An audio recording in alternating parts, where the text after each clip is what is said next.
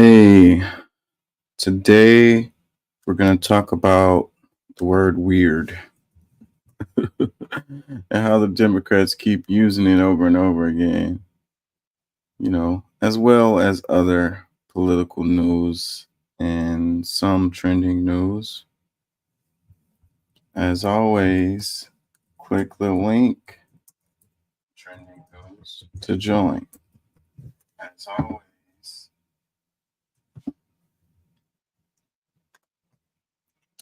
let's get it.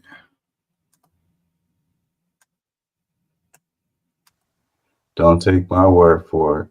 Look that mess up, please.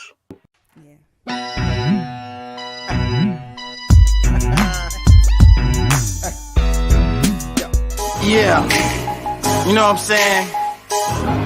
KCE, King Chaka. An educated and united public cannot be controlled. Get organized. Learn to be active.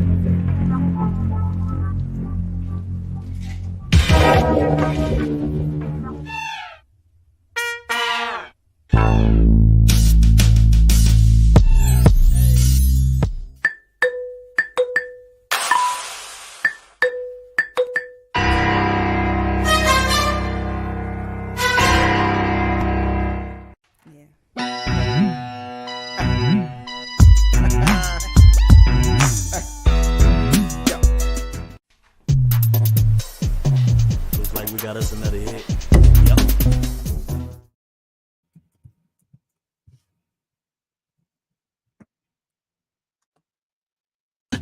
Did you tell her to get away from me? She's crazy.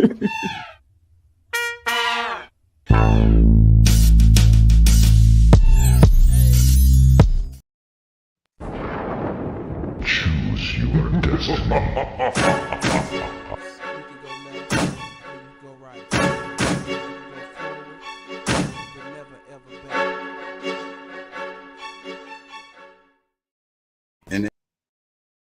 An educated and united public cannot be controlled. Get organized. Learn to be active. Investigate both sides of the argument. Come up with your own conclusions.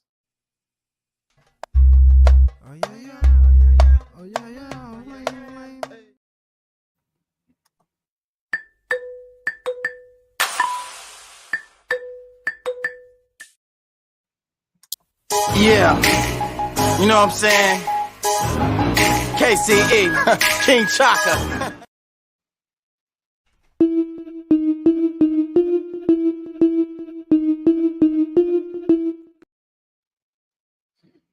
Hey, how y'all doing out there? How y'all feel? Remember, an educated public cannot be controlled. Learn to be active. The views and events expressed here are totally whacked and are not necessarily the views of anyone. ¿Cómo estás? Bien, bien, bien.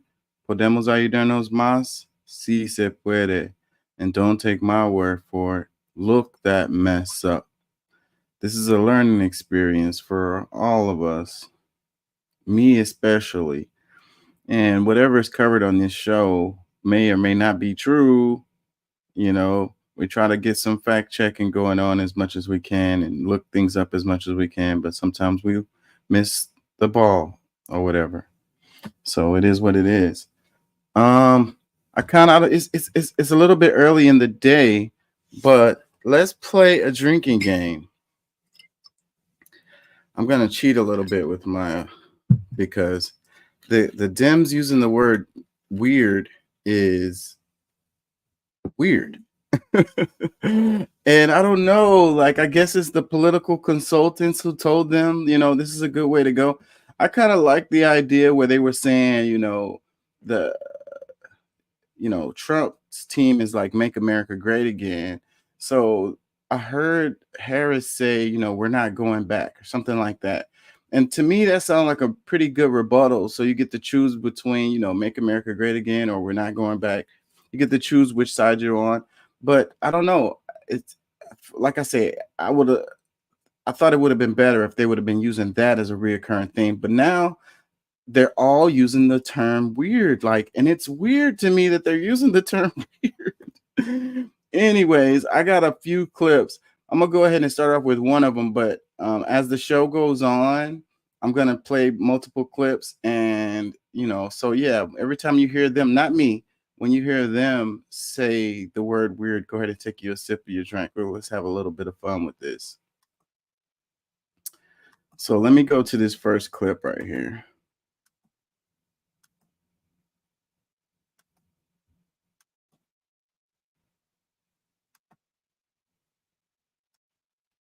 Let me make sure I'm sharing. Casting of like a Bond villain. You know there's something wrong with people when they talk about freedom, freedom to be in your bedroom, freedom to be in your exam room, freedom to tell your kids what they can read. That stuff is weird. They come across weird. They seem obsessed with this. They continue to try and tell you. And look, the thing that I find the most weird about it is they never do the things they say.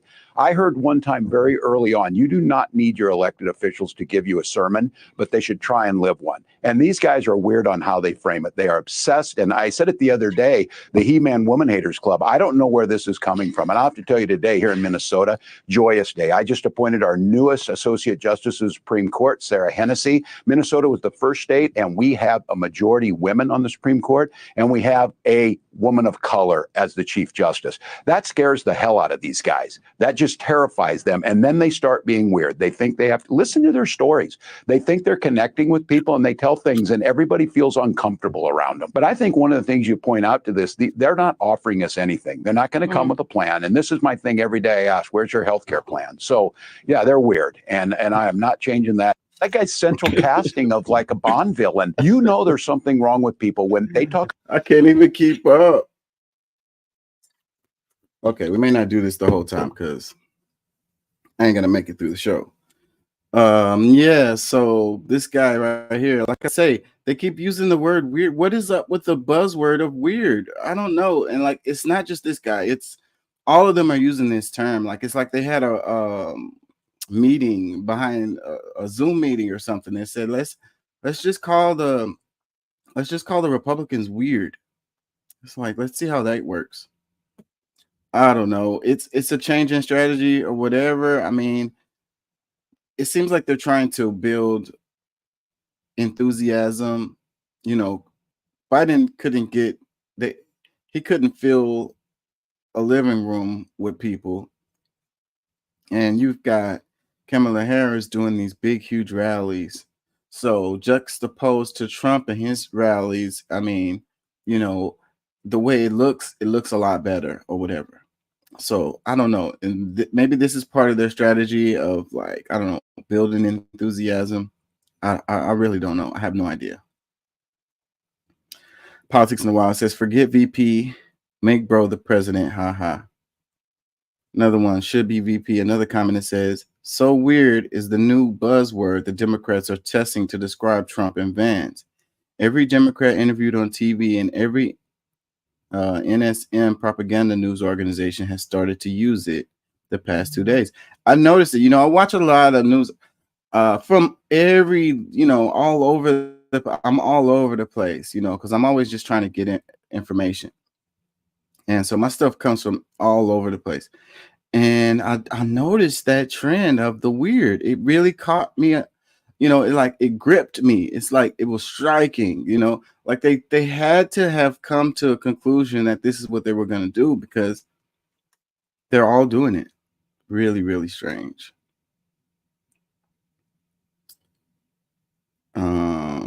Comment and say, bro voted against pro. Another one, I live in Minnesota and never heard much about Waltz until you started posting clips about him. I appreciate this. I do wonder what they will dig up after all the George Floyd stuff here. If he is on the ticket, that would be interesting to look at. I honestly don't know. Yeah, I've been covering that one with the shooting, but it's gaining steam. I noticed that the media keeps covering that story. Like, it seems like they're trying to make it into something. The school cop shootings happen way too often, but it's weird how they choose certain ones to really just keep covering over and over again. And, I'm not covering that story. I am not going to do it. I refuse to cover that. Let me see. I might just go through these.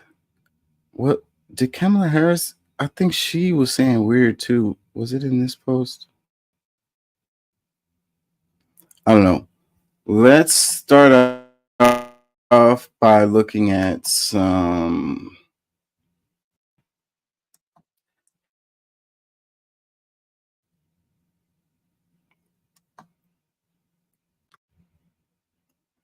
Oh, my screen is doing something weird. Forgive me.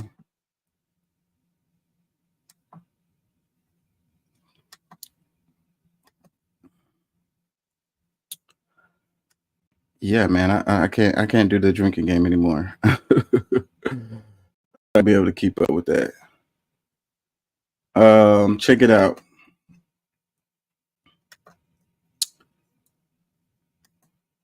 Top headline, it says how Biden's Supreme Court reform plan might make work. Ugh. How Biden's Supreme Court reform plan might work and what possibly hurdles stand in the way. It says there's almost no chance of the proposal passing a closely divided Congress with Election Day looming, but the ideas could still spark a conversation. Sparking freaking conversation. Like, of course, that's what they want to do. It's like getting something done is not what the Dems do, generally. Like they get paid to lose, and it's controlled opposition. And I mean, I've been screaming this forever, but everybody has to pick a side to be relevant or to be respected or whatever. But I'm like, both sides suck, Johnson.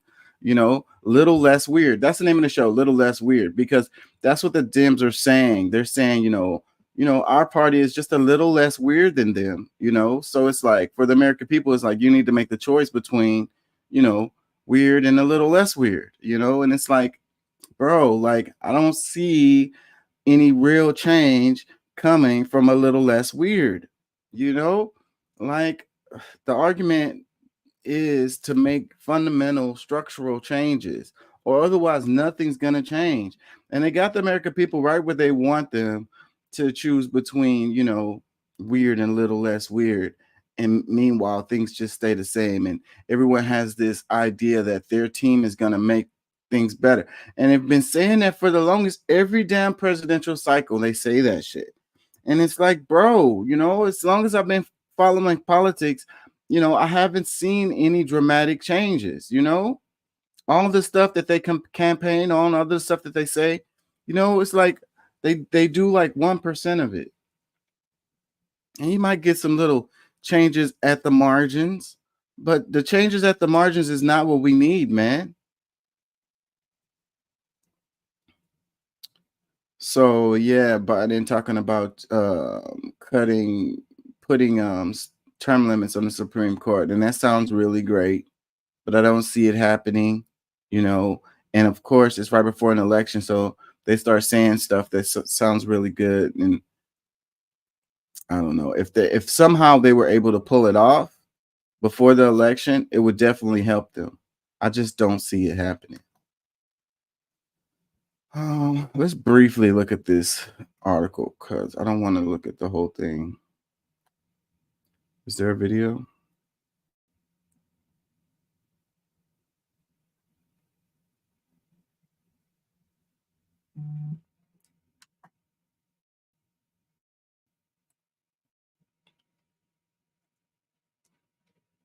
What the hell is going on with my thing?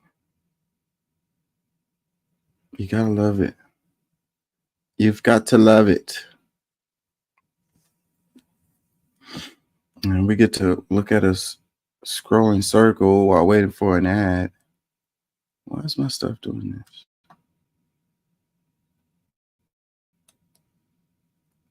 Connected to the extender. It doesn't say how many bars. President Joe Biden is proposing some major changes to the Supreme Court. That would include term limits for justices. That would include term limits for justices and enforce. Come on, man. Come on, man. Enforceable code of ethics and even a constitutional amendment that would. Yeah, they said enforceable code of ethics. I don't know how the hell they're gonna do that either. Like, Yeah, how would they do that? Limit the recent Supreme Court decision that gave former President Donald Trump and all other presidents broad immunity from criminal prosecution. All these proposals would require congressional approval, which could be challenging in this era of a divided Congress. And some of the details are still to be worked out. Still, term limits have generally been broadly popular in polling. This proposal would limit justices to 18-year terms.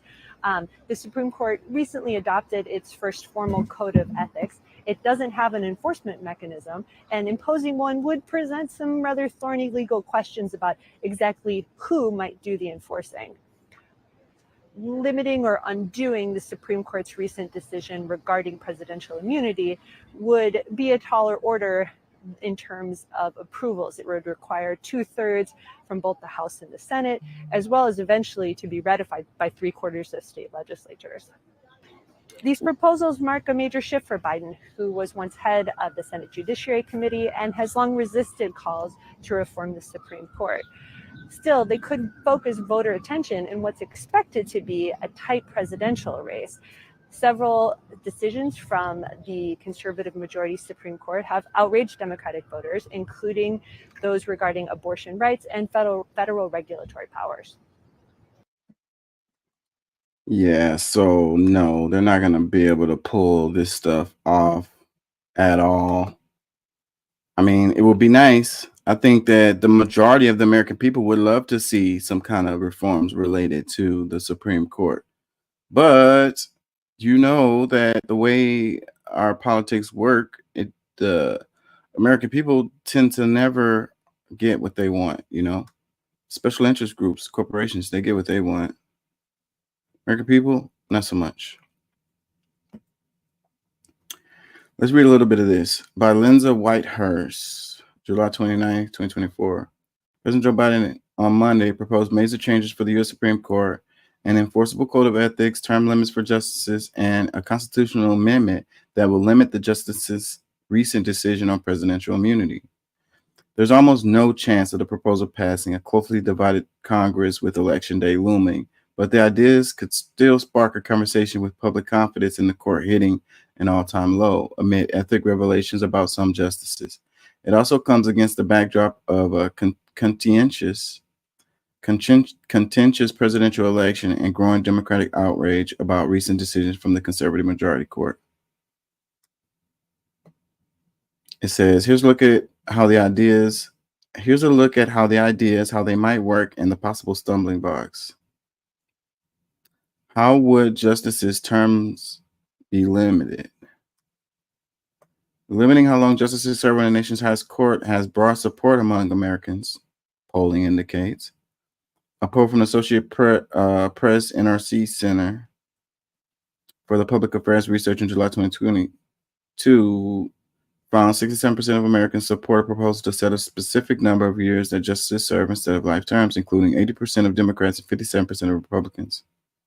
Biden's proposal would limit justices to 18-year terms, a system that he says would make nominations more predictable, less arbitrary, and reduce the chances that a single president could shape the court for generations to come. Telling you, man. There's a big problem. The Constitution gives all federal judges lifetime tenure, so they would have to do a constitutional amendment. That never happens. Like, when was the last time we had a constitutional amendment? I don't know what the number is, but I'm sure it's been a while.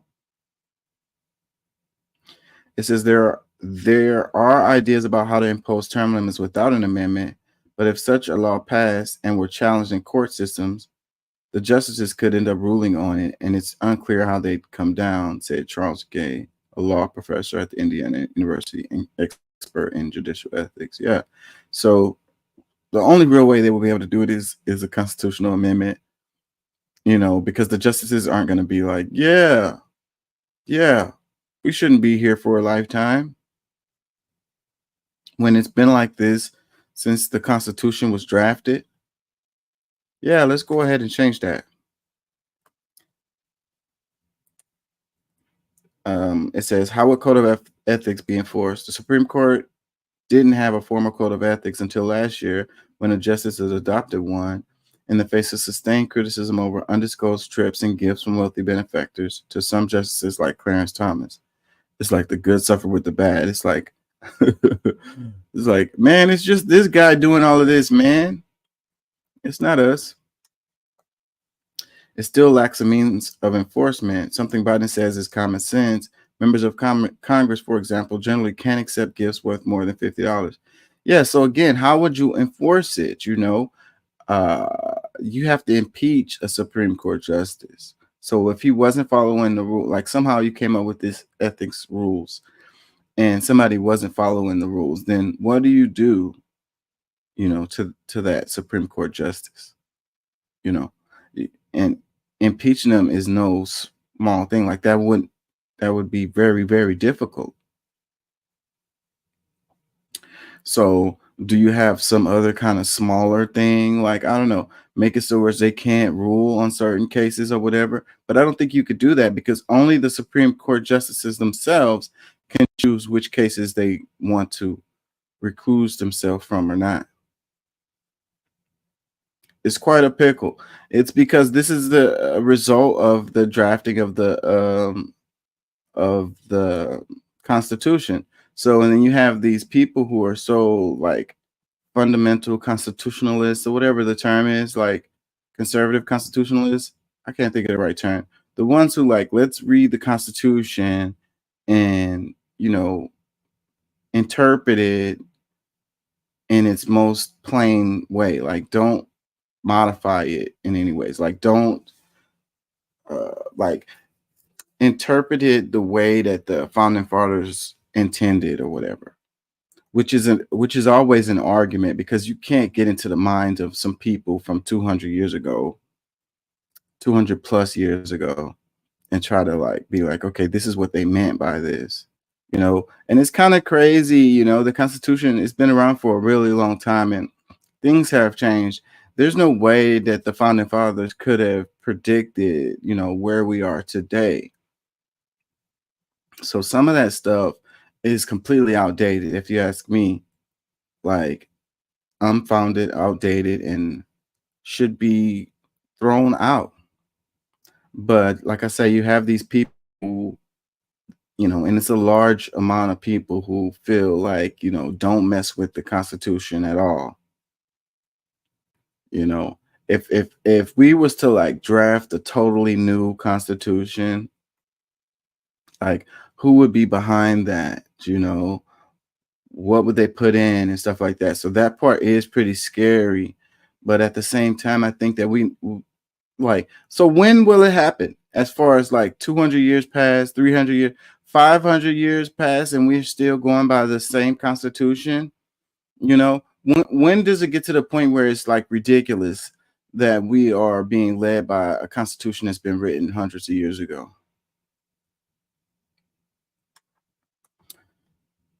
Anyways, call me crazy.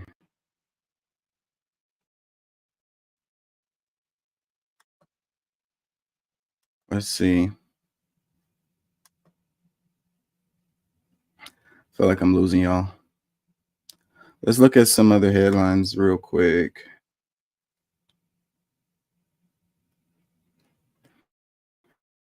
It says crowd takes to Venezuelan streets to protest what they say is president's attempt to steal election. Musing a long-suffering nation saw the election as their best shot to end 25 years of single-party rule. I always have to feel like you gotta take the Western media's coverage of certain countries, especially Venezuela, with a grain of salt because they have an agenda or a narrative that they have put out pertaining to Venezuela.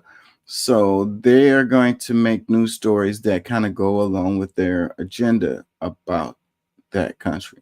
And it would be better to get your news about them from someone other than the Western media, I would say. Now, I have seen some stuff where they were saying there is a number of people who are, you know, supporting the opposition in Venezuela, you know, but they aren't showing the people who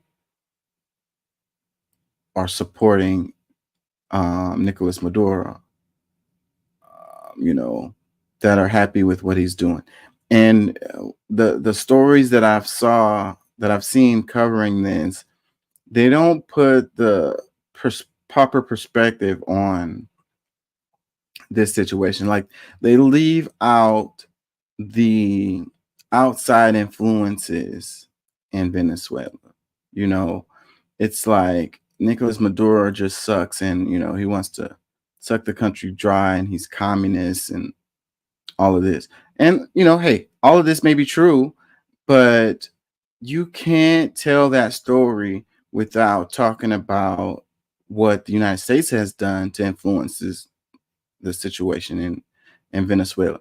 When you talk about the blockades, and when you talk about, like, they confiscated all the property of Venezuela outside of Venezuela, how they keep them from being able to trade with other countries and stuff like that. Like, you can't tell that story without that part, because you talk about the people and them suffering over there, and then you have to tell the whole story that leads to that suffering. You want to say that it's Nicolas Maduro and his policies is the reason why the people of Venezuela are suffering, and you're only telling part of the story if you don't talk about the outside influences that lead to the results in Venezuela, which is what happens all the time here in the States. People just think that they know everything. They think they're so smart or whatever. But they leaving out huge parts because we have a blind spot. United States citizens have a blind spot when it comes to our influence in those situations. We look past that, we look around it, we ignore it. We don't want to accept any accountability for this stuff, and the history teaches us. It's like there's so many stories, there's so much history of United States influencing Central and South America, time and time again, wanting things to come out in a way that benefits us, or our perceived benefit, if you will. And then after that happens, and then we're like, those people just can't seem to get their stuff together. It's like, wait a minute, hold on, man. What about what we've done? Those stories get pushed down, they get forgotten, they get rewritten. You have to go to a college or university to learn that stuff, because they don't teach you it in school. You can look it up yourself. You can. You don't know what you're looking for, though. Another one, it says, Blinken says U.S. has serious concerns about announced results of Venezuelan election. Of course they do. Because they've been trying to get this guy out of power for the longest. They haven't been successful. Remember, this was the one that they basically said this guy was in charge, some random dude. And what's that guy's name? I can't remember his name. But it was like the U.S. was like, yeah, this guy is the one, he's in charge. And they're like, what? Who the hell is this guy? How you gonna just tell us who's in charge of us? Like, come on, the hell out of here. We didn't vote for that guy. We don't even know him.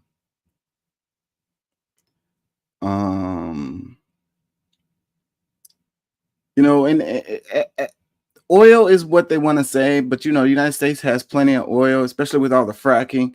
And the thing with the fracking, like, there was a story related to an earthquake that happened in Texas, and I was like, yeah, this is a result of the fracking. And then people want to look past that, and they don't want to say anything bad about the fracking or whatever. The water that is poisoning the groundwater and so forth and so on, causing earthquakes and stuff. But they don't really care. They just want to get more oil, even though the United States has like reserves of a lot. So what the hell is the point? It's about the money. It's about the money that it cost to do the process of getting it. And so it's not really about having more oil. It's about private contractors getting paid to do the work, So, it's money being made in the process. That's what it's about. They have plenty of oil already. Then they could just use that. But these companies don't get to make, the ones that do the extractions and stuff, they don't get to make more money because there's no need to extract more or whatever. And it's like they're thinking about the future down the line. We're going to need oil 20 years from now or whatever it is, 50 years from now. Who's to say what the hell? What if we discover like a completely new energy source? I guess the oil companies are just going to suppress that, right? It's probably already has happened, and they just suppress it so that they can keep their, stranglehold on power. Because at the end of the day, it's no longer about the money, it's about the power.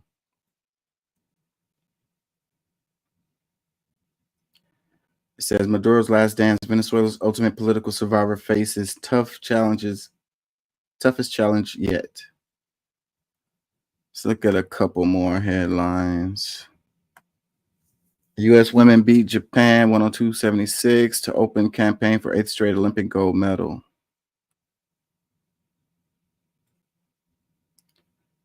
I saw the clip of Sha'Carri Richardson and the freestyle relay. I ain't gonna lie, I enjoyed watching that. I'm not that into the Olympics other than the track and field and the gymnastics. Another headline says, illness ended Jade Carey's hopes for another floor exercise medal. She could still win the team gold. Another one, American swimmers grabbed plenty of hardware Monday at the Olympics, but no gold. It says, American flag should be born in the USA now, too, Congress says. That's interesting. Look, American flag made in China. It says, New York judge hands former NRA head Wayne LaPierre a 10-year ban, but declines to appoint a monitor. Another one with DUI-related ejection from Army. Deputy who killed Massey should have raised flags, experts say. So there goes that story again.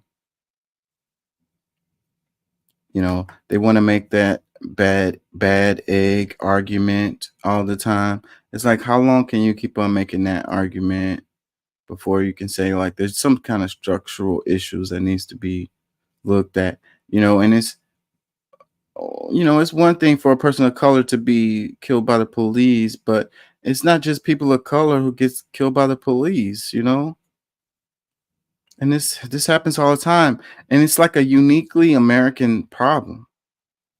What other country has this problem where the police be killing people all the time?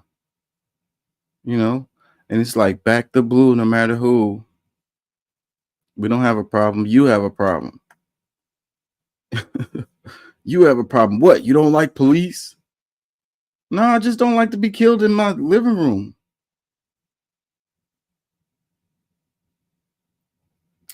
It says 2 children dead and 11 people injured in stabbing rampage at dance class in England, police say. Harris is endorsed by border mayors in swing state Arizona, and she faces GOP criticism on immigration. Yeah, so that's one of the big stories that they want to keep saying about Kamala Harris. Is like, oh, she was in charge of the border and she didn't do nothing on the border.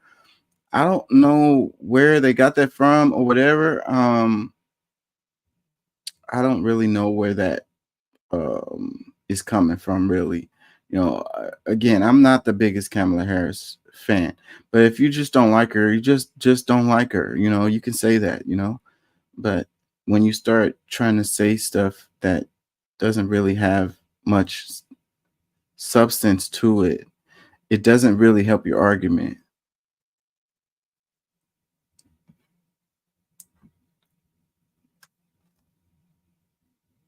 The majority of folks that are gonna vote Republican are gonna vote Republican. The majority of folks that are gonna vote Democrat are gonna vote Democrat, regardless of what name is on the ticket. And you want to say, oh, it's because Kamala Harris is not good on the border. Don't lie to yourself and others. You wasn't gonna vote for whoever's face ended up on that ticket. Saying it like that is like, well, if the Democrats would have put up somebody that was strong on the border, then I probably would have voted for them. Get the F out of here. Get all the way the F out of here, man. Forget about it. I didn't even know I wasn't sharing the screen. Let's do some random news stories. And I know some of them are gonna pop up the weird comments. So we just briefly talked about this one. Biden calls for Supreme Court term limits. President Biden said on Monday he was pushing for legislation that will bring major changes to the Supreme Court, including imposing term limits and creating an enforceable code of ethics on the justices. The effort requires congressional approval, which will be a long shot with the Republican-controlled House and a divided Senate. What is happening now is not normal, and it undermines the public's confidence in the court's decisions, including those impacting personal freedoms. Biden wrote in an opinion essay in the Washington Post, "We now stand in a breach." In a statement sent by her campaign, Vice President Kamala Harris, the presumptive Democratic presidential nominee, praised efforts to change the court and said she was a partner in the effort. In addition to legislation, Biden will also call for a constitutional amendment that could limit the broad presidential immunity that the court 6-3 conservative majority backed at the end of its last term. Yeah, they're not going to do any of this. Not going to do any of that stuff. They're just talking. Maybe it'll get them some votes. It says Texas is ending vehicle safety inspections, but some testing for non-commercials is still required. As much of an annoyance it is to have to go get your vehicle inspected before you can get your registration sticker done, I really think it's a necessary thing, because if you have vehicles driving around where the wheel is about to fall off or something, or it's emitting like black smoke or something, like these things are hazards to others. Like I say, as much as it's annoying as hell, but I feel like it's a necessary thing. So, as much as I appreciate it, I ain't gonna lie, not having to go through the trouble of getting the inspection done. It was a lot of shadiness going on with that anyways. But to not be able to, because now you got to worry about the police when you can't get your inspection done. You got to worry about getting pulled over, expired stickers, and then it'll cancel. The way it is in Texas, it'll cancel your license, and then you get it'll really turn into a big deal, like no license, driving without license, and all of this. You can wind up in jail just because you couldn't get your freaking inspection done because your engine light was on. You didn't. They was like, it's $3,000 to fix your car to get your inspection sticker off. And you don't have that $3,000, and that situation can turn into you sitting in jail, which is effed up. Really effed up. The whole damn system is about poor people without money, because somebody who has money, this isn't going to be an issue for them. They're just going to, get the car fixed or buy a new car or whatever the hell it is. But some person who's living check to check, a $3,000 bill on their car is something that's a real problem. They literally may not be able to come up with that money. And it can land them in prison at some point. It's criminalizing being poor. It says Texas drivers have only a few months left to worry about vehicle safety inspections. Last year, legislators approved House Bill 3297, eliminating that process of the registration renewal for non-commercial vehicles. The law goes into effect on January 1st, and drivers will become solely responsible for the safety of their vehicles. Vehicles registered in emission counties still will require an emissions test. Those areas include Harris, Brazoria, Fort Bend, Galveston, Montgomery, Collins, Dallas, Denton, Ellis, Tarrant, Johnson, Rockwell, Parker, Williamson, Travis, and Kaufman counties. Basically everywhere. So it says Texas drivers have only a few months left to worry about vehicle safety inspections. January 1st. So what? Should we just risk not getting our our inspections done? See if we can make it to January 1st. Hey guys, I'm not telling y'all to do anything illegal. You take your own risks.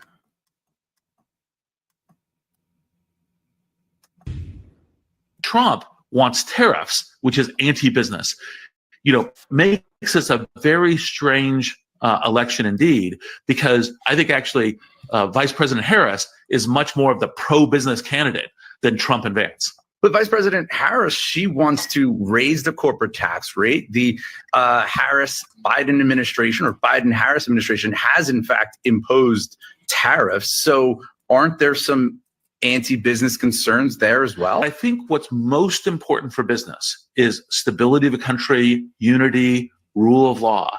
And, a percent difference in corporate tax or 2% or 3% difference in corporate tax is far, far less important.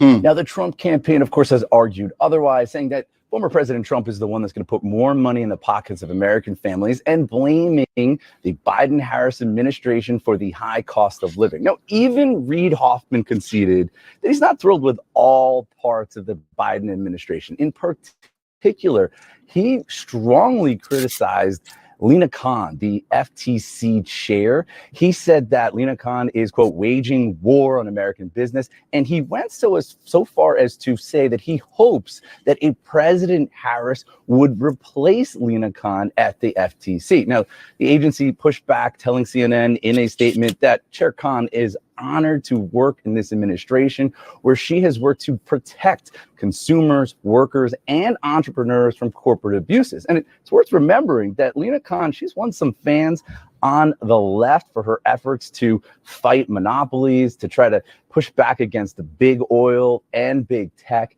And interestingly enough, she even has a fan on the Republican ticket.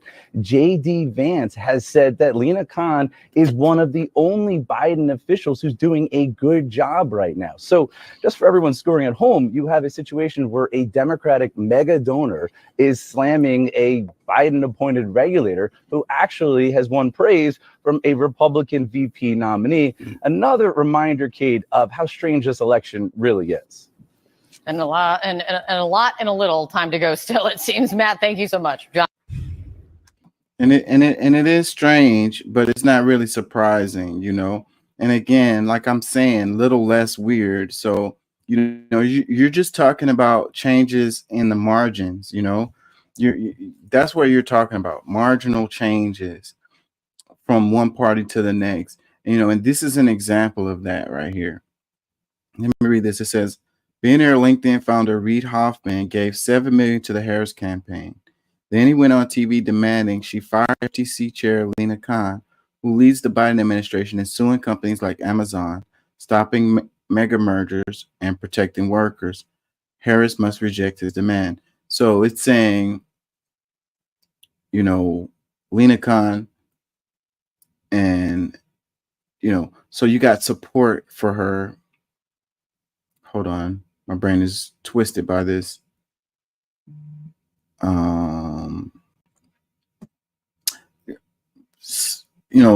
Suing companies like Amazon, stopping mega mergers, and protecting workers is a good thing. But you have this guy who's saying that she should fire that person, but at the same time, the guy is saying the Trump administration with the tax cuts and so forth is not as important as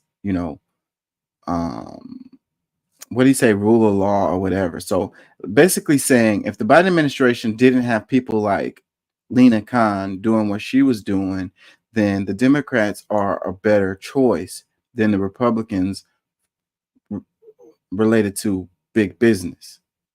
So, you know, it's about control, right? It's about the corporations being able to do whatever they want, basically, you know, and like making more money or whatever, giving them a tax cut. They're going to make more money with, you know, cutting the wages of their employers or whatever, you know, uh, merging with other companies and monopolizing sectors. You know, the money is much huger, much larger there than it is with the tax cuts, basically. So, you know, it's about them making more money and which party is going to allow them to make more money, basically.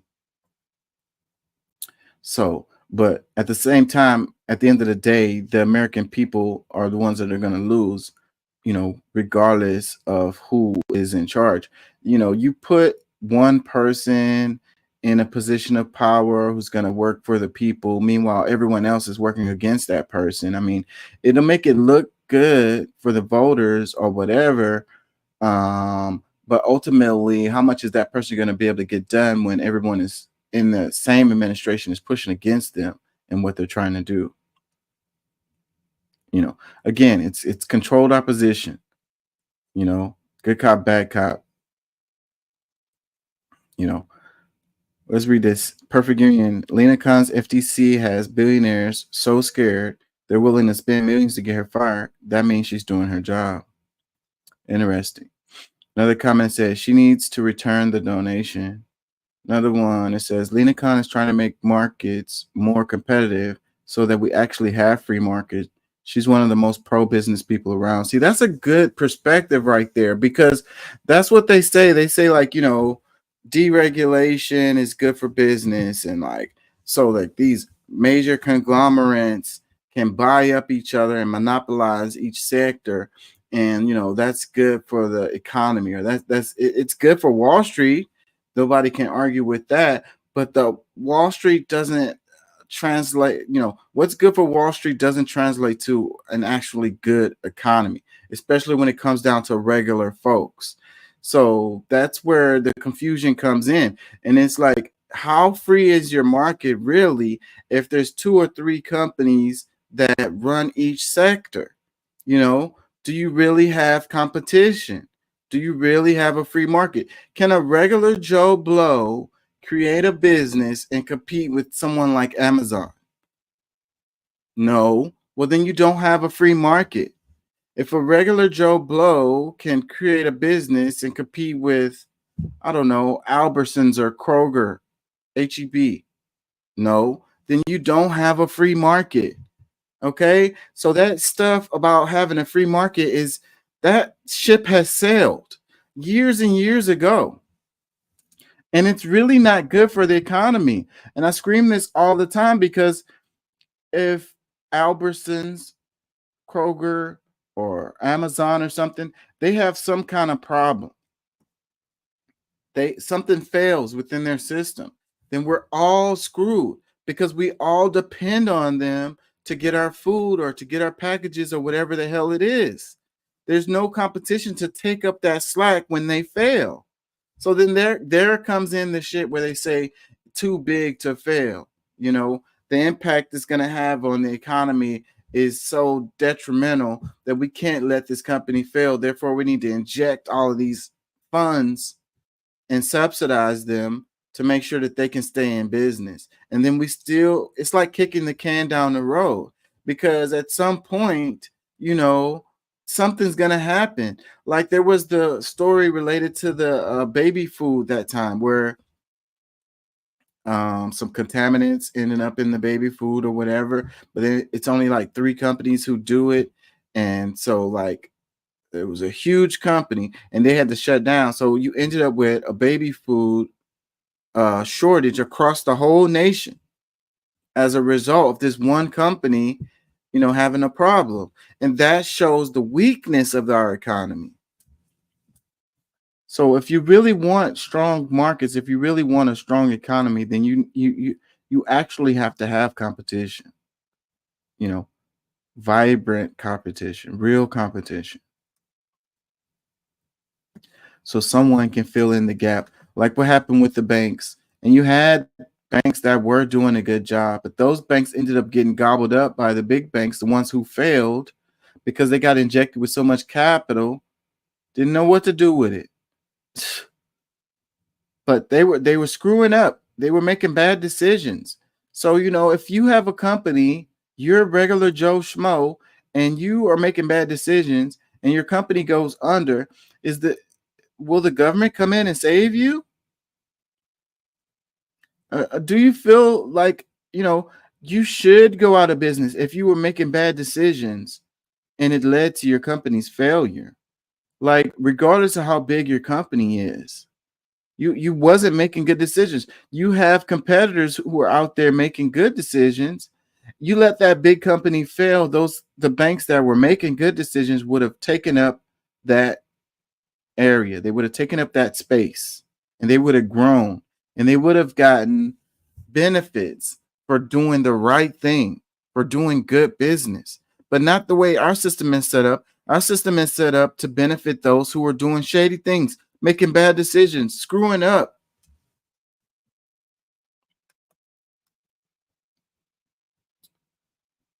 Comment that says, take the money, release a statement that you're going to continue to do your thing. A bribe that you don't act on is just a donation.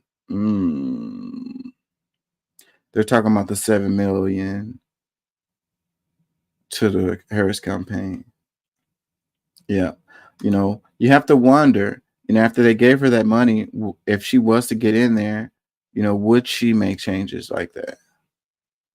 When the politicians, when the president makes certain decisions, when they appoint certain people to cabinet positions or whatever, and you try to wonder why did they make that decision. In a lot of cases, all you have to do is follow the money, and the answer is going to pop up. You're going to be like, oh, now it makes sense. You owed that person, you owed that company, and even sometimes it happens after they leave office, where they become a lobbyist for a corporation, or they just become like the CFO or CEO. Usually they don't become the CEO, they become like a smaller position, but they end up getting an executive position in a company. That, or they become a lobbyist and they're getting paid lots of money, and they use their influence and connections that they have within, the administration, the politics, to help that company, which is completely illegal. Shouldn't be, but it is.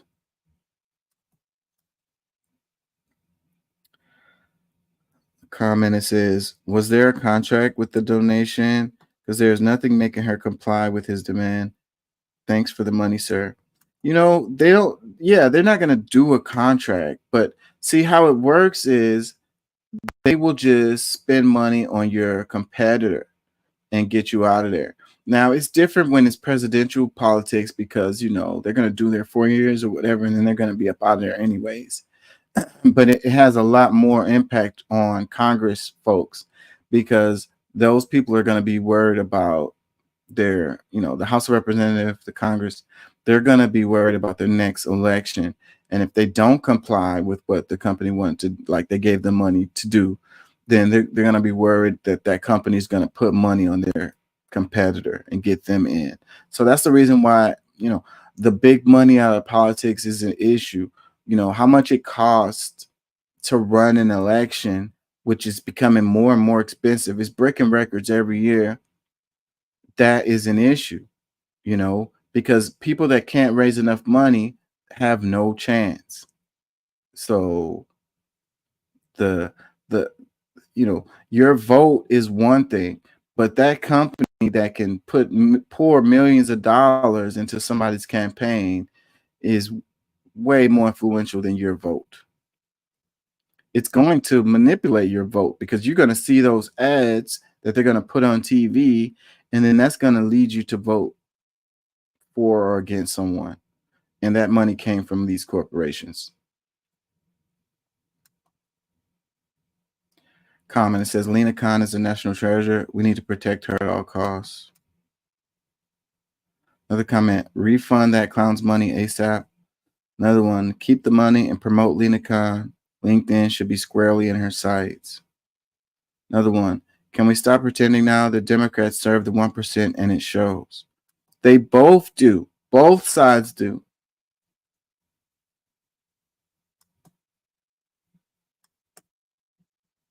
These people don't care.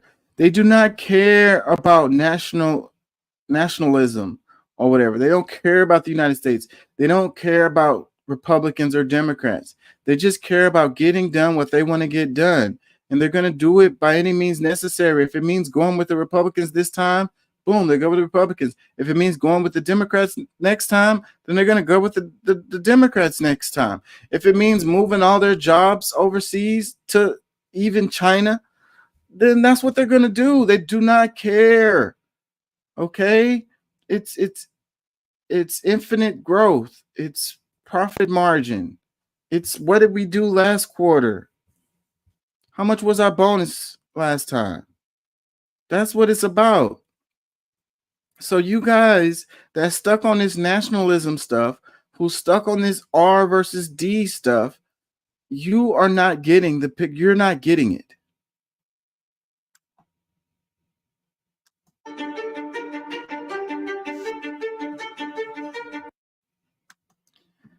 It says the following corruption continues to be completely legal and routinely practiced in the United States.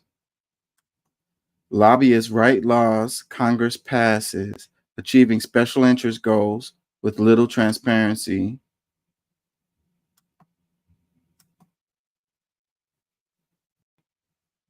Hold on.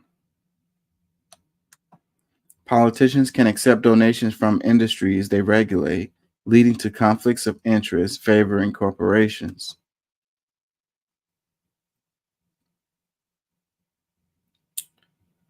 Citizens United allows unlimited dark money in campaigns through super PACs, often with untraceable donors.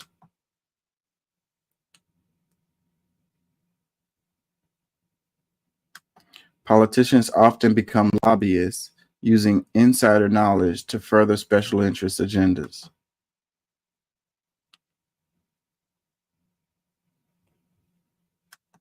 Special interest groups spend unlimited amounts to influence elections, drowning out the voices of everyday Americans.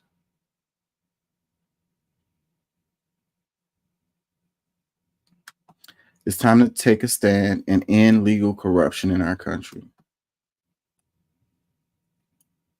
We demand our government actually represent us. Take action now, represent us. That's basically what I was just saying. Like, they said it much,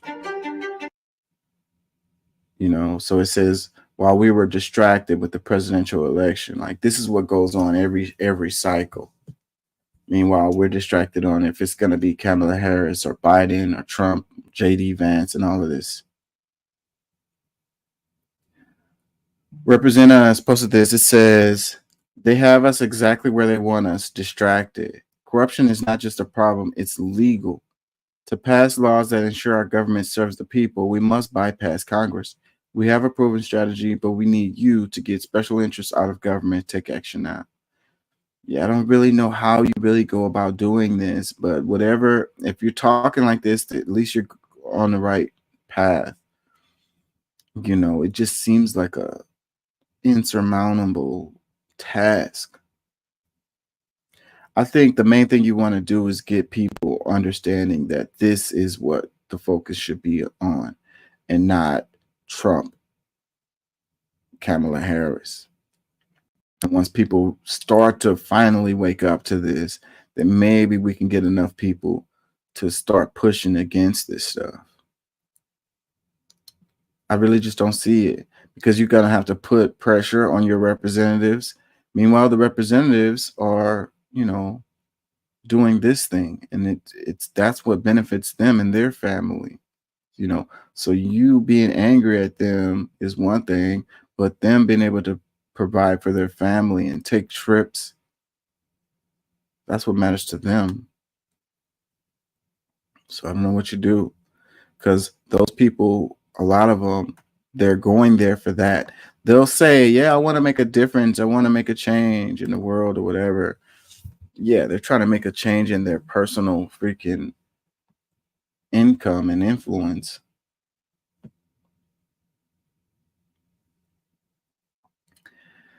It says, what's the difference between Citizens United and super PACs? Well, Citizens United is what we call the bill that was passed that allows a corporation to, act as a person and be like, we're a person, so any person can contribute to, campaigns. So that's what that is. And a super PAC is a fund that's put together to fund a political campaign. And so people can donate to the PAC, and the PAC donates to the campaigns. So a PAC can donate to multiple campaigns or whatever. So if a person has a certain agenda, like they might have a special interest that they have, they're concerned with abortion rights, and this PAC says we're going to fight for abortion rights. And so then people donate to that PAC, and then that PAC supports candidates that support abortion rights. So, but what it does is it creates a degree of separation, from the donator and the donatee, if you will. Plausible deniability also gives the person, some anonymity. So, they don't have to be directly connected to, where their money is going, if you will. So, and that also allows the dark money to come in. When they say dark money, it just means that they don't know where it came from. People can hide, and people can support both sides, and people can pretend that they're, let's say same thing with abortion rights. They can pretend that they're for abortion rights. Meanwhile, they put donations to go against abortion rights, and then you won't know that that's what they're doing, because they're hiding behind some kind of PAC or whatever. Also, you have foreign funds that pour into our elections, through these PACs, and it's dark money, because you're not supposed to be able to donate for politics, from a whole nother country. Why would you even care, what's happening in another country's election? So, but then we live in a global world, and these corporations have influences in multiple countries. So therefore it benefits them when certain people become in charge or whatever, related to deregulation and so forth and so on. Let me read the replies to this one, because this person said, what is the difference between Citizens United and super PACs? People replied, it said, United versus the United States is the decision that allows corporations to make donations to campaigns. Super PACs are the entities that represent corporations that make these donations.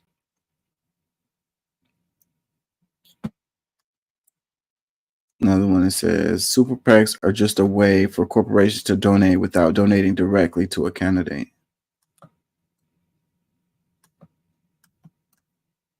Basically what I said. Another comment says, I'm hoping that RFK Jr. can bring some change. If we don't vote based on fear, RFK Jr. can easily win. He's the only one discussing real issues and solutions. That is why the RNC and DNC don't want him in the debates. RFK has zero chance, y'all. Okay. Now, it hurts me to say that third parties aren't viable, because it reinforces the idea that you have to choose between the Republicans and the Democrats. But I mean, how much your vote has an impact is little anyways, as far as this money and what we're talking about here in this post. But at the same time, if we did support third parties more, they can get, their matching funding, and they can get on the ballot in all 50 states to have a viable chance. But right now, they do not. None of them. Independents, third parties, none of them have a viable shot. Like RFK isn't even on the ballot on all 50 states. There's no way you can win if you're not on the ballot of all 50 states. Just not going to happen.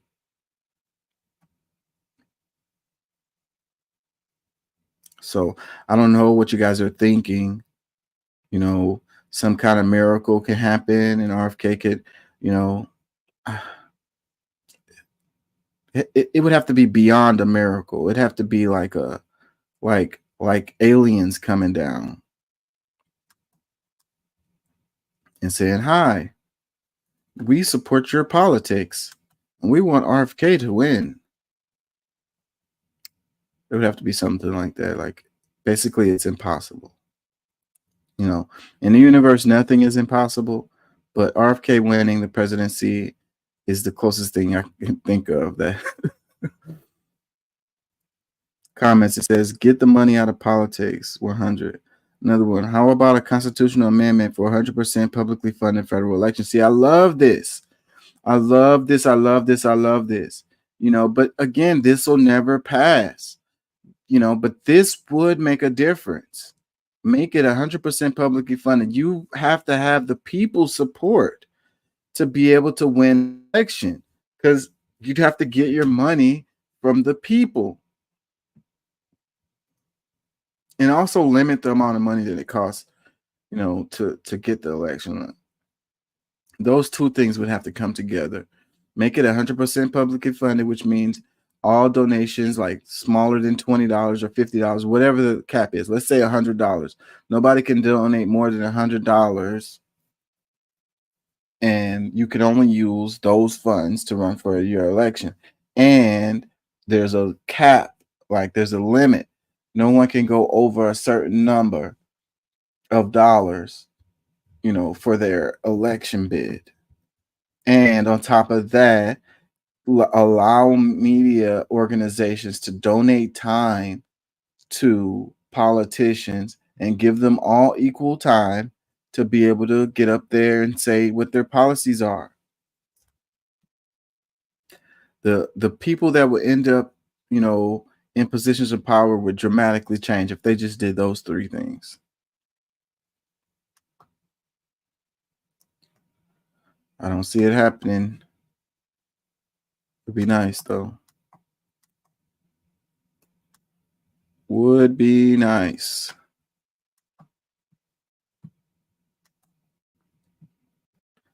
Let's look at this one. It says, inside the record influx of Chinese migrants crossing the U.S. border. It says U.S. authorities have detained more than 55,000 Chinese migrants crossing illegally from Mexico during the past 18 months, primarily in the rugged desert mountains east of San Diego, up from 3,813 in 2022. Is the last stage of the journey, known in Chinese as Zhuwaxian, walking the line.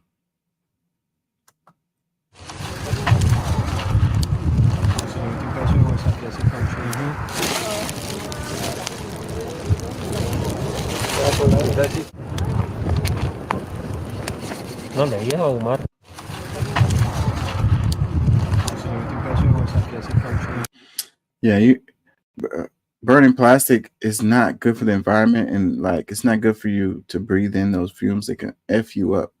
But I ain't gonna lie, plastic works really well in like building fires. I use it all the time. I like to go to the beach and make like bonfires and cook out there and stuff like that. Anyways, it says, driven in part by the stifling economic and political fallout of Chinese extended COVID-19 lockdowns, the Chinese arrivals have become a political and national security flashpoint in Washington. It says, the long path from China to California, migrants use several modes of transportation and stop dozens of times on their way to the United States. Dang, man, to go through all of that is crazy. So it says migrants fly to Ecuador using various routes, then continue by land and sea. They take a plane trip through to Ecuador, and then they come all the way through all of these countries. That's crazy. It says migrants typically cross the U.S. border in the mountains outside San Diego. Crazy. You know, all the things that could happen to you along this route. You're very vulnerable to being something done to you. Robbed, killed, sexually assaulted.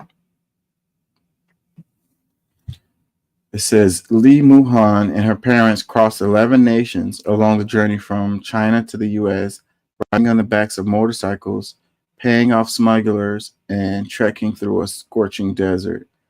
The small Californian bedroom that now houses the family seems a little dull by comparison. Muhan, 10, passed the time flipping through a spiral notebook, eager to start school. She had written, "I am happy," over and over in English. So these people made it.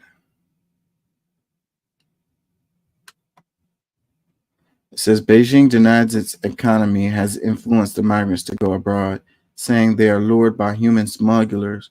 Chinese President Xi Jinping and the other Chinese authorities have appeared more and more determined to suppress the exodus, embarrassed by those willing to risk their lives and spend their savings to flee.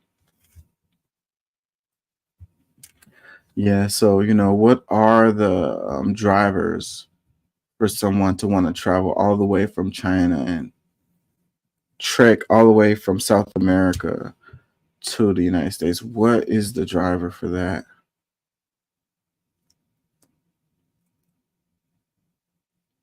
It says Chinese migrants are entering the United States in record numbers, part of a historic global surge across the Mexico border. Many are guided by global smuggling networks that seek to exploit the dysfunctional U.S. asylum system. The Washington Post spoke to almost 36 recent Chinese migrants who had crossed the southern border, including families and lone travelers. They had settled in California, New York, and elsewhere across the U.S. They described daily challenges divorced from geopolitics, consternation over their children's future, struggles to find work in a saturated job market, and fears of being scammed as they build new lives in America. Yeah, I wonder what drives them to come.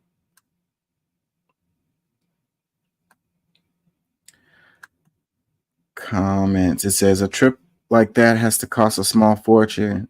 Becomes a little difficult to believe these people are coming from economically impoverished areas.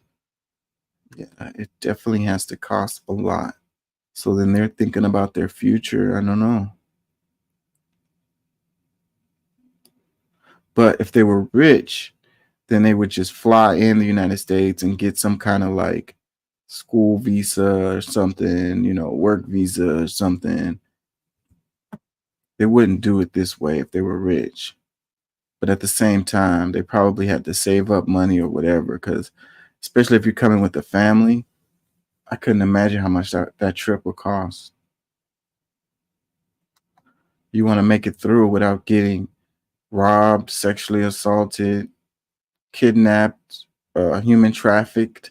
You're going to have to pay people all along the way.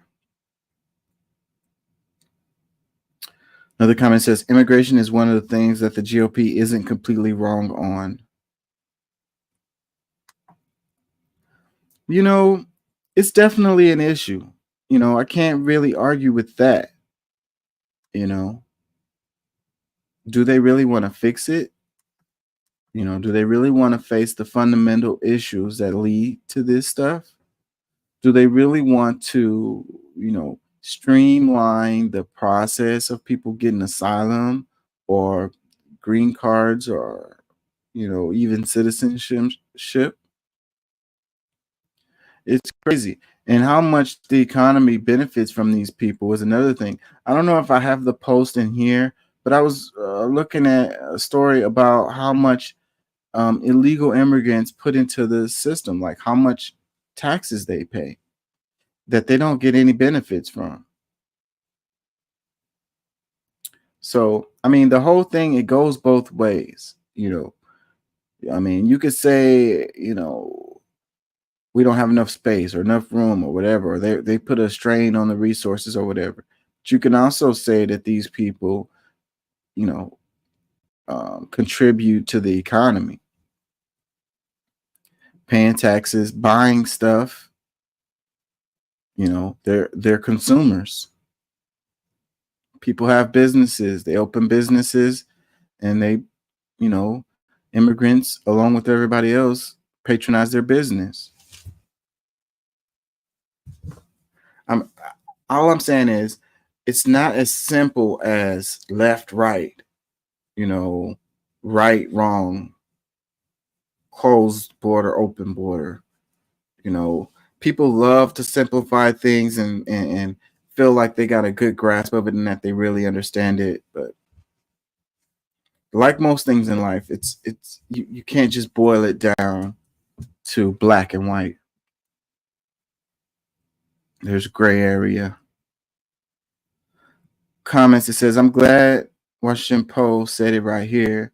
Exploit the dysfunctional U.S. asylum system. The only way you stem this tide is to enact immigration reform. Congress tried to do this, and Trump killed it, by the way. Another comment, fighting age males are infiltrating enemy lines, and nobody even bats an eye. So see, this argument right here is kind of silly to me. Like, you know,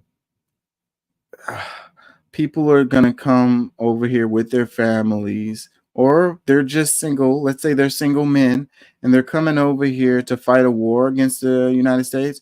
How exactly would they do that? How would that work out? They're going to create militias and buy weapons and attack military installations or something. Like, explain to me how that would work out.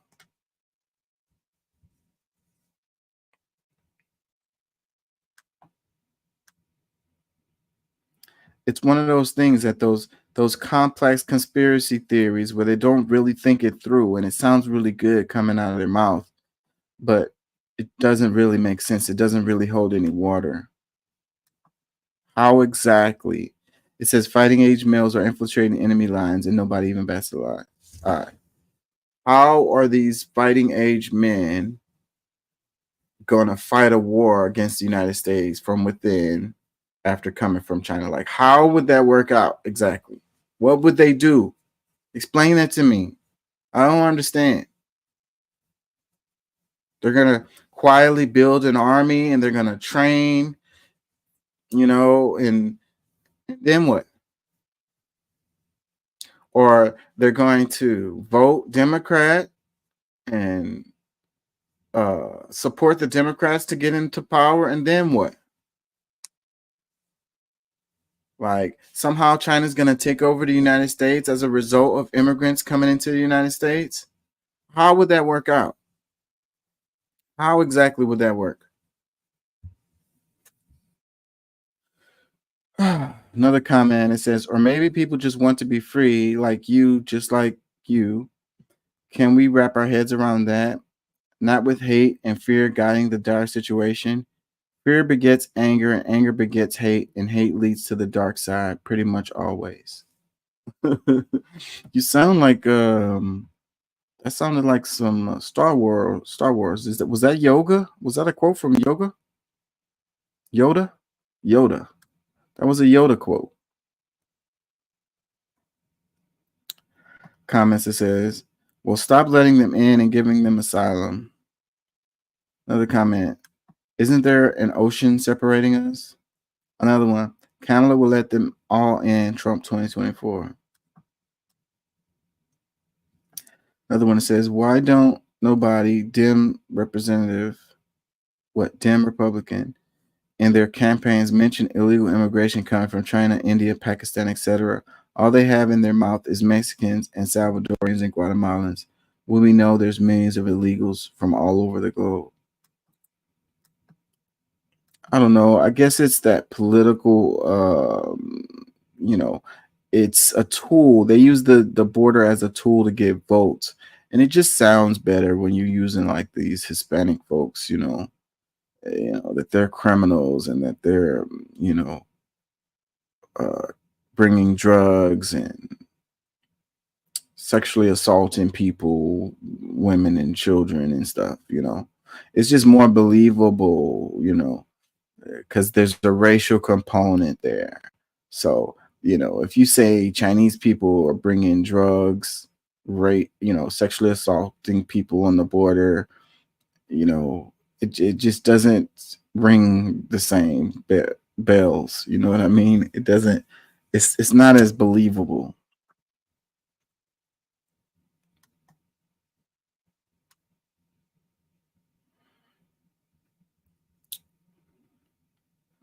Another comment says, thought China was so great. I don't know.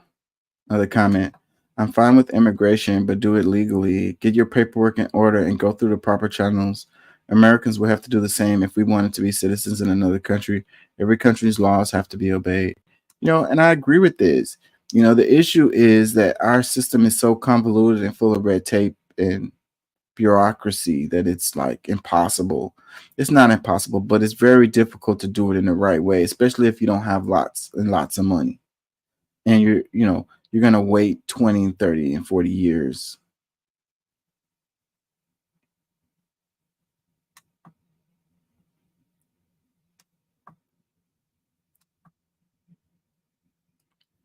So Maduro is declared winner in tainted Venezuelan election. Look at this title. Maduro is declared winner in tainted Venezuelan election. So this is the New York Times, and they've come to the conclusion that the election was tainted. How did they come to that conclusion? What evidence do they have to support that? This automatically leads people down a certain road of understanding. A lot of people don't read articles. They just look at headlines anyway. So all they need to read is this headline. Maduro is declared winner in tainted Venezuelan election. So it's like, okay, Maduro cheated or whatever.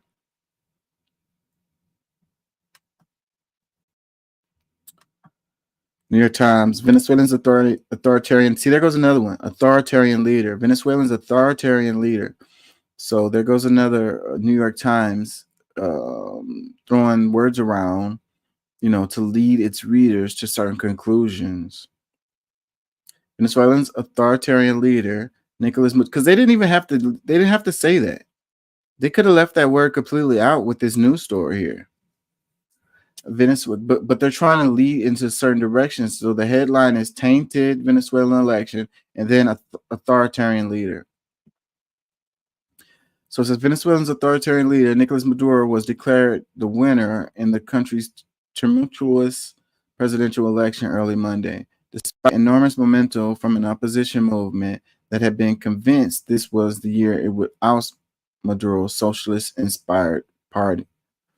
The result, which would give Maduro 6 more years as president, was immediately disputed by the opposition, and the U.S. said it had serious concerns. Yeah. Of course, the U.S. has serious concerns. And I was reading something about the opposition too, and who is influencing that and funding that, and what they are really all about. And it's a lot of shadiness going on there also. So what this news story is not showing that. So it was like that lady who was like the head or the face of the movement or whatever. They said it was illegal for her to run. And so she threw all her influence behind this guy. And anyways, y'all look it up.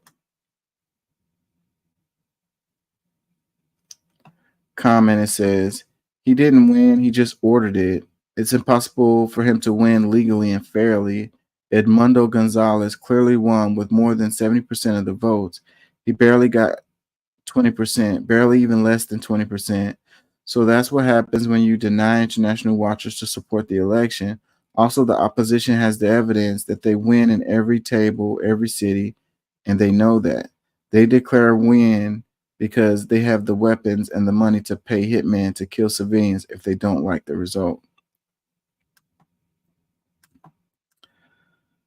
It says the U.S. is concerned, yet they continue to allow the MAGAs to usurp the Constitution, buy off the SCOTUS, choose a convicted felon as their candidate, and gaslight the whole way. This is what happens when you allow dictators anywhere near a position of power they refuse to let go. Another one, repeat after me, dictatorship. Maduro is a dictator. Another one, he stole the elections. It says, I don't understand how nobody does anything. Another one, make the news correct. This is a fraud. The whole world knows it. Another one, it says, same as Trump is promising to do here in 4 years. If you elect him now, you won't have to vote again because they'll have it so fixed that you won't ever have to vote again. That's how Maduro has it. That's what Trump said. Now, it's like, what did he mean by that? I don't know. I think he needs to be more careful with what he says and how he says it.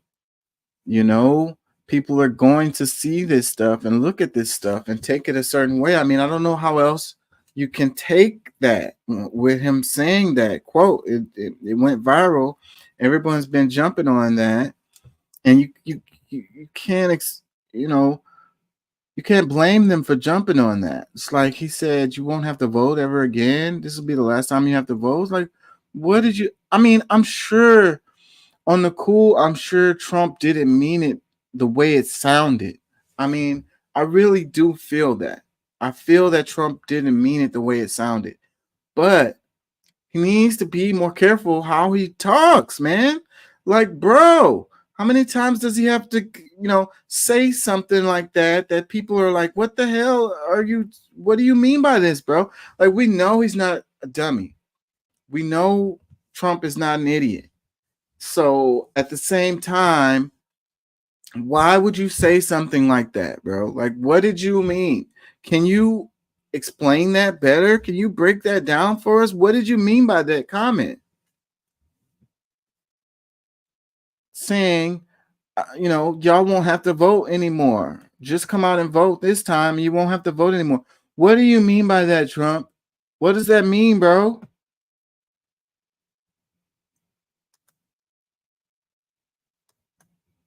It sounds like you're saying, the end of democracy as we know it.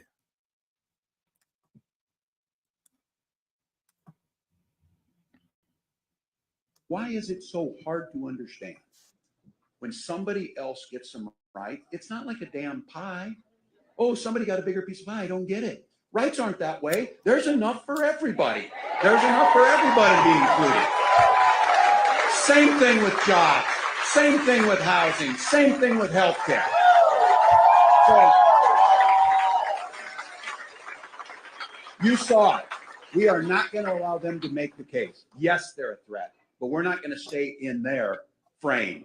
We're not going to stay where they're at. We're not going to play their game. We called them out for the weird nonsense that they believe, and we presented a different argument to the American public, one where everybody matters, one where we can achieve, one where we solve problems. And what's so great about this is we know here in Minnesota, that message works. We are the majority. That's why they shrink the vote. That's why they make it harder to vote. That's why they try and bring fear. And that's why they try and get you to the point where you're pessimistic. And what difference does it make? But these guys are just weird. That's who they are. So that's weird. Don't give them the power. Look, are they a threat to democracy? Yes. Are they going to take our rights away? Yes. Are they going to put people's lives in danger? Yes. Are they going to endanger the planet by not dealing with climate change? Yes. They're going to do all that. But don't lift these guys up like they're sometimes the heroes. Everybody in this room knows, I know it as a teacher, a bully has no self-confidence. A bully has no strength. They have nothing. The fascists depend on fear. The fascists depend on us going back. But we're not afraid of weird people. We're a little bit creeped out, but we're not afraid. But look, and then as you heard this, and one day ago, a poll came out and showed Kamala Harris up 10 points and Donald Trump getting his ass handed to him here in Minnesota. So sorry. But he's here today. in the state of hockey to complete his trifecta. He lost in 16, he lost in 20, he loses in 24.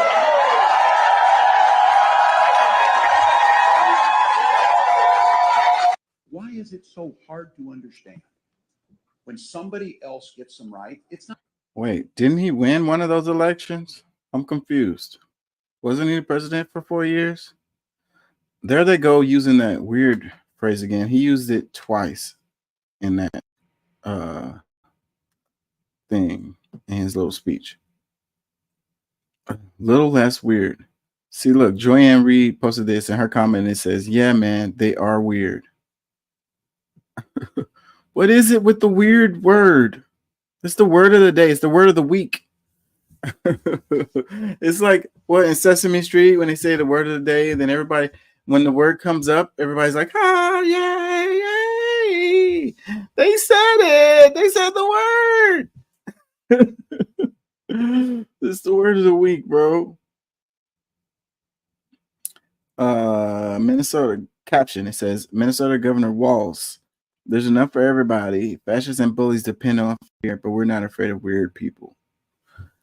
I agree with what he's saying. Like when he said about the rights, he said it's not like a pie, you know, there's enough for everybody. Everybody deserves rights, you know, rights, you know, we should just call them human rights. If we keep on separating it into different departments, you know, different categories of rights, then that allows for, you know, certain segments to get more rights than others or whatever.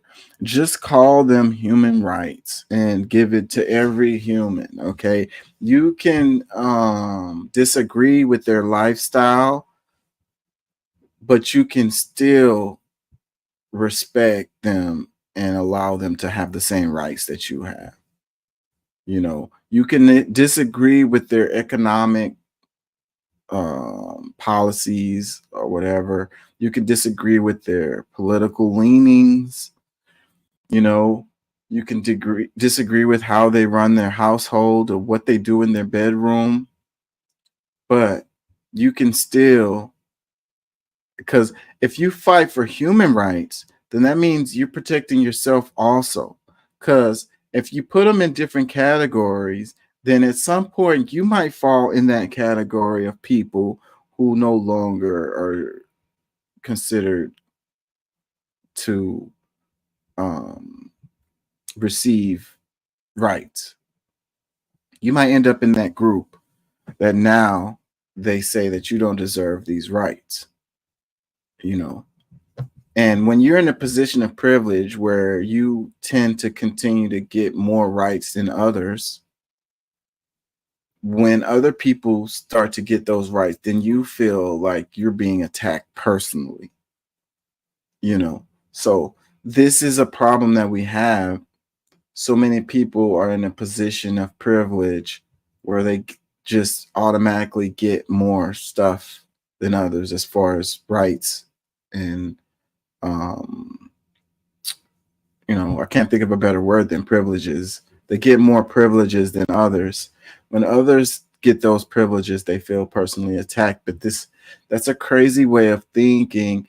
You know, I have to get more privileges than others so that I can feel like I'm better than them or whatever it is.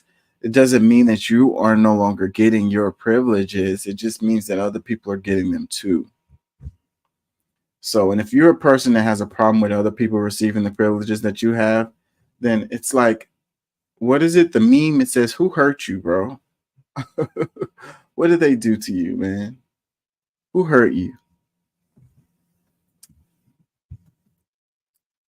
You know, it's like, you know, I didn't get this and I didn't get that, or I was raised by a single mother and I turned out fine.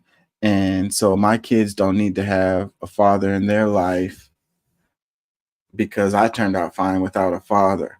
And it's like, well, actually, you indeed did not turn out fine. If that is your perspective. Comments, it says, this man is speaking my language. There's enough for everybody. Just because black just because a black person gets a job doesn't mean it was taken from a white person. Another one, Minnesota. Y'all are so lucky to have such a cool governor. Another comment that says, Walz is my governor and he is a class act, a Democrat's dream. Another comment, we are definitely creeped out, but not afraid. We're not going back. I think they should use that not going back thing. You know, that works. Instead of weird, use not going back. That's what they should do. You know, if they do the campaign slogans and it's like when Obama, his first election was, what was it? I think it was Hope and Change was the second time. And what was the first one? Yes, we can. Yes, we can. I think that was the one. Yes, we can. They're like, you can't do that. Yes, we can. That was profound, and it you know, it worked. I think if they used "we're not going back," I think that would be profound. They're weird, not so much. Because again, it's like pointing the finger at the other is, you know, instead of giving people something to vote for, you're giving them something to vote against. We're a little less weird. So, you know, those guys are extra weird. We're a little less weird, so vote for us. But if you say we're not going back, that gives them something to vote for. They're like, you know, if we vote for you guys, then we're not going back. And that puts a stark line in the sand of a difference between Make America Great Again and we're not going back. Where are the political consultants at? You guys send me the check.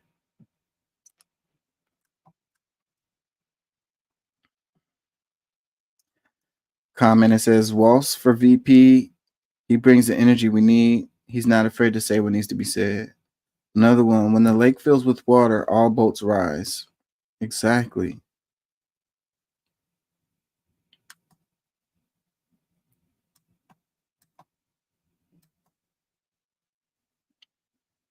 Venezuelan President Nicolas Maduro wins third term electoral authority.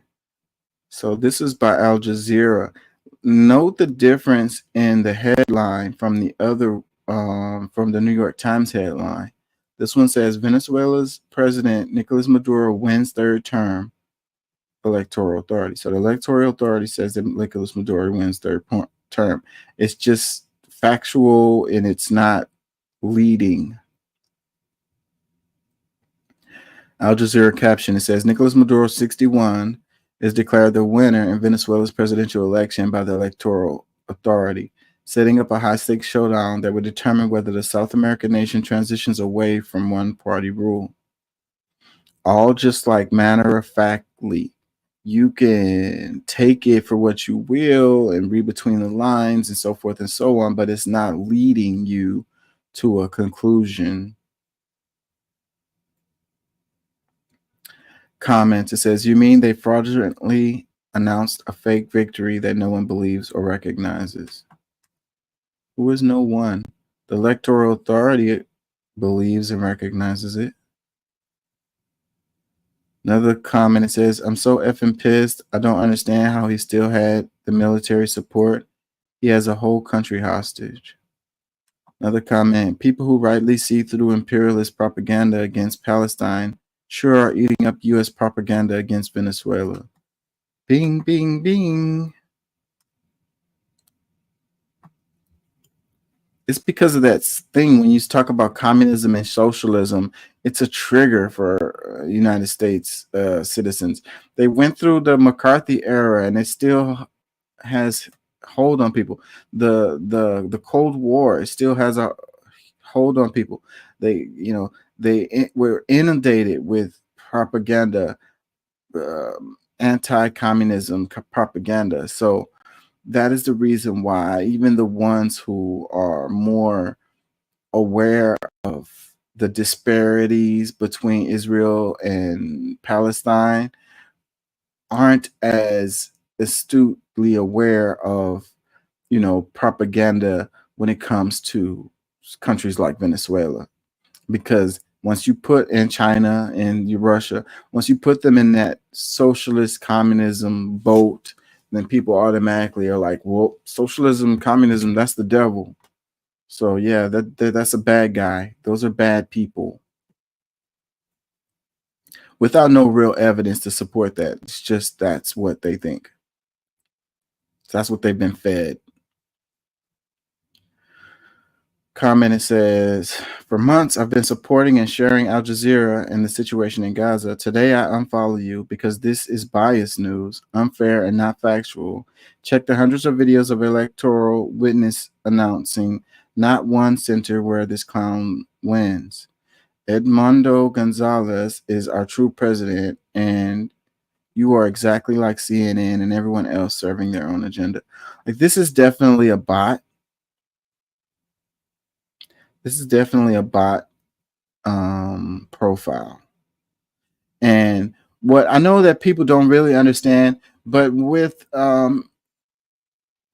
they did a report, and it was showing, when we were talking about Israel and how they have all of these social media accounts, they showed this room where it had like a wall of phones, and these phones were wired to these laptops, and you had a couple of people, like a half a dozen or so of folks working their laptops, and they were working all of these phones.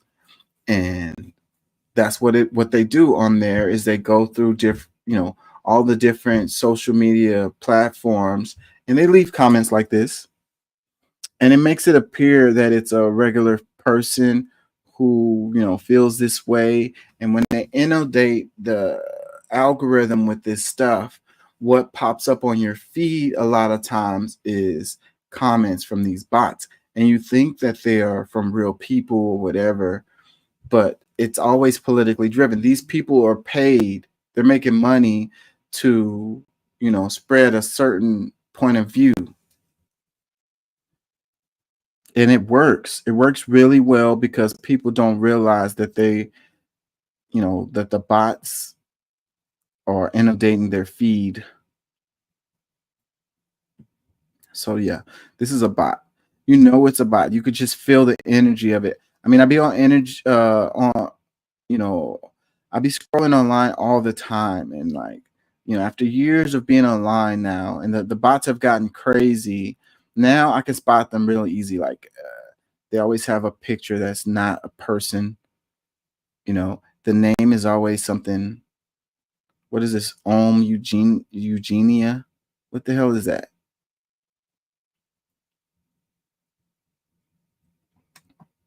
Definitely a bot. Another comment says, I think you meant declares himself a winner. Another comment, the elections were unfair. Venezuelans get ready to suffer again. His victory is fake. Another comment, why don't you write the correct story? Free Venezuela. Another one, I think you meant dictator. Another one, wins, that's a kidnapping of a whole country. Another comment, he's not the best, but it's better than allow Venezuela to turn into another Argentina. Another comment, hold on. It says, so sad, a Venezuelan supporting Palestine right for freedom, to read people telling us we are wrong, or even thinking Maduro is the right option. We are both people claiming for freedom, and we both have been murdered and terrorized by the enemy. Even though the enemy is different, both are still carriers of evil. Telling a Venezuelan they're in the wrong for not wanting Maduro is like telling a Palestinian they are wrong for wanting freedom. Really and deeply disappointed. Another one. Has anyone seen the video where Trump is appealing to the Christian evangelical voters, asking them to go vote just this one time, and after this, everything will be fixed? They won't have to vote again. Well, basically, Trump wants to become a Maduro. After this election, he will claim he has won every time. It's impossible that Maduro has won the election, since people, in hopes of bringing about a change, have turned up in record numbers in Venezuela, and the opposition has been following closely the counts and 70% of Venezuelans voted against him. His claim that he won is a fraud. I hope that the international community denounces this and won't recognize this claim. Yeah, I'm not going to say I'm a expert on the politics in Venezuela. And I'm sure there are some people over there that's not happy with Nicolas Maduro. That doesn't necessarily mean that the election was fraud.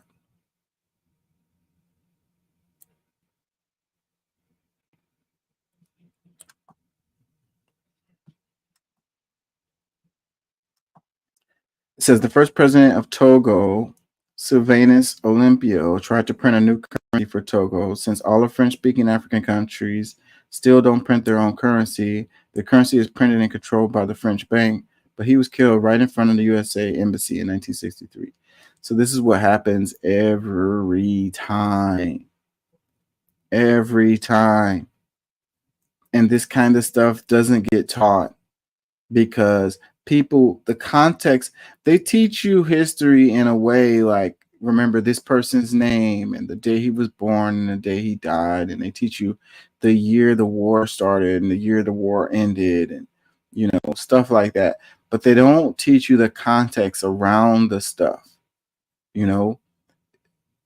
That's the reason why people don't be interested in history, and it's dry and boring. But if history is not dry and boring, it's interesting as hell when you put the context in. It's like a story. It's like a movie, better than a movie because it actually happened. But you have to put all the little intricacies, all the little nuances, all of the little context. But they don't do that because people will understand better, and they will realize, the people who they're trying to say are the bad guys a lot of times aren't the bad guys, or both sides are bad guys, because sometimes there's no good guy in the story. Sometimes it's just all bad guys. It's not perfectly, like a story you tell where there's an antagonist and a protagonist in the movie, and then there's a perfectly crescendo. There's and then a perfect little decline at the end. Like that isn't necessarily how things happen. That's a perfect way to tell a story to keep people engaged, but that's not how life works. In life, it's more like little crescendos throughout, and then it just ends. There's, and there's no clear protagonist or antagonist in the story.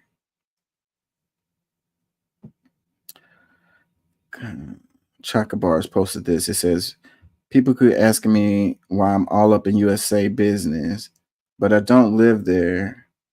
Why is USA all in Africa business? Comment, it says, look into CFA franc. France and its currency was about to be wiped out from Gaddafi's plan for the African dinar. France called Big Bro America, and Hillary did her aka Benghazi. But thankfully, the West African nations have finally kicked them out this year. Once they make a currency, LOL, France is done for. Yep. So protect those guys in Burkina Faso. And what was it? It's Mali. And what's the other country? Protect those guys at all costs, man. Because there's prices on those guys' heads.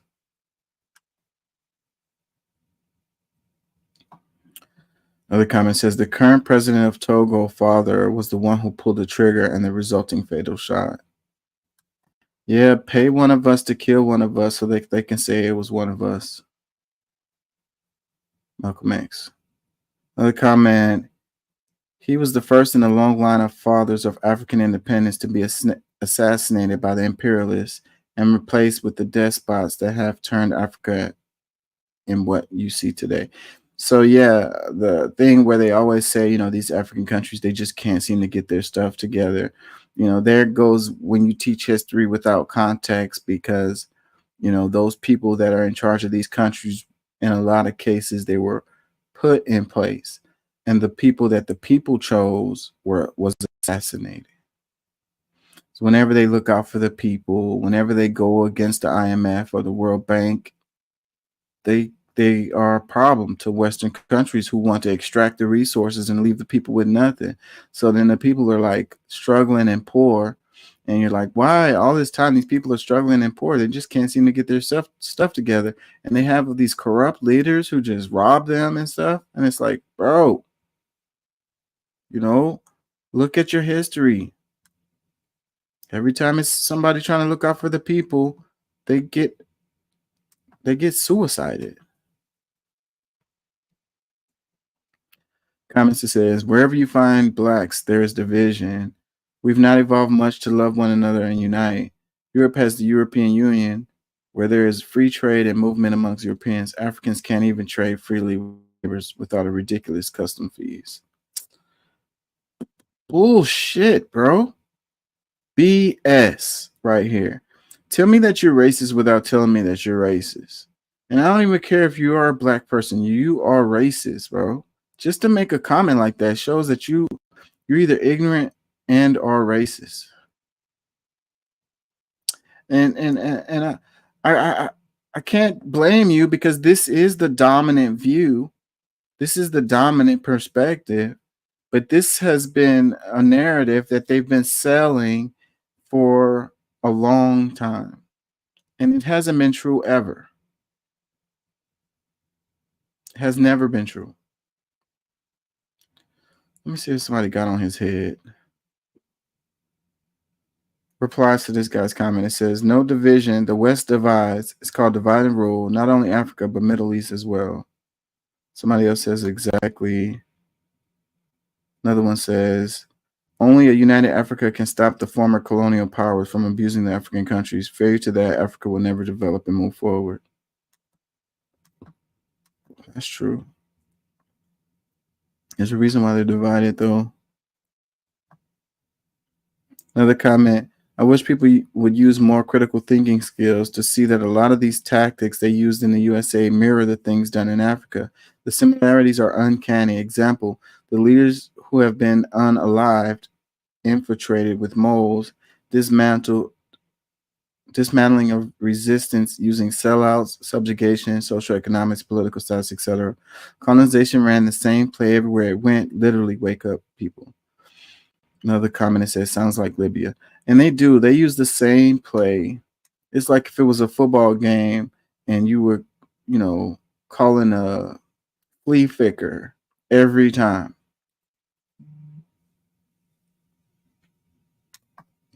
And it's like they don't know what's coming. People don't know the flea flicker is coming.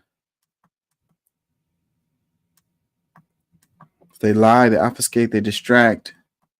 They say, oh, we're going to do something different this time. Here comes the flea flicker again.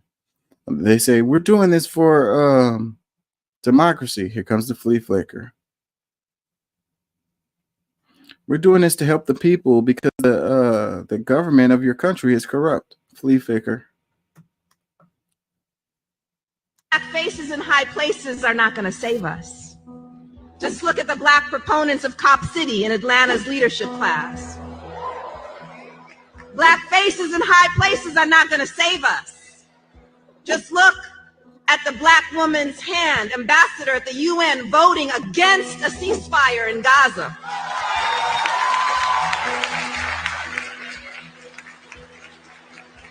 That is, our blackness and our womanness are not in themselves trustworthy.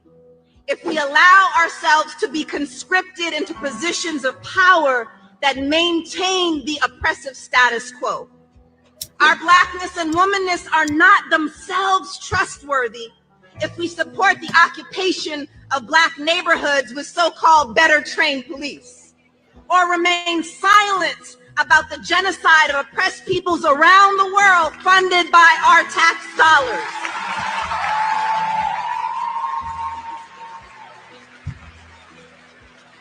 And here, let me please shout out the incredible Spelman students and AUC siblings who have been organizing with Stop Cop City and Justice in Palestine, among many other troublemakers in this room. You all remind us that college is not a waiting room to enter the real world. Black faces in high places are not going to save us. Just look at the Black proponents of Cop City in Atlanta's leadership class. Yeah, man, the identity politics, man, people not looking at the policies. You know, the thing is about the identity politics is on the Democratic side, they use it blatantly, you know, and it never pans out. It never, like, the demographic that they are catered to or whatever is not the demographic that they are looking out for, if you will. But the Republicans use identity politics too. Both sides use identity politics. Don't get it twisted, okay? And it's like the person who's like fleetingly following politics, the person that doesn't really get into it, the identity politics works really well for them because they see an image, they see a slogan, they see a headline, and that's enough for them. And they go vote based on that. But on the Republican side, the demographic that they cater to with their identity politics, they actually look out for. So there's a difference between the Republicans and the Democrats in that, in that way. They do look out for that group that they're catering to based on the identity politics. So on the Republican side, they can just use the identity politics and actually be voting in their interest, if you will, overall. Now, there's a caveat to that because it's about class more than it is about race or ethnicity, So if you fit that class structure, if you fall into that same class category, then that identity part is going to work, But if you don't, then it's not, because they're not on your side, regardless of what your skin tone is. And that's the thing. So you got the guy, JD Vance, and his whole shtick is that he's a regular guy. He's like the American dream fulfilled or whatever, pull yourself up by your bootstraps type of guy or whatever. That's what he's selling. But the more you look at JD Vance, the more that can't possibly be true, because he's a venture capitalist, right? And it's like they're saying, where the hell did he get his money from? Like, this guy is not who he says he is. He doesn't represent the small town regular folks that he says he does. Not at all. There's no way, and there definitely had to be folks who, helped him get where he's at or whatever. You know what I mean? Like, you always have to have that seed capital. You have to have that seed capital. Like, you're living in a capitalist society where capital rules. You can buy your competition, but you can't do that if you don't have the capital, So somewhere that capital has to come from somewhere. And the regular Joe Schmo that came from nothing is, it could happen. It's just that most of the time that is not how things happen. The American dream, well, they say you have to be asleep to believe it. It's not a real thing. There are good things about this country, and don't get me wrong. And, you can have a decent life, but can you, the opportunities to move up the ladder or whatever is not like what they're saying it is. The opportunities aren't as widespread as they would lead you to believe, that you can actually come from the dirt and become someone. You can. I'm not saying it can't be done. It's just not very likely.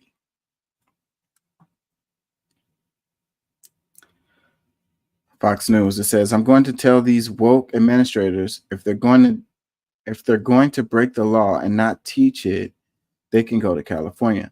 Oklahoma State Superintendent Ryan Walters. So Oklahoma passed a law that they have to teach like the Bible in school or whatever.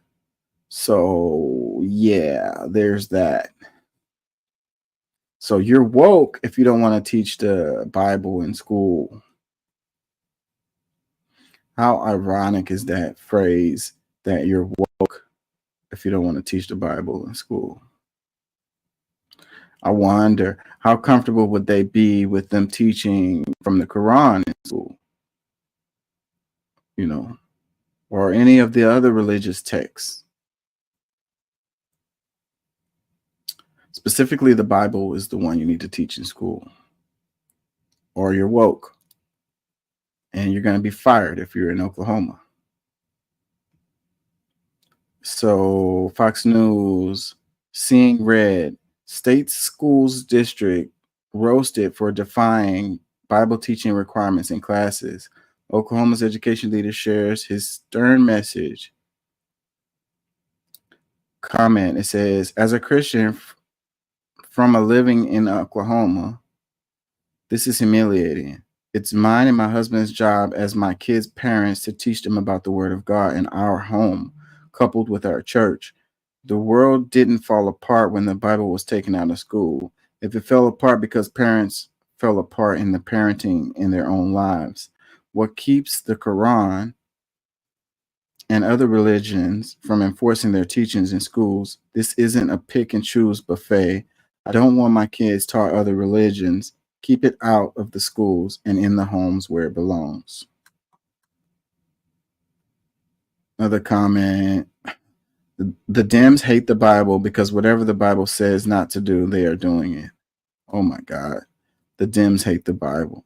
Where do you get that from? What evidence do you have to support that? Another comment. This is why red states are so far behind in education.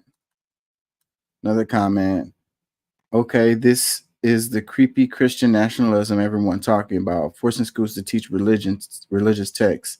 That's what Iran does. Another comment. Praise God, absolutely. Go Trump. Change all this liberal BS. Another comment. You want to teach religion, do it in your churches. It's not for schools. If you insist on having it in schools, then don't complain when other religions you don't follow start to show up in the schools too. Can't wait to see all the Karens complain when the Quran and Book of Shadows start showing up. Another comment. You don't have to teach kids religion. This is for their parents. But stop teaching BS. Go back to teaching the essentials and some life skills. Another comment. Y'all catching this Olympic action? Best one in decades. Another one. I'm a Christian. I love Jesus. I do, but I'm sorry. This is a direct violation of the Constitution. Yeah. Separation of church and state. I mean, y'all constitutional fundamentalists, on one hand, you're like, follow the Constitution to the letter. On the other hand, you're like, yeah, but not necessarily on this thing right here.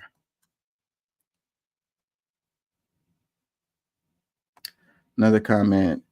If you're requiring teaching the Bible, you must teach other religions also. We are a nation of multiple religions, ethnicities, and places of origin. Either we are all inclusive or not. And the founding fathers wanted a separation of church and state. They didn't want it to be like England, where, you know, the religion and the state are entwined and, you know, controls people and tells them what they can and cannot do. The whole thing was people can worship the way they feel, and how you worship is not enforced, you know, by the state. So, but this is the state enforcing how you worship, because, you know, not all the students in that school are going to be Christians, but they're going to have to listen to the stuff out of the Bible. Another comment, it says, so the Bible will help train our next doctors, engineers, and scientists. I'm telling you, bro, like, how is this going to help the students in the world when they graduate? Another comment, it says, send them somewhere else. Another one, in God we trust.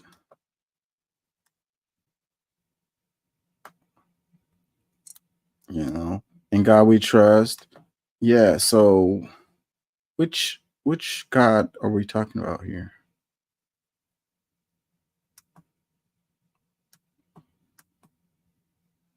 We're like the God, Jesus. What else would we be talking about?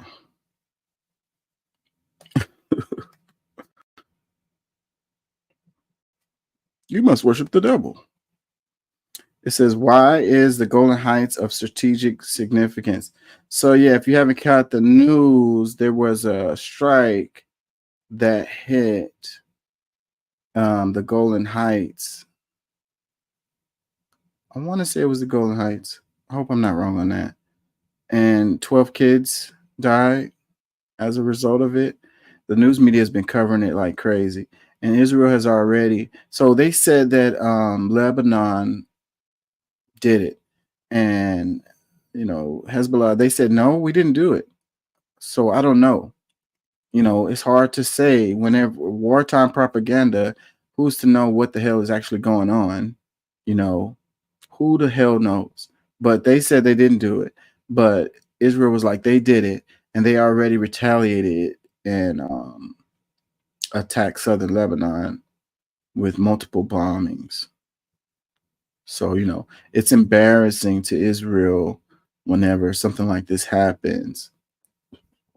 And lately it's been all kinds of stuff making it through. They have the Iron Dome, so it's like, how does this happen? But maybe, I don't know, because see, the Golan Heights are not within the main confines of Israel. It's in what they call the occupied territory. So I don't know if the Iron Dome actually covers that area. That's a question.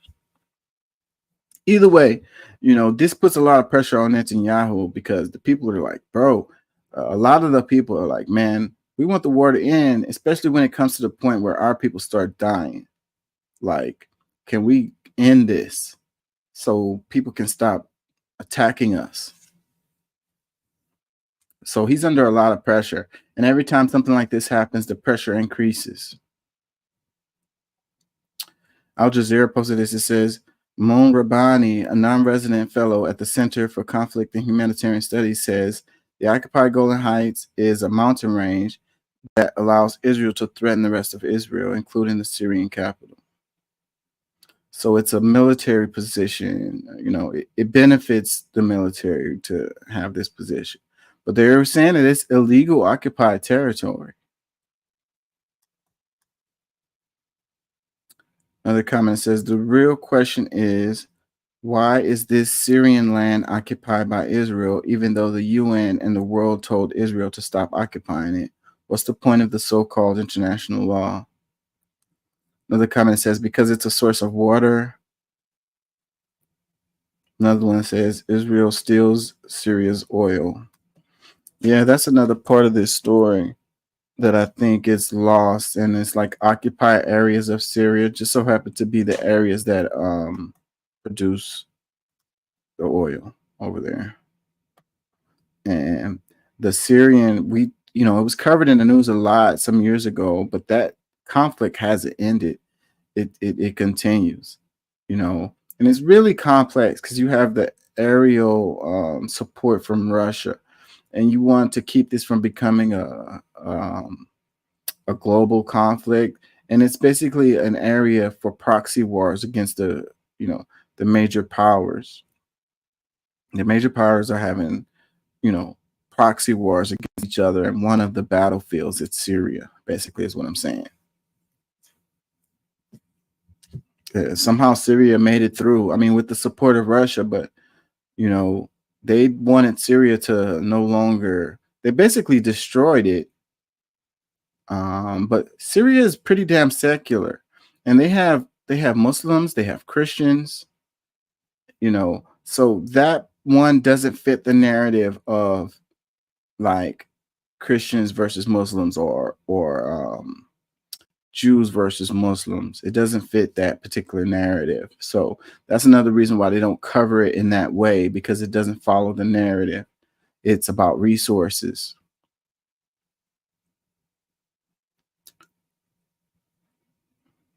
comment. It says another reason why Israel did it.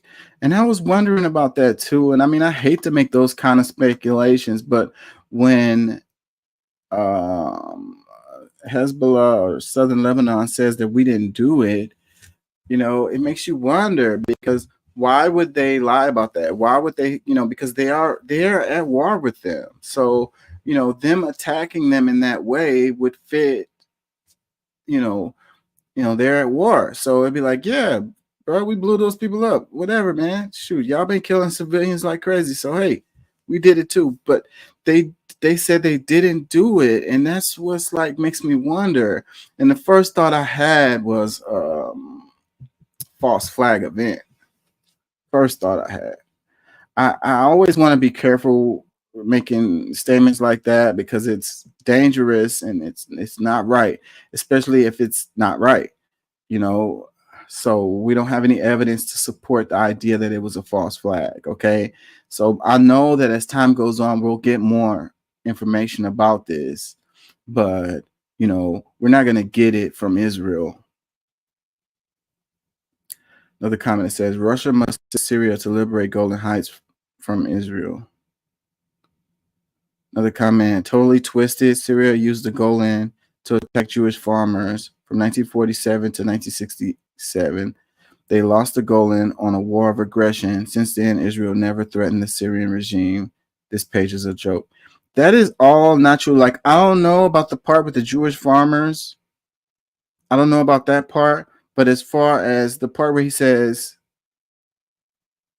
they lost the Golan on a war of aggression, not true.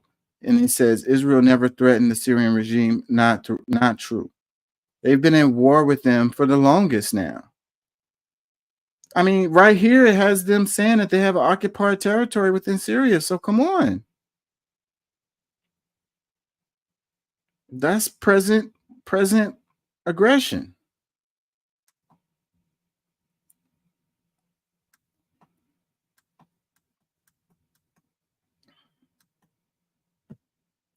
It says Putin warns U.S. of Cold War style crisis if missiles deployed to Germany. So he's like, bro, y'all want to go back to the Cold War days? Go ahead and put some missiles in Germany. We're going to aim some missiles at y'all. Y'all got some missiles aimed at us. So that we get to go back in time to the point where, you know, any little skirmish could end up mutually assured destruction. Like the Cuban Missile Crisis, just some kind of little mistake could lead to both countries being basically destroyed. Like, who wants that? Who wants that?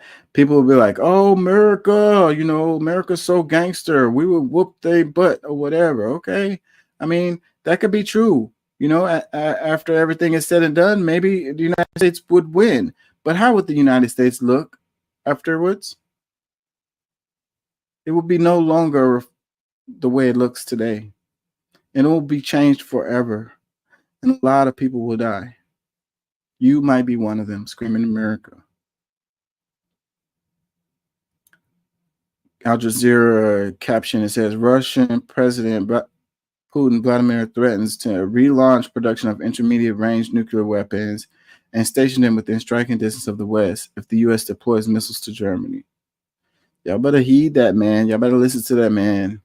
He's not playing with y'all. You know he's not playing with y'all. You can like him, love him, hate him, but you got to believe that he ain't playing.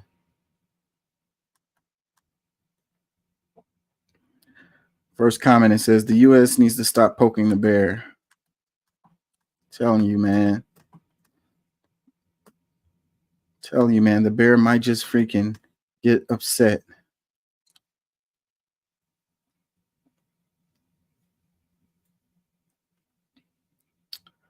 It says, it amazes me that the United States government, which has military bases all over the world, doesn't understand that Russia's hard line is that Ukraine could never join NATO, understandably so.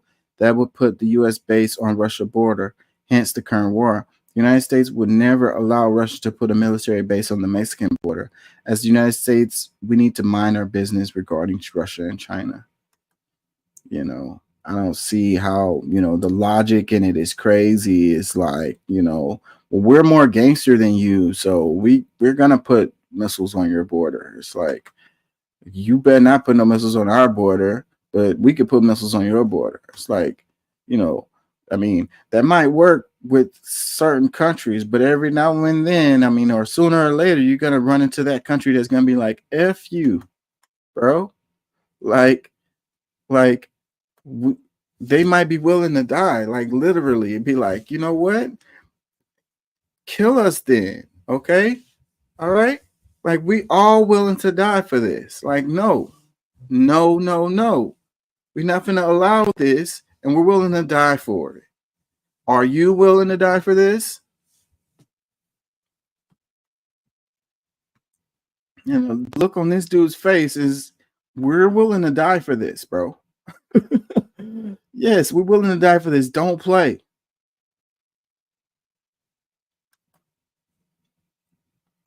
America.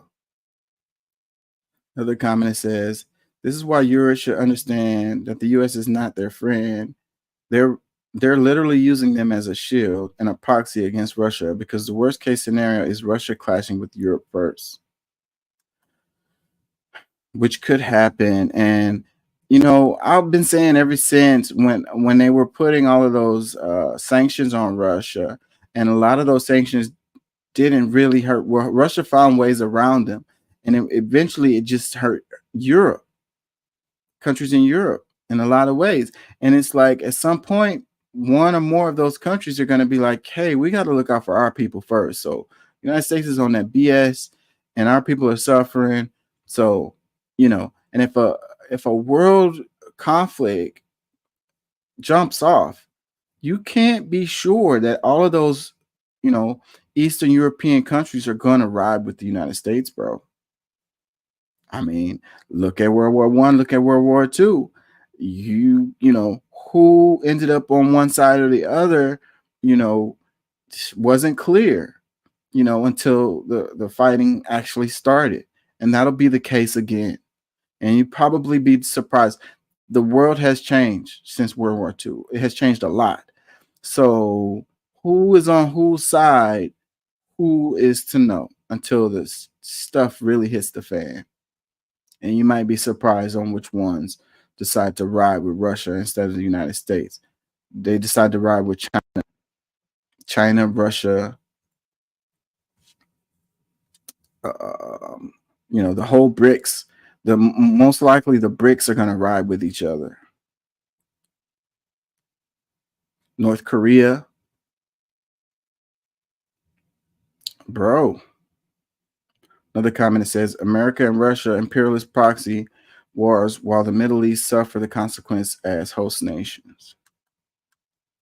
Everybody but Saudi Arabia and the UAE. And what's the other one? Let's move on.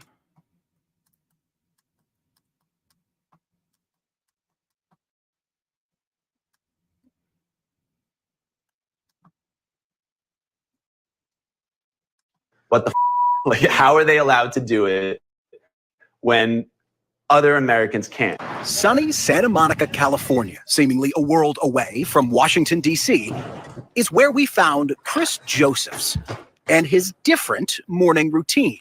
Every day, Chris wakes up, makes a cup of coffee, and then alongside fellow internet sleuths, sifts through the stock trades members of Congress make. It all started off as infuriating because you're like, what the f-?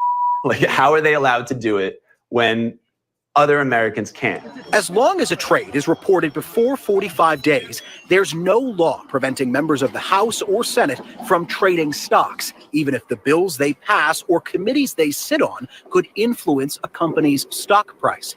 Outraged at first, Chris then saw an opportunity to get in on the action. He moved out west and with 3 friends launched the app Autopilot. It lets users follow a politician's trades and then copy them, automatically buying or selling the same stock a lawmaker does at whatever dollar amount they like. That's where the money is? Yeah. The reason why we initially set out with the politicians was because they were killing it. They were killing it. They were killing it. Yeah. They were making a lot of the money. You're trying to get in on the money. I'm trying to get in on the money. Yep.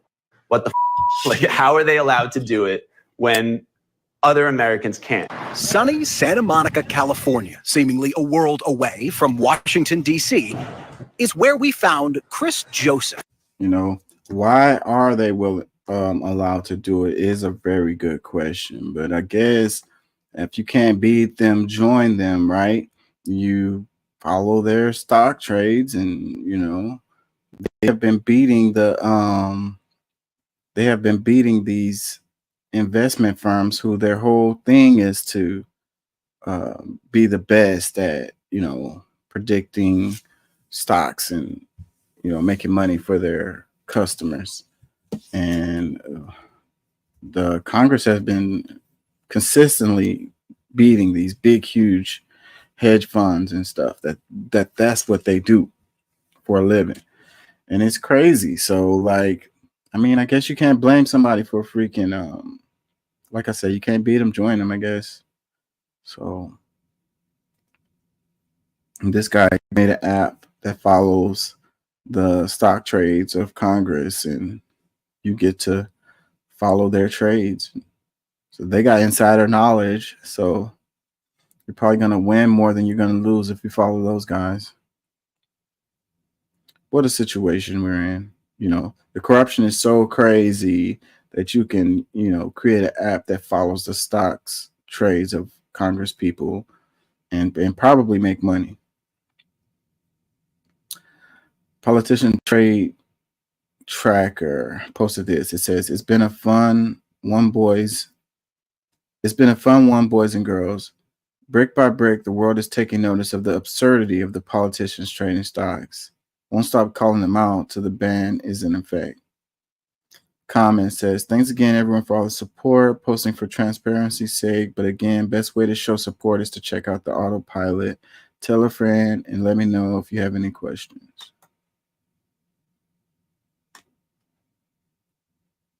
Another comment says, so you should be flushed by now then, no?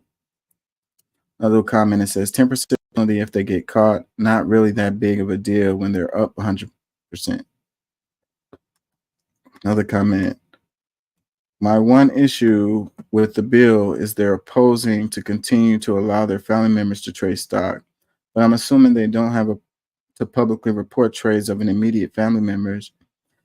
Is this correct? Only because then you can basically trade under their family member's name and not have to disclose anything. This may be why politicians are proposing and some are leaning toward agreeing with the bill. Yeah, I don't think that them or their family members, you know, maybe their cousins or something like that, but their immediate family members, like their spouse or their brother, mother, or child, I don't think any of them should be able to trade. They're privy to, you know, information that others aren't. You know, they're on these committees, they're making decisions. You know, you think they don't talk about that with their spouses or within their household? Come on, man. The husband or the son, brother, whatever, is sitting there at the kitchen table while they're, you know, talking about whatever, and they're taking notes. Comment, it says, all this charade is so no one can follow their trades anymore. They will use shell companies or third parties. The party is over for you all following them. Another comment, this is the episode that made me brave enough to join Autopilot. Only regret is not knowing about it sooner. Yeah, it might be too late to get on that train.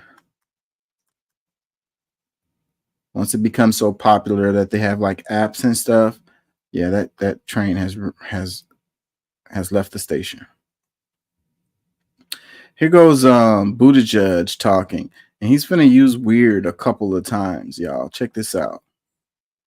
The Harris campaign is leaning into the idea that Trump is, quote, weird. It's very different from the way Democrats had framed him before, which is that he's an existential threat to democracy. Weird seems, you know, a different tack than that.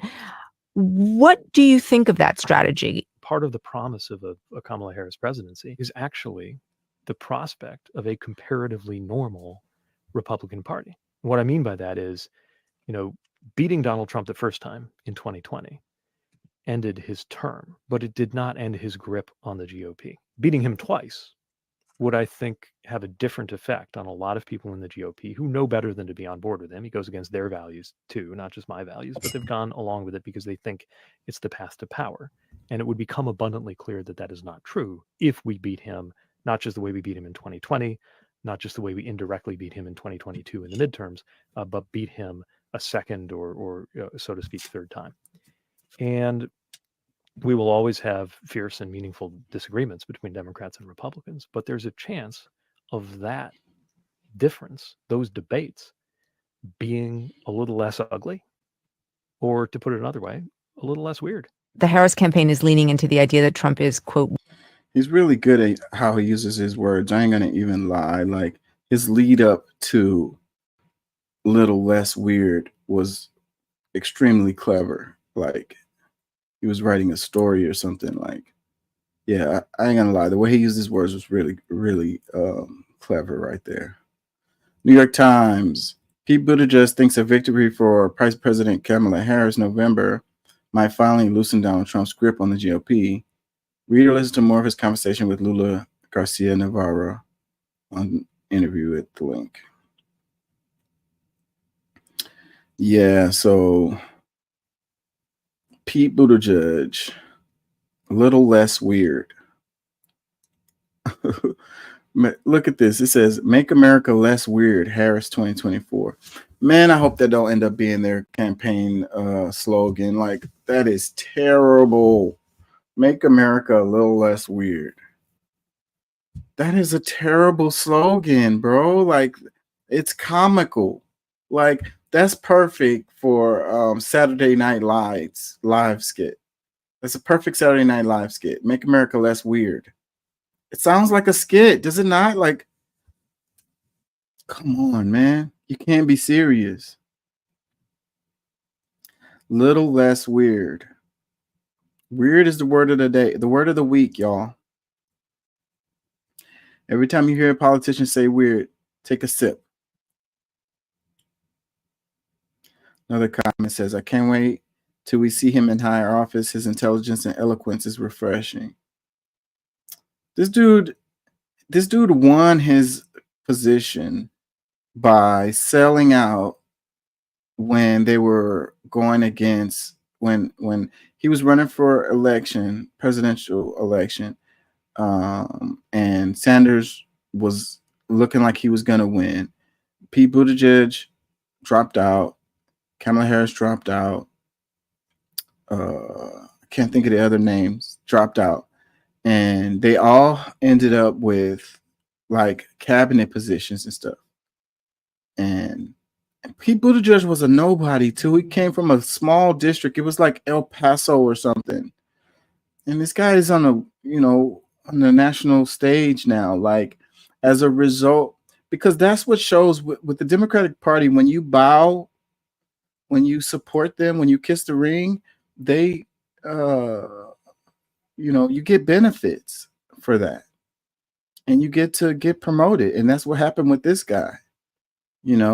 If you fight for what you believe in, they're going to squeeze you out. If you are willing to, bend to their will, then you get promoted. That's what happened with this guy.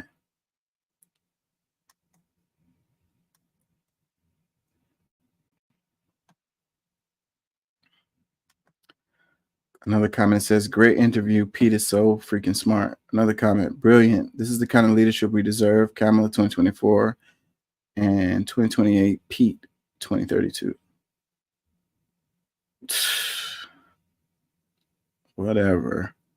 Another comment, "Great interview and even more respect for him. Smart man." Another comment, "He's so bright and he's going to be a great leader." Another comment, "A little less weird is the perfect wording." Laughing emoji.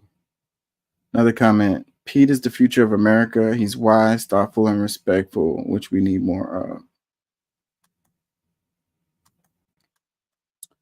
He's a smart guy. He knows what to. He knows where his success comes from.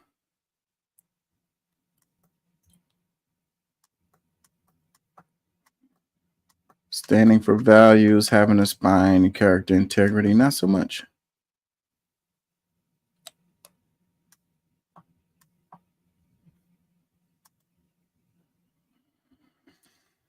I'm getting tired. Says nobody should be okay with a system that throws away food because it can't be sold for profit. Food for thought, the grapes of wrath. The worst of the roots of the vines of the trees must be destroyed to keep up the price. And this is the saddest, bitterest thing of all. Carloads of oranges dumped on the ground. The people came from miles to take the fruit, but this could not be. How would they buy oranges at 20 cents a dozen if they could drive out and pick them up? And men with the hoses squirt kerosene and oranges, and they are angry at the crime, angry at the people who have come to take the fruit. 1 million people hungry, needing the fruit, and kerosene sprayed over the golden mountains, and the smell of rot fills the country. There is a crime here that goes beyond denunciation. There is a sorrow here that weeping cannot symbolize. There is a failure here that topples all our successes. The fertile earth, the straight tree rows, the sturdy trunks, and the ripe fruit, and children dying of pellagra must die because of a profit cannot be taken from an orange. And coroners must fill in the certificate, died of malnutrition, because the food must rot, must be forced to rot. And in the eyes of the people, there is a failure, and in the eyes of the hungry, there is a growing wrath. In the souls of the people, the grapes of wrath are filling and growing heavy for the vintage. John Steinbeck. Yeah, I ain't gonna lie. This shit right here can bring tears to my eyes, like literally. It's so sad. You know, you got people starving and they're willing to throw the food away and burn it. Really, really, really, really, really, really sad. Like, you can't put it into words. Like, really, it's making my eyes kind of sweat here. Thinking about how they, you know, the grocery stores throw food away and lock up the trash, the dumpsters, and, you know, arrest people for digging in the trash can, you know, and people are just hungry. You know, go get a job, you bum. You know, I'm gonna move on because this is too emotional for me. I grew up hungry. I grew up in a household where there wasn't enough for everyone. My grandma used to go and take, they would put the bags of food from McDonald's after breakfast ended. They would have all these breakfast sandwiches and they would put them in bags for my grandma and she would go pick them up. I distinctly remember that. But you know, that manager could have got fired for doing that.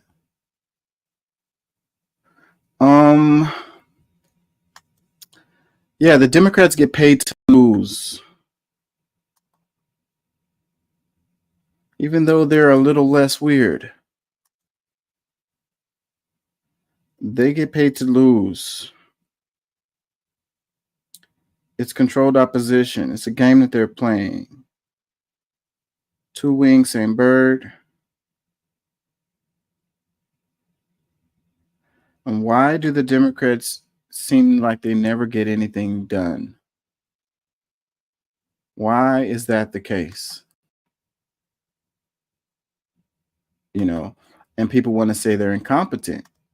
And I'm like, no, these are really smart folks.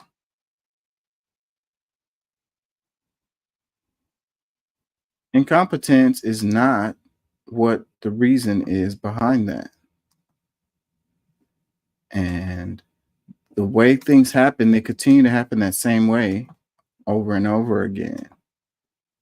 So if it was just incompetence, they would be successful sometime just by accident.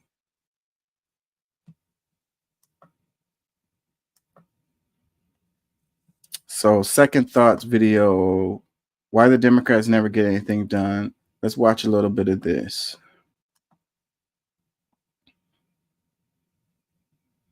Some great perks while you're at it. Consider becoming a patron at patreon.com/secondthought.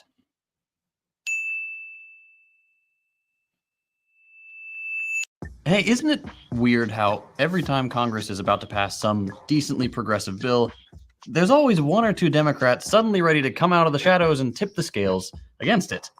It's not a coincidence. And as much as Biden complains about it, he actually prefers it that way.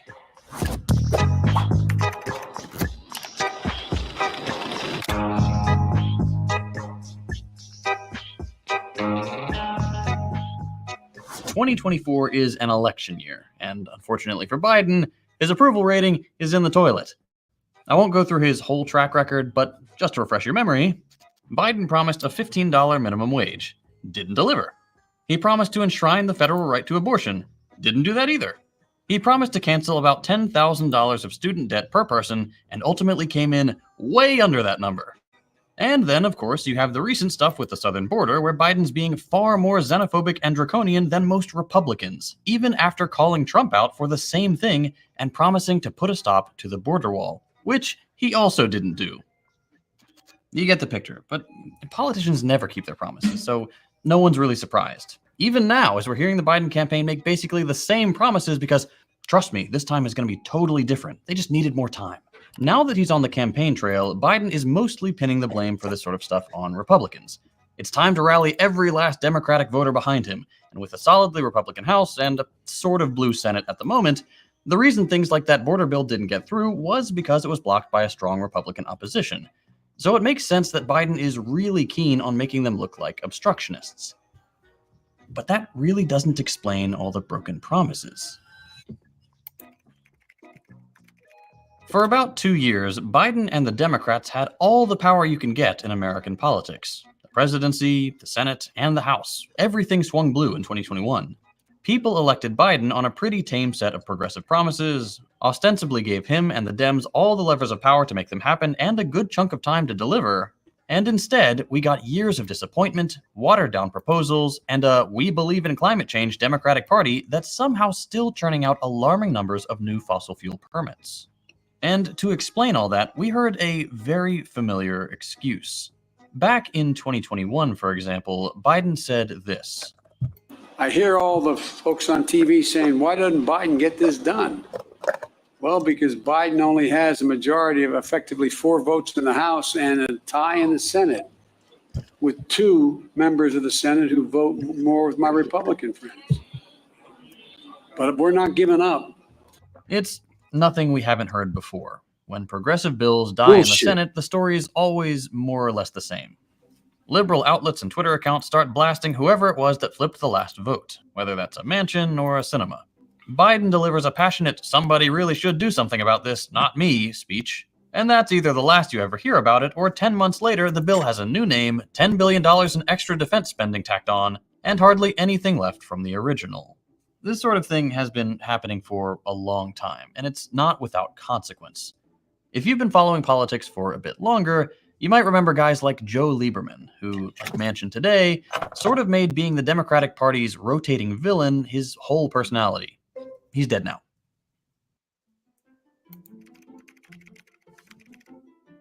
If you don't remember him, Lieberman was famous for a few things.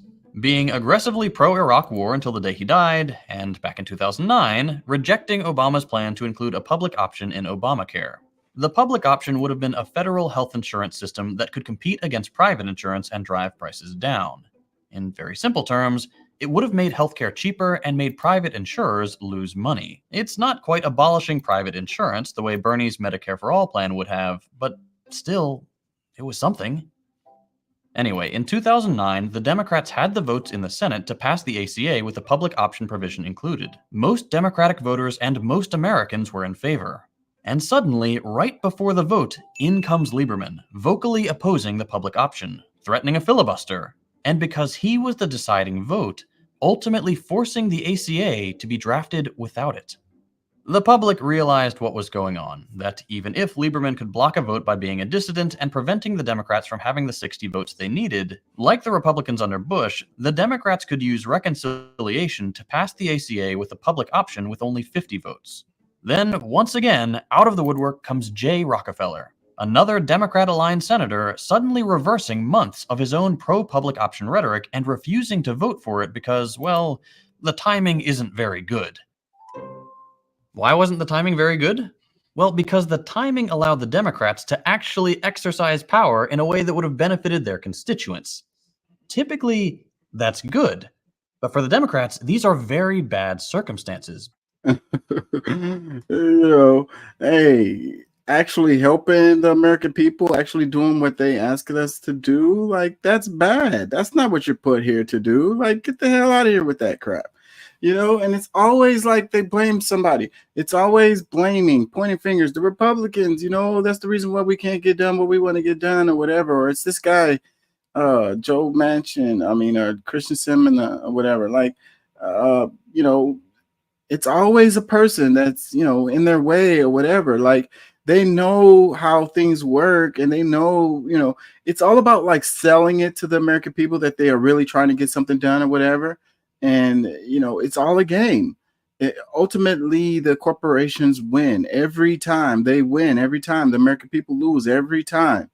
And, so you have these strategic people in place, like,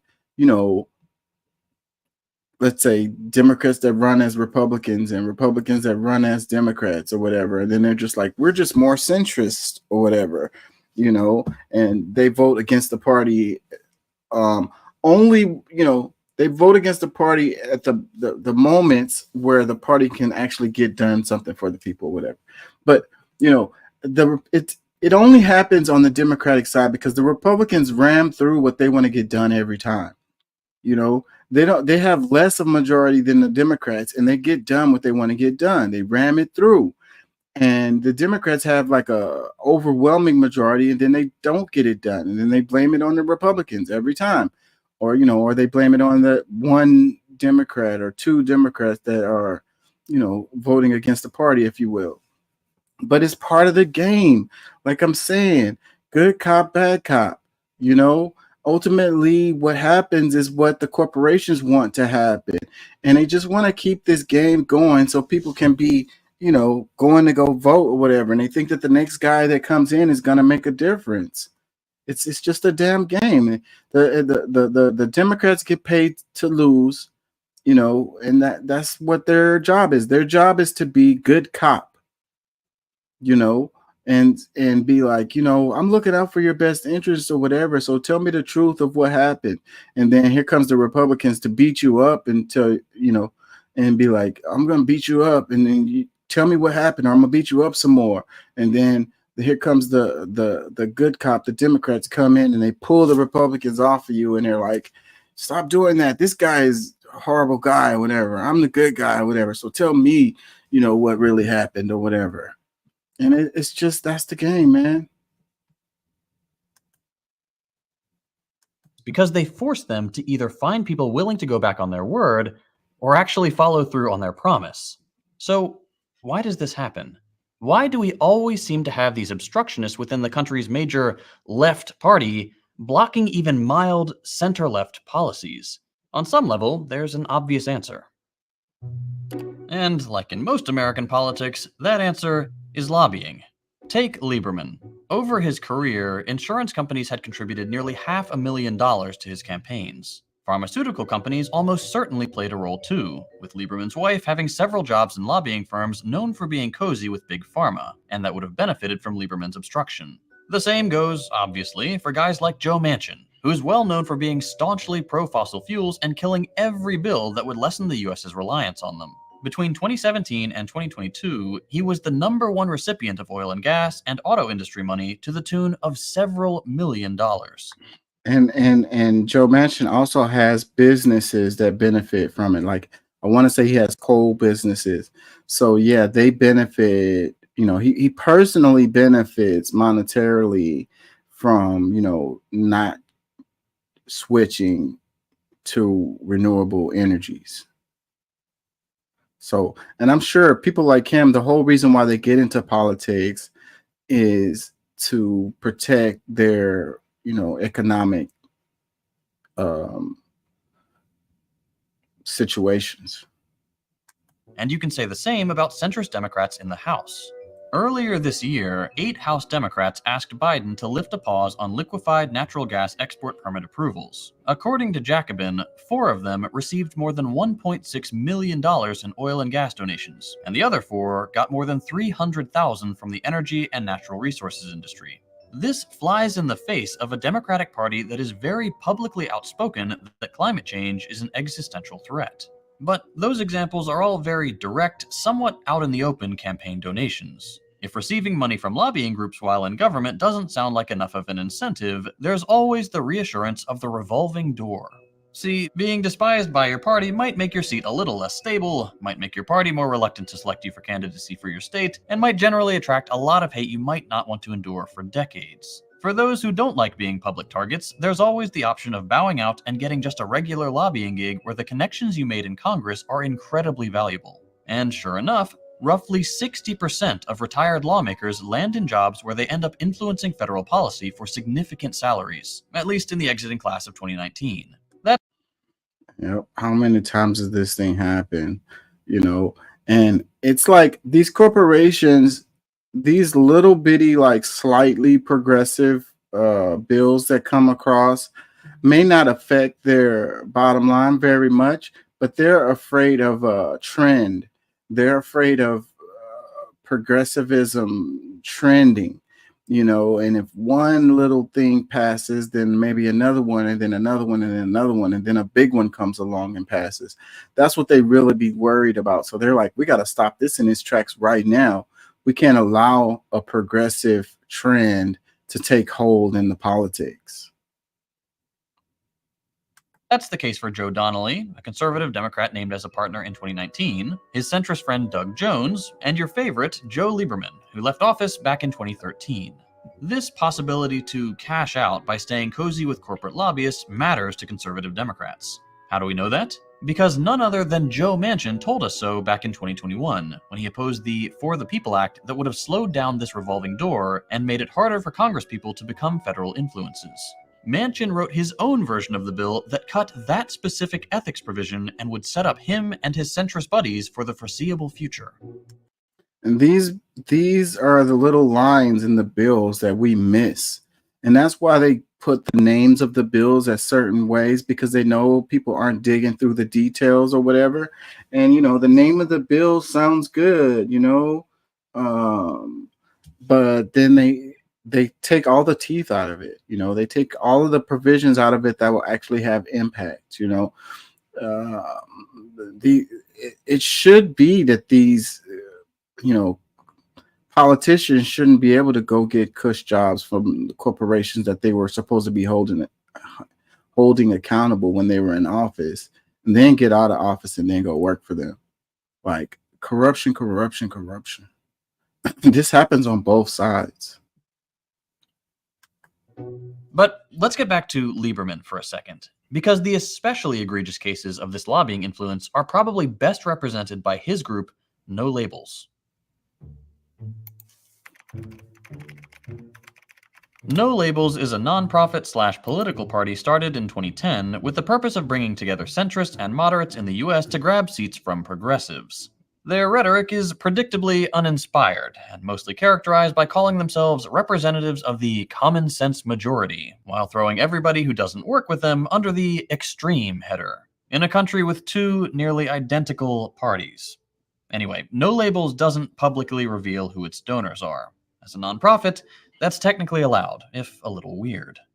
But the problem for there goes that weird term again. For them is that hasn't stopped journalists from figuring this stuff out. And as you probably expect, well, it's a lot of classic Republican donors who would not be disappointed at all with having a few spoilers in the ranks of those who caucus with Democrats. Yeah, this part I think would surprise a lot of people is how you have Republicans who donate to a Democratic's election campaign, or the other way around, having Democrats donating to a Republican's election campaign. And this kind of thing happens all the time. And like you for different reasons. Sometimes you you want to choose who your opponent is going to be, So when there's a primary and, the one that you think you can beat, then you put money towards that person's campaign and try to help them win so that you can beat them. But then there's other situations where, you want to have an ally on your team, but they're playing for the other team. Louis Bacon, a regular GOP donor, gave No Labels about $1 million to elect more centrists, for example. James Murdoch, former chief executive of 21st Century Fox, the parent company of Fox News, put in at least $500,000. Nelson Peltz, a big Trump donor, put nearly $900K into the No Labels super PAC. I think you get the idea. According to Open Secrets, No Labels has something like 8 super PACs playing with several $1 million. And frankly, those 3 names barely scratch the surface. There's a lot of demand for people willing to act as spoilers to aid the Republicans, and centrists have a lot to gain from playing that role. But if you're like me, this explanation doesn't feel complete. It's not that lobbying doesn't matter. You can always find deep wells of corporate money going to these centrists and flipping their votes, but it's just not the full picture. It doesn't explain what's in it for the Democratic Party, who, by all accounts, not only let this happen, but actively play a role in keeping it going. So why doesn't just pointing to lobbying feel like enough? For starters, conservative Democrats don't always get the most campaign donations from corporations or in general. If the only explanation I gave you for why are they like this was money, that little piece of evidence would pretty much crush my whole argument. There's other ways to make money than to be a self-interested fence-sitter, and plenty of Democrats get just as healthy a check from being regular partisans. Oftentimes, though, you'll hear that the explanation for rotating villains has something to do with the villain of the week's constituents. If some Democrats are more conservative, the conventional narrative is that they're probably just a better representative of a more conservative district or state. But that's not what the voting records show. Take a look at Gluesenkamp Perez from Washington. She's part of a group of conservative Democrats called the Blue Dog Coalition, and beyond how lame calling yourself a blue dog is, you might remember her from her time in the villain seat as a vocal opponent of student loan forgiveness. Quote, she was one of just 2 Democrats to vote for a proposal that would have thrown out the entirety of President Joe Biden's student debt relief plan, and would have also retroactively reinstated interest payments and reinstated some already forgiven loans. Since joining Congress in January 2023, she's voted with Republicans more than most of her Democratic colleagues, according to Slate. And especially surprising for a Democrat, that included voting for a Republican NDAA bill that restricted abortion access for those in the military and targeted DEI initiatives at the Pentagon. Now, Gluesenkamp Perez flipped her seat from red to blue in 2022, sure. But that does not make her district especially red among House Democrats, nor can it explain these votes. Mary Peltola, a representative from Alaska, for example, ran in a state that Trump carried by 10 points last election, double his lead in Gluesenkamp Perez's district, and she never voted against either that student loan bill or the NDAA anti-abortion stuff, because she didn't need to. So if neither constituency nor lobbying alone can explain these obstructionists, what does? The answer is the American political economic system. Its design and the power it gives corporations through a gridlocked Congress. We tend to think of congressional gridlock as the government not working. Gridlock, obstructionism, rotating villains, they all give us the impression of a government that suddenly stops and locks up its proper function. And indeed, that's the core of the Democrats' rhetoric. Democrats campaign on being bipartisan and working across the aisle because it's necessary to overcome gridlock and return government to a proper state of affairs. But that's not the case. This part is really important because we had the least productive session in Congress this last session, like the session before this most recent session.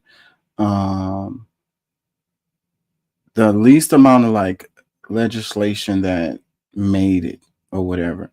And you do have a lot of people who feel like, if the government isn't doing anything, then that's a good thing because then that don't give them a chance to mess anything up, But that also doesn't give them a chance to make things better either. So there's that. But yeah, so this idea of the gridlock thing. And it seems like it only happens when the Democrats are in power. It's like they can't get anything done. We're gridlocked, nothing can get passed, It's like a lot of wasted time, and the bills come back and get rewritten and come back and get rewritten and end up dying anyways after all of that. And it's like there's a benefit to this. So it has to do with, like I said, this good cop, bad cop thing that they have going on, this game that they have going on with the American people, like how they do with the funding the government. Every time it comes around where they have to, fund the government, then they're like threatening to shut down the government and all of this. It's the same game. It's the same game, them benefiting from this gridlock. At least not according to Sheldon Wolin. In Democracy Inc., Wolin spells it out pretty clearly. Quote, "The true significance of near gridlock is not that it paralyzes governmental action, but that it prevents majority rule. Sharp and nearly equal divisions, the stuff of gridlock, are in the interest of some powerful groups who would be less influential, more threatened by majority rule. What is made more difficult by the politics of stalemate is the capture of state power to advance the social interests of the many." So yeah, so whenever both sides agree on something and want that thing, because all of their constituents want that thing to happen, and then it gets gridlocked, and then it comes down to a few people being able to decide if it makes it or not, then that's what they're talking about here. So it's like, talking about the majority rule, and people are like, we don't want mob rule. So, that is an argument against even representative democracy, because we're not talking about mob rule. We're not even talking about necessarily the actual majority. We're talking about the majority of the representatives who are representing their constituents, and their constituents want a certain thing, like a certain policy or bill or whatever is really popular, and both sides, their constituents want this thing to happen. And then, you get this gridlock, and then it comes down to just a few people. So this is the whole system in a nutshell, where you find a way to have the fewest amount of people making the decisions about, what happens and what doesn't happen, So it's really the opposite of the idea of democracy. But our system is set up in this way for it to be the few make the decisions, and the many don't, because they feel like, people don't know stuff. People are too ignorant. They're too easily swayed by demagoguery or populism, some strong man. So they have all of these systems in place to keep from, basically the majority of people wanting certain things, to keep those things from actually happening, and that's the reason why the American people lose every time in our political system. Most people want some form of gun reform, which hasn't happened. Most people want some form of universal health care. Hasn't happened. There's a list of policies that the majority of people, these are Republicans and Democrats, centrists, everyone, the majority of them, want these things, but they don't happen. And that's because, you got special interest groups who have way more power than the majority of people. You have these corporations have way more power than the majority of people. So let me read this. It says, the true significance of near gridlock is not that it paralyzes a government's action, but that it prevents majority rule. So that's the point, to keep from your vote actually having power. to prevent you from getting what you want, even though 75% of your neighbors agree with you. It says sharp and nearly equal divisions, the stuff of gridlock, are in the interest of some powerful groups who will be less influential, more threatened by majority rule. So the power of these special interest groups gets magnified when you have this gridlock situation. And it gets watered down if you have, actual democracy happening. It says, what is made more difficult by the politics of stalemate is the capture of state power to advance the social interests of the many. In other words, in a gridlocked Congress, power doesn't come from an electoral majority or the interest of the majority of citizens. Power comes from the control of a small number of seats. Control that great sums of money purchase for maximum effect and can easily outweigh what little power a majority of Americans can have through voting. According to Wolin, achieving this state of gridlock is crucial to the interest of a party like the Democrats. While the Republicans can be unabashedly pro-business, as the party meant to represent the left, the Democrats have to play a different game. While claiming to represent the interest of the majority, quote, the poor, minorities, the working class, anti-corporatists, pro-environmentalists, and anti-imperialists, they also know that in a two-party system, these people don't have any other powerful representation. There is no viable third party for those who reject putting corporate profits first. And that means the Democrats can simultaneously use the rhetoric of progress while remaining competitive by catering to the interest of corporations who fund them just as much as their opposition. So the Republicans get funded by the corporations, and so do the Democrats. But the Democrats say, we're looking out for the people. And the reason why we can't get the stuff done is because of the Republicans. Meanwhile, the results are the same. The corporations get what they want. Corporations don't care if it's the Democrats or the Republicans in charge. They get what they want regardless.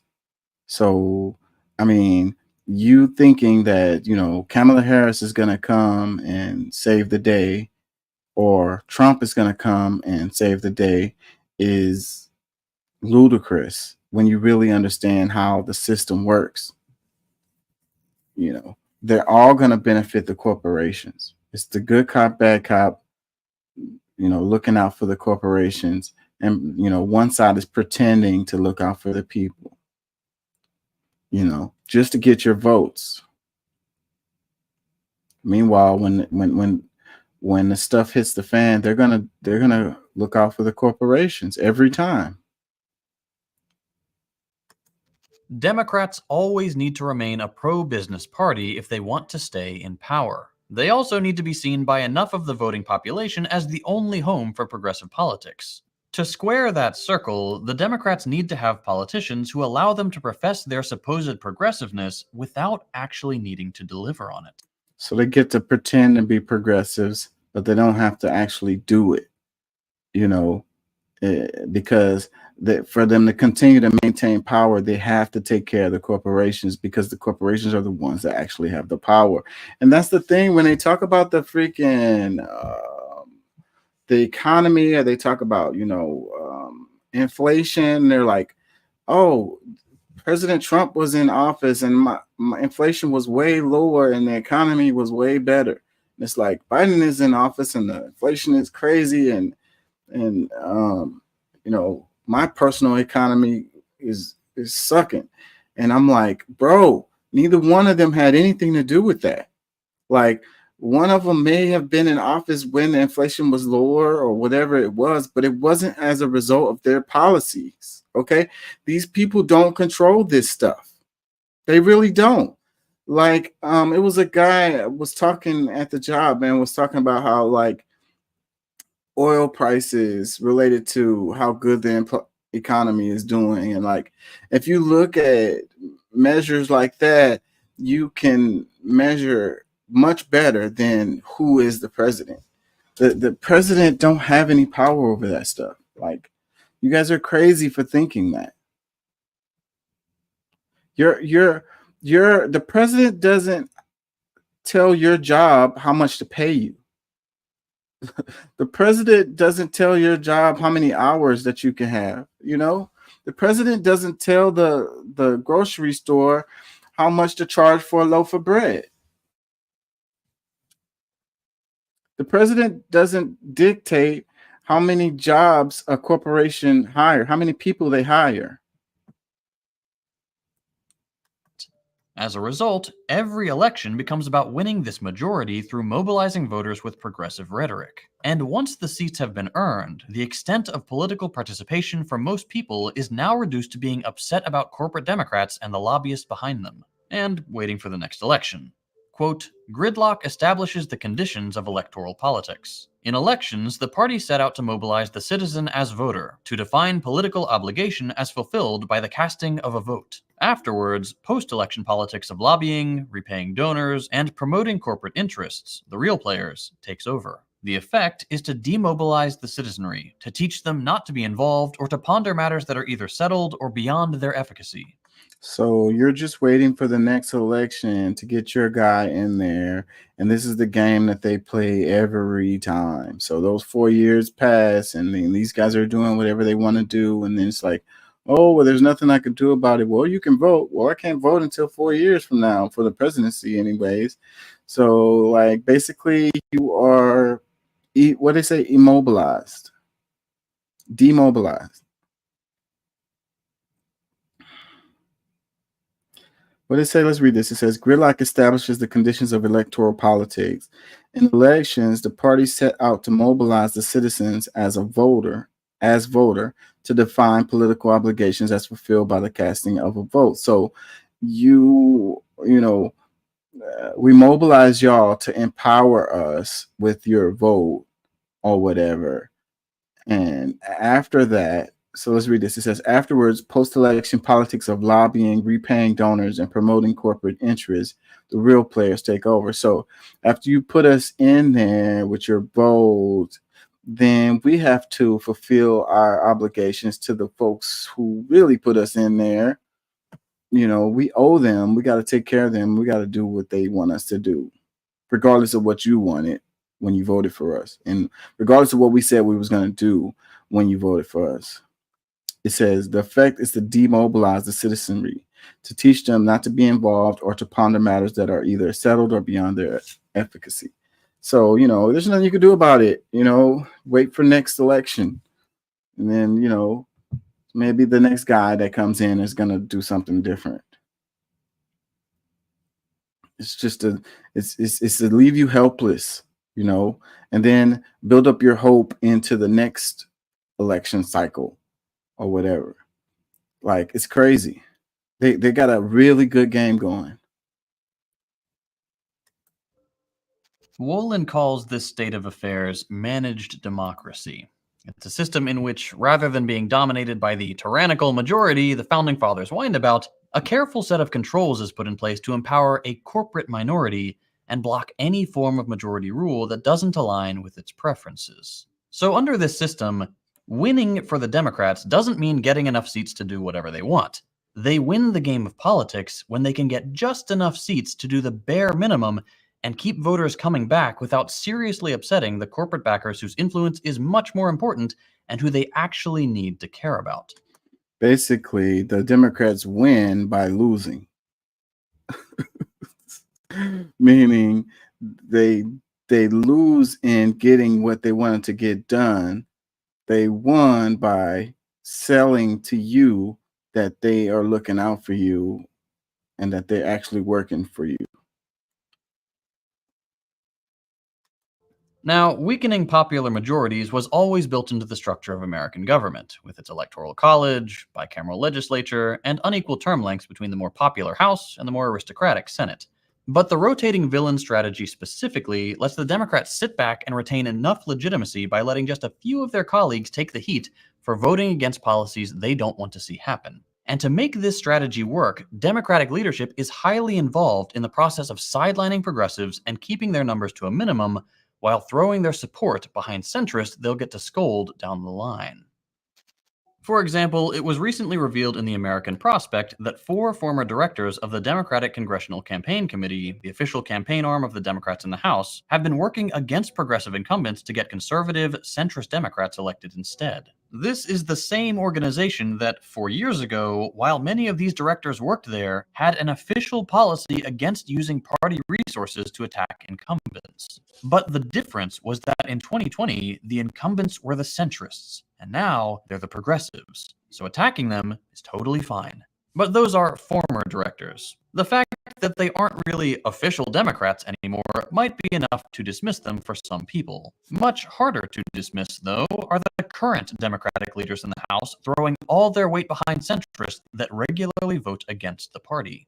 Back in March, Sludge revealed that, quote, the House Democratic Leadership Super PAC donated more than $1.1 million to a lobbyist-run centrist group that has worked to undermine the Biden administration's agenda on lowering drug prices, regulating the finance industry, and put hundreds of thousands of dollars behind obstructionists. If the party wanted to actually do stuff when in power, its leaders wouldn't throw so much money at the corporate darlings it knows will block every bill that would fulfill a campaign promise. Case in point, Hillary Clinton just endorsed George Latimer against the more progressive challenger Jamal Bowman in the primary race in New York. Who's George Latimer? Well, according to Clinton, a, quote, strong principled Democrat who will fight for President Biden's agenda. According to Latimer's own track record, though, he's a centrist who refuses to raise taxes on the wealthy and will stand behind Israel no matter what. Bowman lost too, by the way. Progressive policies will get you votes, but it won't get you promoted. It won't get you very far in the Democratic Party. That race, by the way, has become the most expensive House primary ever, in large part because United Democracy Project, an AIPAC-affiliated super PAC, pumped in more than $14 million in ads for the centrist candidate. That's how he won. And that's why the money in the politics is such a big thing. That's how they determine, that's how they know who's going to win, is by who has enough money. They put all of those ads in there and demonized Bowman in those ads. And that pushed that little, the swing voter, the person who's fleeting in politics, who don't really pay that much attention. They're sitting on their couch watching a TV show, and these ads come on. And they're like, oh, well, I guess Bowman is a terrible person, so I guess I'll vote for the other guy. They see those ads over and over and over again, and it works. And this is an example. It worked in this one. Like, I don't even think anybody knew who this guy was, Steimer or whatever. But he ended up winning because it was so much money put behind him. And it's not the first time we've seen. And the other part that he's not telling about this, I don't know if he mentioned it, but I know he said AIPAC, but Bowman, he came out against the war in Palestine, and saying that there should be a ceasefire, and the Israel is committing genocide and all that. So AIPAC was like, oh, hells no, you can't do that, and you wonder why the Democrats are always so friendly when it comes to that Israel-Palestine situation. They're worried about their seat. They know that AIPAC's going to come for their head if they say the wrong thing, because they don't forget, and they don't give a damn if it's 2, 6, 10 years later. They're coming for your head, and they have so much money to just throw, at your opponent that they'll get you out of there, and they have done it many times before.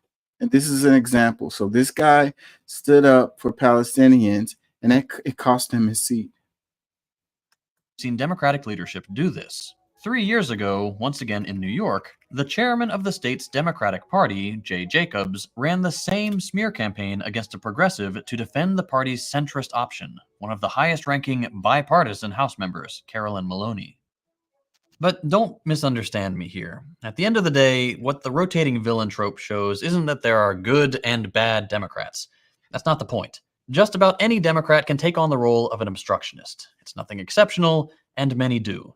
Sinema used to be a radical progressive running with the Green Party. That never stopped her from becoming a huge obstacle to progressive policies. The point is that for every somewhat left-wing Democrat opening up space for working-class politics, There is a party apparatus, a governmental structure, and a corporate stranglehold on politics ready to unravel their efforts. For every progressive campaign promise, you can always keep in your head a little asterisk that says, if we feel like it won't hurt our finances too much. And while a few Democrats take the heat for being the flipped vote, the party and dozens of regular rank-and-file elected officials get all the benefits of opposing progressive politics without actually having to admit it. The truth is that the Democrats will never be a force for radical change in this country. Never. Radical change comes from the organized masses, and that is not who the Democrats represent. Never, never, never, never, never, never, never, never, never gonna happen. Marginal change, incremental change. They are worse, I would say. They are worse because people put their hopes in them that they're gonna make a change. And it takes the fire out of progressivism. You know what I mean? It burns them out. It uses them up. It consumes their energy. So they are worse, than the other side. The other side is going to ram in what they want to get done, but that ignites the progressive energies. It makes them angry. It gets them going. It gets them going out there to do something. Like Obama lulled the left to sleep because they were like, we got Obama in there and he's going to take care of things for us so we can just chill and relax and let Obama take care of us or whatever. So Obama had a horrible impact on progressives because they got lulled to sleep by his eloquency and his great performances and his great speeches, and it was believable. Finally somebody is talking some sense out here and is going to look out for our progressive values. So we're good. I can go lay in the bed now and watch my TV show. People like Trump ignite the progressives. They get them angry. They get them up out of their bed and get them in the streets. So that's what I'm saying. These Democrats are worse. They take the fire out of the progressive spirit.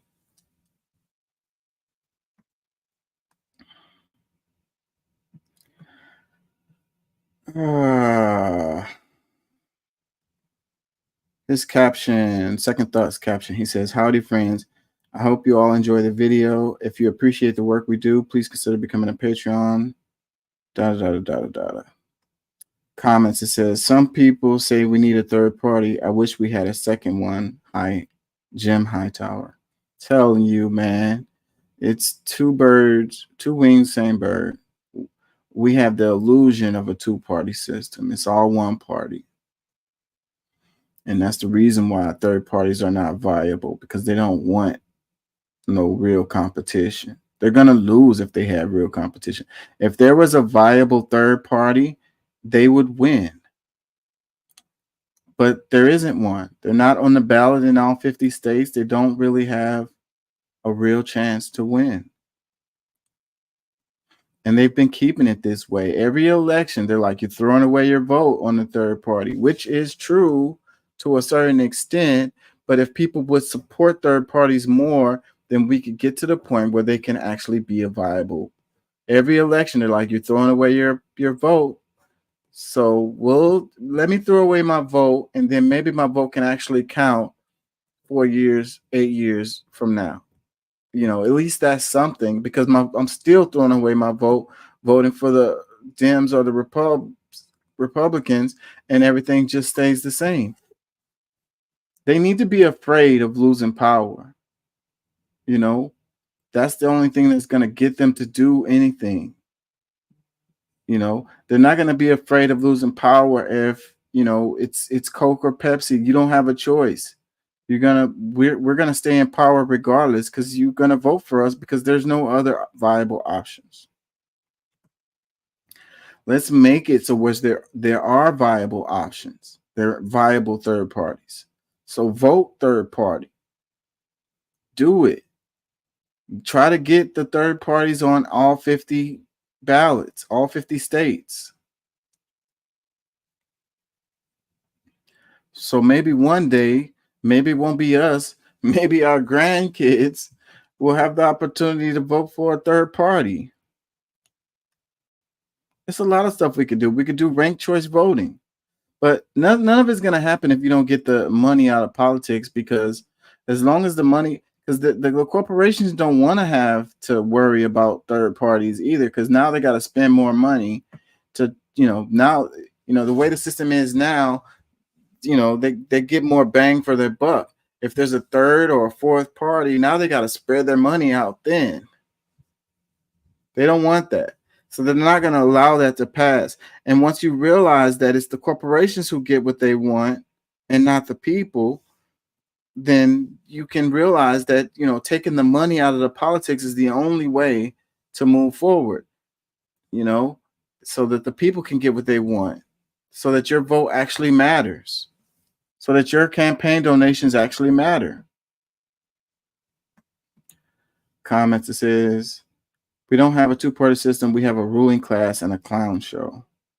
Another one, rest of the world, bribery, USA lobbying. Another comment, having the genocidal Israel prime minister appear to Congress with applause from both parties is proof that America no longer has good options. This dude was getting standing ovations left and right from his lies.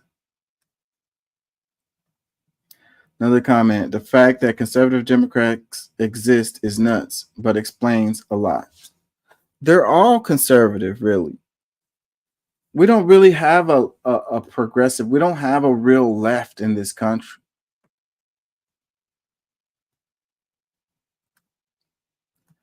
The fact that the only options we have as a populace is intentional stagnation or creeping Christian theocracy is exactly why we are overdue for a revolution. I gotta copy that because that is it.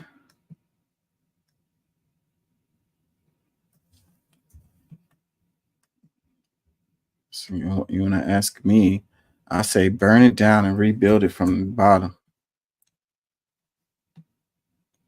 I don't think we can get good results out of this particular system. It's set up to fail, but it's not really failing. It's succeeding, but it's failing the people, but it's succeeding in what it's intended to do. So burn it all the way down and build a new one. Another comment says the system isn't broken, it's working exactly as intended. Another one, America's democracy is a facade, LMAO. Another one, I don't understand why corporate lobbying just isn't banned completely. Another one, because it's another right-wing party. Another one, Democrats with a united government. I'm too weak. Republicans with a united government. Ultimate power. Another comment, it says, neither political party gets anything done because the status quo is in the best interest of both parties. We have a uniparty for all intents and purposes.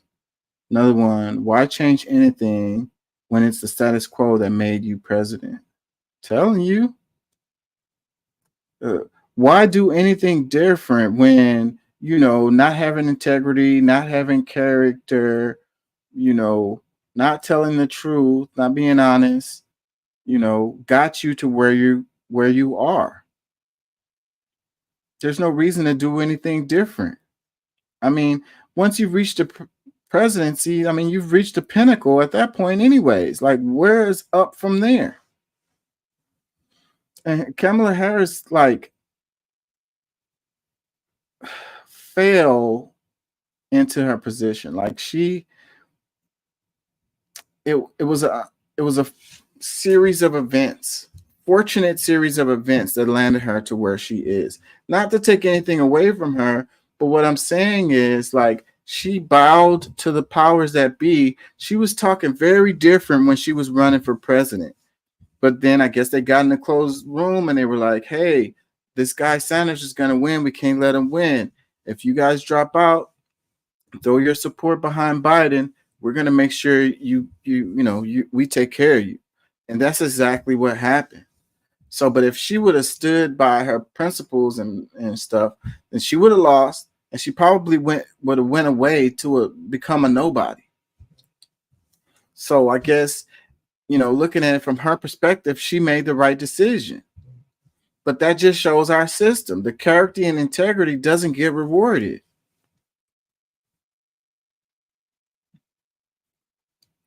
Another comment says, sometimes I think about all the people who've ended themselves over stupid things like having medical debt. That's only one form of the many ways that people commit political violence against us. Yet we are never even supposed to protest without permission.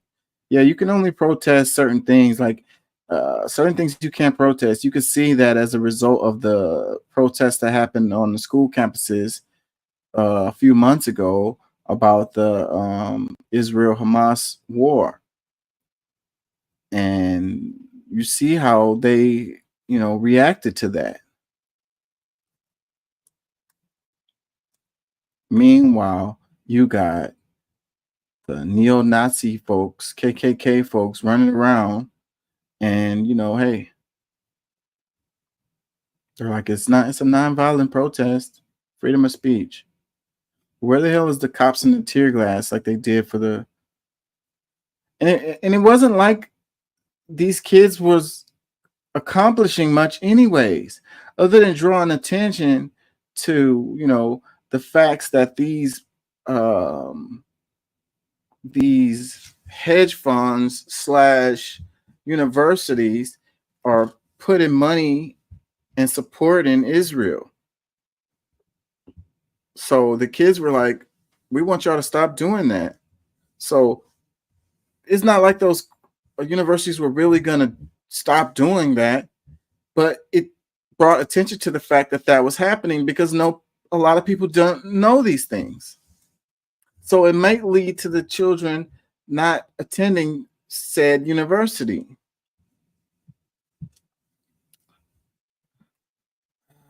It says oligarchy, corporatocracy, stratocracy, bureaucracy, gerontocracy, kleptocracy, kakistocracy, but definitely no democracy in sight. This is why I can't be invested in this charade. In addition, we've just had a genocidal maniac addressing Congress to endless feverish standing ovations while he spewed the most sadistic lies. It was nauseating. It was one of the most sickening sights I've seen. I don't think the U.S. will recover from this in the eyes of the world. It's not like the U.S. has the greatest impression around the world anyways. I mean, you got a country ran by criminals. If you're a criminal, then it's good. But if you're a whistleblower, not so much. If you're a journalist that has integrity, not so much. But hey, you can come over here and make some money and have a decent life. You just got to deal with the police state. Keep your head down and don't make any waves, and you could be good. If you support the theocracy, then you can get promoted and then become the president. Another comment, it says, gotta love the corruption is called lobbying. Another one, just one more term, bro. I swear, bro, one more term. Just one more term, man. And I swear we're going to make a change. Vote for us this time. It's the most important election of your life. The world's going to come to an end if you don't vote for me, bro. Like, I swear, if I get in there this time, I swear, bro, I swear I'm going to do what I said I was going to do last time. But this time it's going to be different. I'm really going to do it. Nothing is funnier than hearing purportedly serious people claiming that democracy is under threat in America. What the hell are they talking about? And when is democracy coming to the USA? We've been waiting since the 18th century. I'm saying, and that's where this is what the Dems are saying, democracy is under threat. Trump is going to bring an end to our democracy. Like, okay, I mean, like, how is he going to go about doing that? It's going to become more corrupt than it is already. Like, fewer people are going to be in charge than the few people that are in charge right now. You know, my vote is going to count less than it counts. I mean, it already counts for 0. What's less than 0? I love these comments. Like, these are people that actually know stuff. Another comment says, the purpose of the system is what it does. It's pointless to say a system is for doing what it always fails to do. I'm saying, like, oh, you know, the system is set up to do said thing, but that said thing never happens. This other thing always happens, but there's always an excuse, the reason why it, you know, it doesn't do what it was supposed to do. And it's like, wait a minute. No, the system obviously is set up to do what it's doing. Systems manage people, people manage systems. You create a system to manage folks to get the results that you want.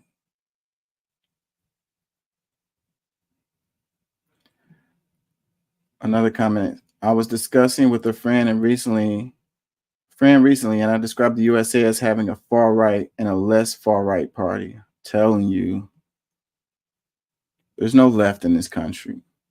Y'all think it is. You are drinking the Kool-Aid.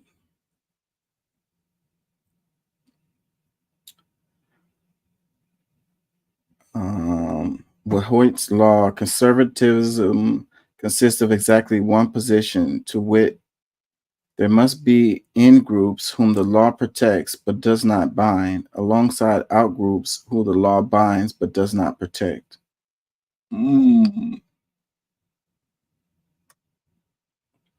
That sounds like the system that we have here.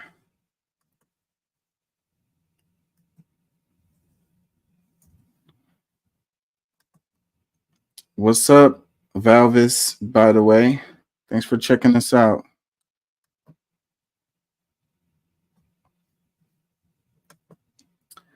Some more comments. It says, Democrat Party will be classified as center-right in most of Europe.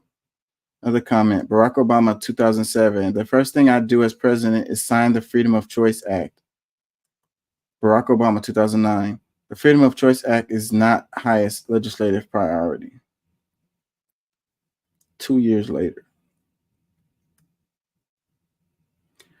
Another comment, you mean we get bread in circuses? Oh, we have to buy our own bread, and there's only the one bread seller, and they only sell poison, and the circus has a monthly subscription. So we don't even get the bread in circus, like we got to pay for it. Like the lions eat you if you show up. Yeah, that's about right. Another comment says, America's two political parties, Republican and Republican light. Another one, there is no center-left party in the U.S., only center-right and far-right. Another one, is this what being American is really about? Finding any way you can get rich no matter what? Yes, that's what it is. That's what it's all about. Rich and powerful. Don't leave out the powerful part. Another comment, they don't need to show results. They just need to show potential. Another comment, dude, your content has been so influential for helping me change the minds of so many of my friends that we're still being skewed by big media. It's really nice having somebody point out society's real issues like this. Yeah, I really do enjoy this channel. I wish I could make stuff half as good as what this guy makes. Another comment, finally someone explains how I feel. For years I've been saying the Democrats do just enough to keep people voting, but never actually do what they say. Controlled opposition. Another comment, we have no left-wing party in the U.S. Well, we do have minor ones that have zero influence, the Greens, Socialists, Alternatives, etc. But we get to choose between a center-right party, the Democrats, and a fascist party, the GOP. Both have the same economic interests and foreign policies. They work for the corporations, not us. Funny how when the Democrats have control over the presidency, House, and Senate, the progressive policies never get enacted or are greatly watered down because of a few conservative Dems. It happens every single time. Personally, I'm sick to death of it. It's a joke. Thank you for pointing out why this happens. Another comment. A few weeks ago, I came across a clip from The Simpsons. It It was an illusion. It was an illustration of both political parties with a few signs and banners over them. For the Republican Party, a banner said, "We're just evil." For the Democratic Party, their banner said, "We can't govern." That episode looked like it was from the early 1990s, right around the time the Democrats embraced the third way. More than lobbying, more should be educating people on how this political philosophy operates in modern American liberalism. Yeah, we can't govern. So that's the thing. The incompetence is what, and the people believe it. It's like they're incompetent, and that's the reason why, they can't get stuff done. And I'm like, bro, there's no way, maybe some of them are incompetent, but there's no way all of them are incompetent, bro. Like, there's no way. How could they possibly get into the positions of power that they've gotten into by being incompetent? Incompetent is a bullshit excuse. No, they're doing exactly what they need to do or what they should be doing, or what they want to do. They know the results of the things that they do. Look at Obama. Can you call Obama, like, you could call him many things. Call him incompetent, and that doesn't fit at all. No, he wasn't successful at what he was supposed to do or what he said he was going to do, because that is the way it works. He was actually incredibly successful at doing what he was supposed to do. And looking out for the American people was not it. Okay? The dude was incredibly successful. Ridiculously over the top successful. He was really good at what he did. And what he did was lull to sleep the progressives. What he did was make sure the progressive wave did not happen, to make sure that we didn't get anything close to universal health care, to make sure the unions were weak, to make sure that the corporations were bailed out, even though they were the ones actually incompetent. The money that you put into the system that should come back and benefit you is used to bail out these damn banks who are screwing over you.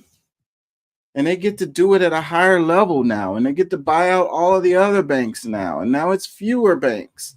And now they're doing the same things that they were doing back then. We got another banking crisis coming. There ain't no doubt about it. There's a crash coming.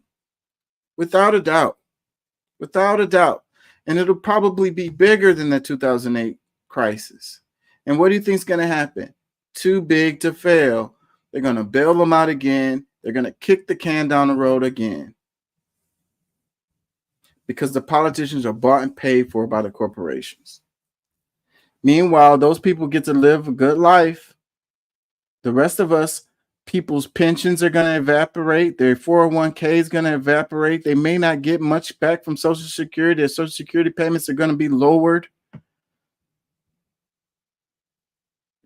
Your safety net, your security net is in peril. Theirs, not so much. All of it can fall apart. They're good already. They got their yachts and they got the offshore bank accounts. It's not going to get touched. The whole thing could crash and they could just leave the United States if it gets too bad. They're good. They don't care. They're going to take care of their friends and family. They're going to be fine. They're leaving out the back door with the bag. You get sold on the idea that the next guy is going to say Trump is going to save us all, or Kamala Harris is going to save us all. They're trying to dig into Social Security. They're already digging into all the social programs.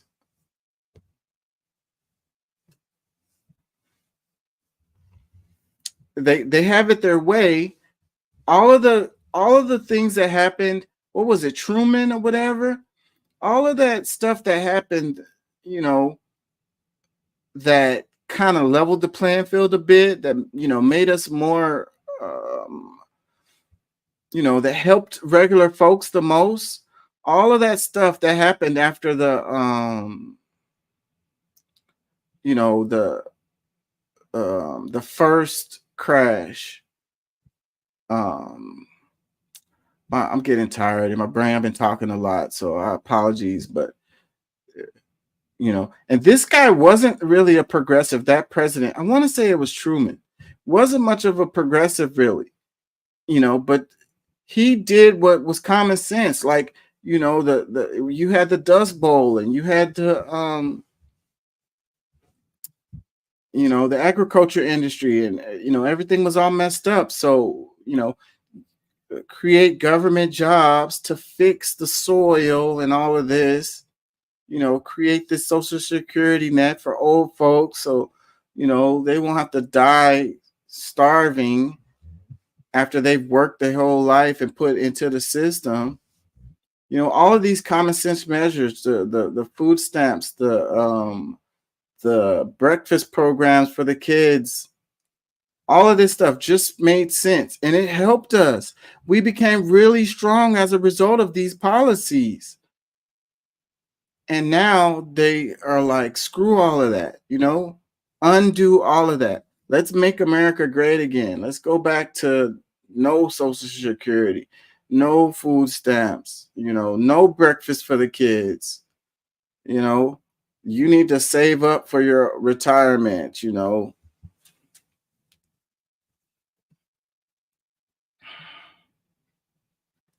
Anyways, it's like a whole Enron, the Enron thing that happened. It's like it's bigger now. Now you have multiple Enrons, and those Enrons getting money from the government, getting subsidized left and right. Meanwhile, the people that work for their company is on food stamps because they don't have enough money to buy food, because that same corporation is, you know, the minimum. That was another thing that got established, the minimum wage. So the minimum wage hasn't been improved since what, the 90s or whatever. And these corporations, you know, they got more productivity out of their workers, more productivity than they've ever gotten before. And they're not paying their workers, and the profit just goes right into their pockets. It goes right into the CEO's pockets. The corporations do stock buybacks instead of investing in innovation and creating new and better products and services. And, you know, they just laugh all the way to the bank, you know, and you know, and then they, like I say, they get subsidized by the government because they're like, oh, they create jobs. Yeah, they create they wage theft jobs. So they get subsidized by the government because they create jobs, and then the workers have to get food stamps. So it's what do they say? It's rugged capitalism for us, and it's socialism for the corporations. Like, they got the best deal ever. You know, they get to take advantage of the system as far as us paying in taxes. You know, they don't pay any taxes, and they get subsidized by the government. Meanwhile, we pay in the taxes, and then we don't get any benefits as a result of all the money that we're paying in. Infrastructure is crumbling. Everything that benefits people as a whole is crumbling. Our water systems hasn't been updated in forever. We're like a third world country. I don't like the third world country phrase, but people understand what I mean when I say it. So, you know, as far as our water systems are, we might as well be some third world country. That's why we get a little bit of rain. Like recently, we had the hurricane here in Houston, and you had people with their water out. Why the hell? Why the F? You got sewage everywhere. You got rusted out pipes. You got water that can't be drank in this country. Everybody knows you don't drink the water out of the faucet unless you want to get sick. So it's like, well, just buy you some filters or a water infiltration system, or, you know, buy bottled water, then the bottled water is trash too. They take the clean water out of the rivers and then put them in bottles and sell them to you. And the local community is screwed. They sell the water right back to them, the same water they just took out of the damn river for pennies. For pennies.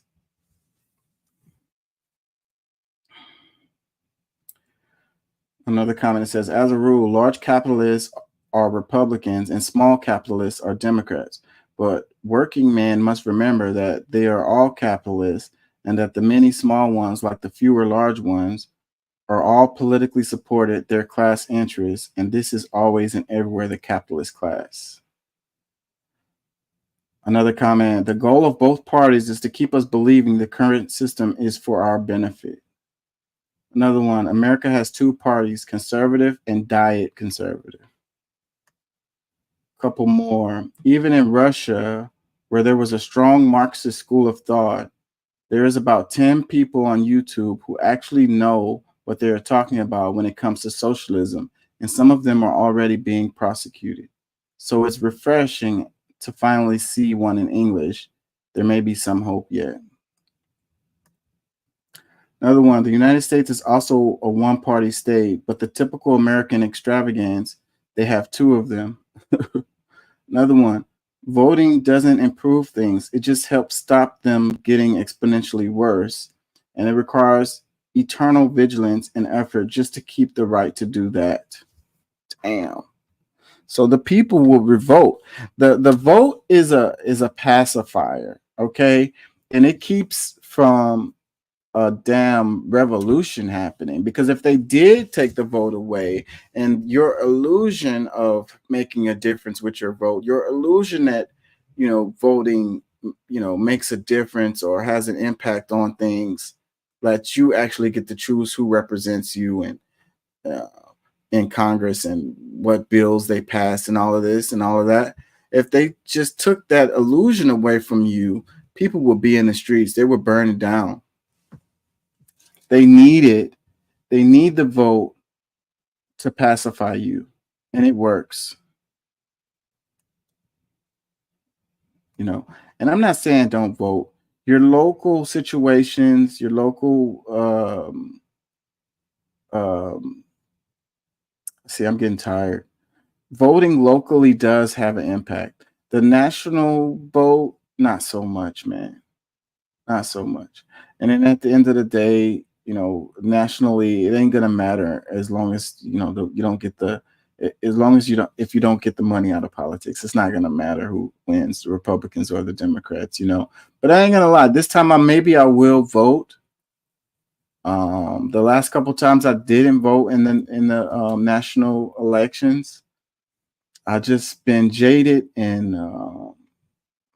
felt like it doesn't matter, you know. And so, but one of the ways that they do, you know, is voter suppression is a good tactic, and apathy. And when people get to the point that I am, feeling that it's all hopeless, it just gives them more room to just, you know, unequivocally do whatever the hell they want to do, you know, without any pushback. So if the participation, you know, in other countries, the participation is much higher than here in the United States, much higher. You know, it's probably somewhere around 50-60% of people who could vote, eligible voters, that actually go vote. You know, other countries is much higher, 75, 80, 90% of the people actually go vote. But these people in these countries tend to be more politically astute. Like, they know more about what's going on than Americans. Like, we are so distracted. We're just scrolling TikTok and we just look at headlines and we don't really know what the hell is going on, you know. And, you know, like what's the saying? It's like, I'm just not that into politics, but it's like your boss is, you know. So he goes and votes, and then all of his employees don't. So his vote has a little more power or whatever. Like, I don't even know what I'm trying to say here. It's like, I don't know if maybe things would be different if people felt like they could make a change, and maybe they would, at the very least, your vote maybe doesn't matter, but if you get involved as far as knowing what's going on, like knowing the policies, knowing what the people who are running, what they stand for, and making really good selections on who you're going to vote for, it makes you more aware of what's going on. Therefore, you can make better decisions in your life about things, and you can have a dog in the race, and you could be, more interested, and teach your kids and your friends and your neighbors, and everyone can be more politically aware of things. And, hopefully in time that can have an impact, because if what we need is a revolution. But if people are so apathetic and just sitting at home watching TV, then the revolution is never going to come. But more and more people actually aware of what's happening, and then they go and vote, and they can see how they got screwed. Maybe it'll make them angry. Maybe they'll get out there in the streets. A couple more comments. It says, wow, there's a lot of stupid people in the comments defending the status quo. Another one, the best way to control the opposition is to lead it ourselves, the oligarchs party. Controlled opposition. Another comment, if politicians fixed anything, they'd be out of a job. The incentives only making everything bigger, slower, and more expensive, more complicated and unsolvable. That's the thing about the border. I feel like they scream about the border like crazy, but when you start talking about things that's going to actually improve the situation at the border, then people's eyes glaze over and they lose attention. Even the politicians, they push away from the stuff that's going to actually help their situation, but they scream about it like it's such a existential threat, like it's the most important thing that's going on. I mean, like, let's say it is. If it is, then why aren't you making moves to improve that situation? Allow the funding to come down and have more border officers, have more offices that can, facilitate asylums, take out the red tape and bureaucracy and in the process of becoming a citizen, actually, put forth policies that's going to improve the situation, instead of just screaming the border, the border, the border, because you're just trying to get votes and you don't want it to, they don't have any intention on fixing the situation. Every election, as far back as I can remember, they be talking about the border. What has changed at the border? Nothing.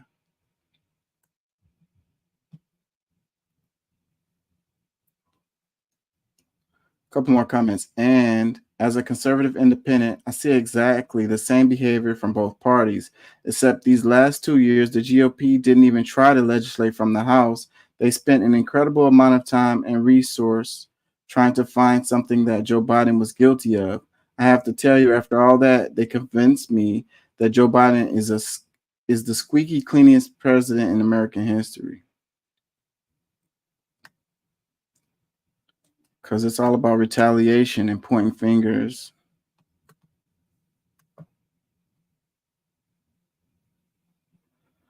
Did I miss any comments? How y'all feeling out there? Talking about that particular subject takes my energy away. I ain't gonna lie. I don't know that it makes any difference. I don't know that I'm actually getting through to anyone. As I've been doing this show over 2 years, and I don't see any movement, even from the guys that I do the show with. Like, I don't see any change in, how they look at things. And as much facts and information that we cover in this show, people just disregard it and they go with what they already believed before. And when people say they research, they're just looking for information that supports their predetermined views. And they disregard the information that goes against it. Like, the truth and facts matters less and less these days. They got alternative facts.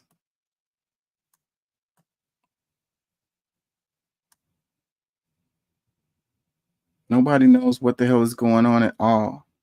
People don't care. They just want to cape for their team.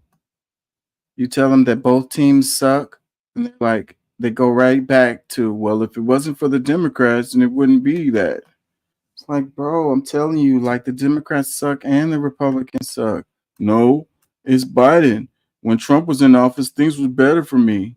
It's like, bro, the president doesn't determine how the economy is, bro. The president doesn't determine how many people are employed. The president doesn't determine how much the cost of a loaf of bread. He don't have that kind of power. It's the corporations. And then when I keep on saying the corporations, it's like I sound like a damn broken record. And then they just go right back to the politics. Like, it's too big because the corporations control the media. So they don't want any narratives that are pointing to them as the problem. They rather you point to the Democrats or the Republicans.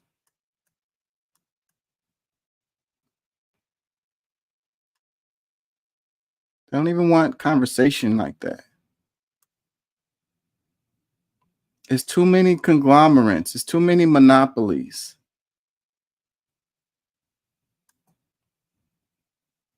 The more I started to educate myself on our country and on our democracy, the more I learned that everything that I care about, from pollution to public health care to public education, immigration, it all falls under the umbrella of corruption. Nothing can really change in our country if the 0.1% can buy off votes. And so we elect these officials into office, and they're immediately fundraising and working for the people who got them there, which aren't the American people. So trying to find ways that we can create fundraising for campaigns that don't just come from a very small part of America, because without that, then we're not going to ever have a full democracy. So I think that young people are the answer. I'm going to be focusing mainly on an organization I'm a part of, Represent Us. I'll be traveling around just trying to get young people engaged politically on a local level. The more I started to educate, getting more young people engaged on a local level.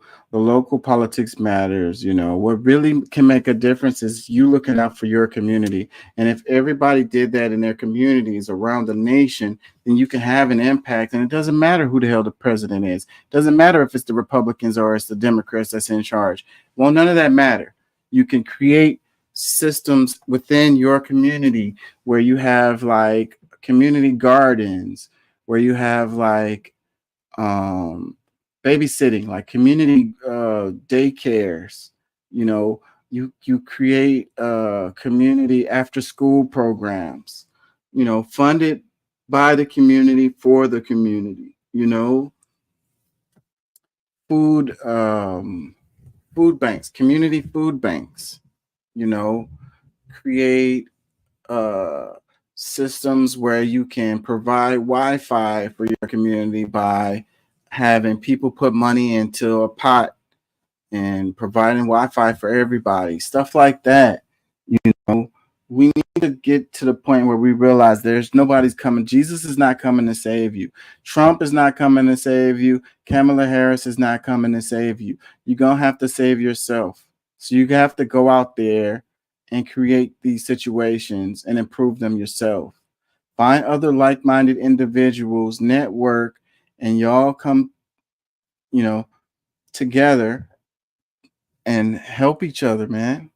And screw who's the president. Screw if it's the Republicans or the Democrats. Screw whoever's the governor. Screw all that shit.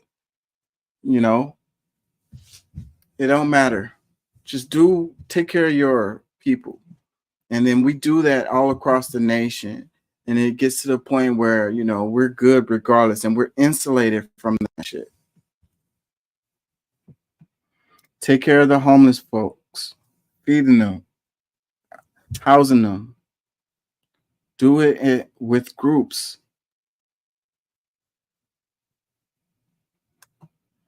It's like there's a trend, there's a meme that goes around and says, what radicalized you?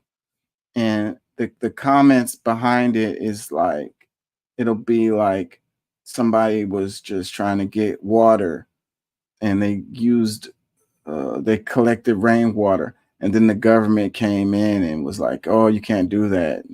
You know, it'll be stuff like that where people are just trying to take care of themselves, and then the government comes in and screws over them about it. Represent us. Jen's right. Every issue we care about is caught in the grip of our corporate political system, corrupt political system. And until we fix that, not much will change. The good news, we have the power to fix what's broken, learn about our winning strategy, and find out how you can get involved right now at Represent Us.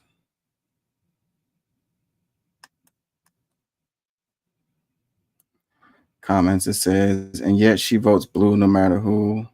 Another one, who is this person speaking? Why should I give her any street cred or pay attention to anything she is saying? Like, who cares who she is? Like, as far as like celebrities being leaders or whatever, is some crazy stuff anyways. Like, they're entertainers, like they generally not the smartest folks or whatever.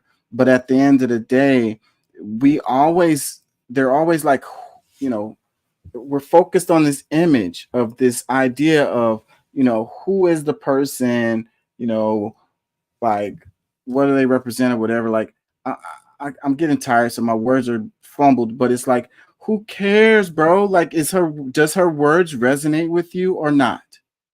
That is what matters. You know, who the person is, if they're female or if they're a male, if they're white or they're black, are they Republican or they're Democrat? You know what I'm saying? Are they on CNN or MSNBC or Fox? Like, that is what people focus on. They're like, is it Al Jazeera or is it, you know, BBC or whatever? Like, no, what is the person saying? Is the stuff that the person's saying making sense?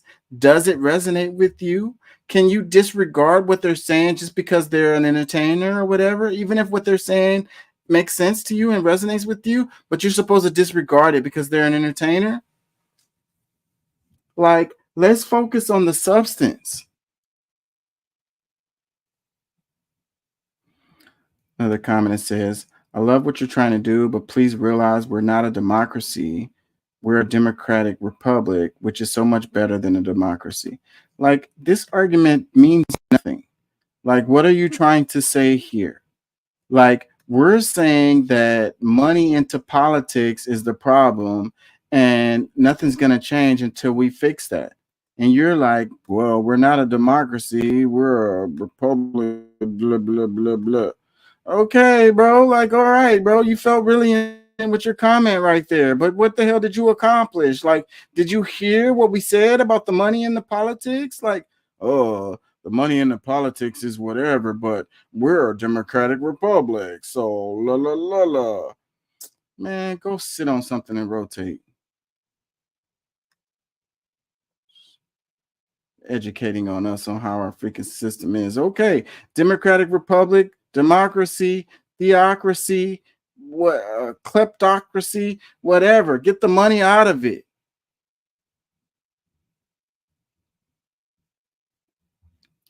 Comment, it says, demand term limits, repeal the 16th Amendment, make politicians ask for our tax money again, and demand that a law is crafted that makes stock investments trades not allowed while in office. Another comment, it says, she's 100% correct. As soon as someone manages to get elected, their number one job is fundraising for re-election. They go to big money donors who expect same action in return. I can think of quite a few ideas, but one that seems immediate is another way to fund elections. How about publicly funded election? Other countries do. Real simple answer. Publicly funded elections with a cap on how much you can spend for an election, and give the candidates equal time with the media on getting a chance to get their message out.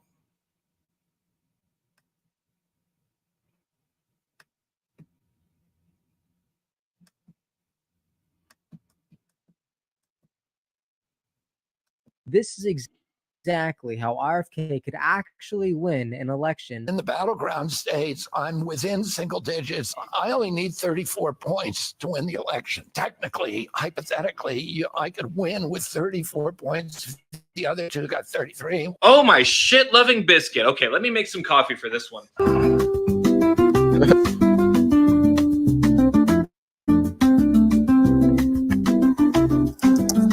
was I? Theoretically. All right, welcome back to Stop Fucking Saying That.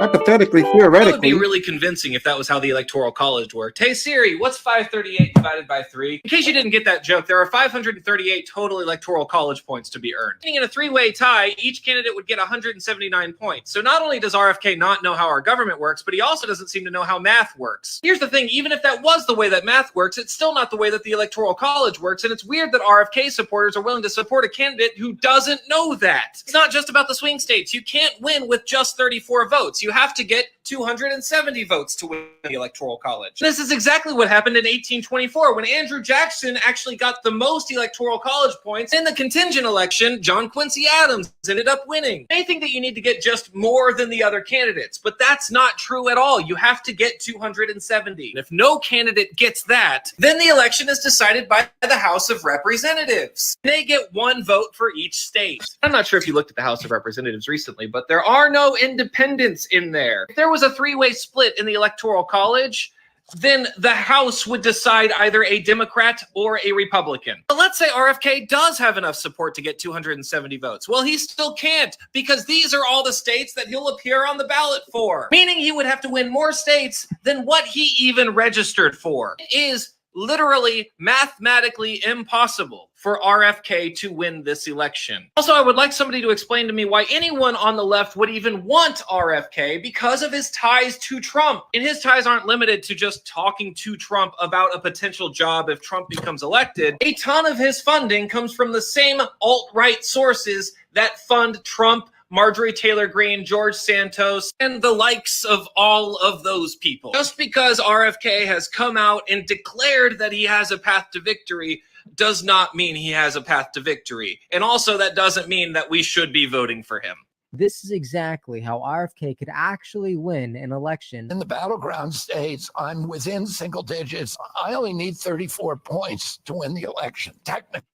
In the battleground states. So theoretically, hypothetically, possibly I could win. No, this guy has zero chance of winning. They've been talking about J.D. Vance and Trump feeling like maybe he made the wrong decision. A really interesting shakeup would be if Trump dropped J.D. Vance and put RFK in there as the VP. That would be an interesting twist because of Biden dropping out and Kamala getting in there, it has caused this energy or this momentum shift for the Democratic side. And, the Republicans could benefit from a shakeup on their side, to increase enthusiasm. Because the people that were going to vote for Trump were going to vote for Trump and, regardless or whatever. So, but, we know it's going to come down to a close election, guaranteed to be neck and neck. It's just the way things are set up. It's going to be neck and neck. So for Trump, he wants to get those undecided voters or maybe some of those Democratic voters or whatever. Getting someone like the ones who were supporting RFK, ones that probably wouldn't have voted for Trump or Kamala Harris, and getting them on board with the Trump campaign maybe be enough to push them over the top.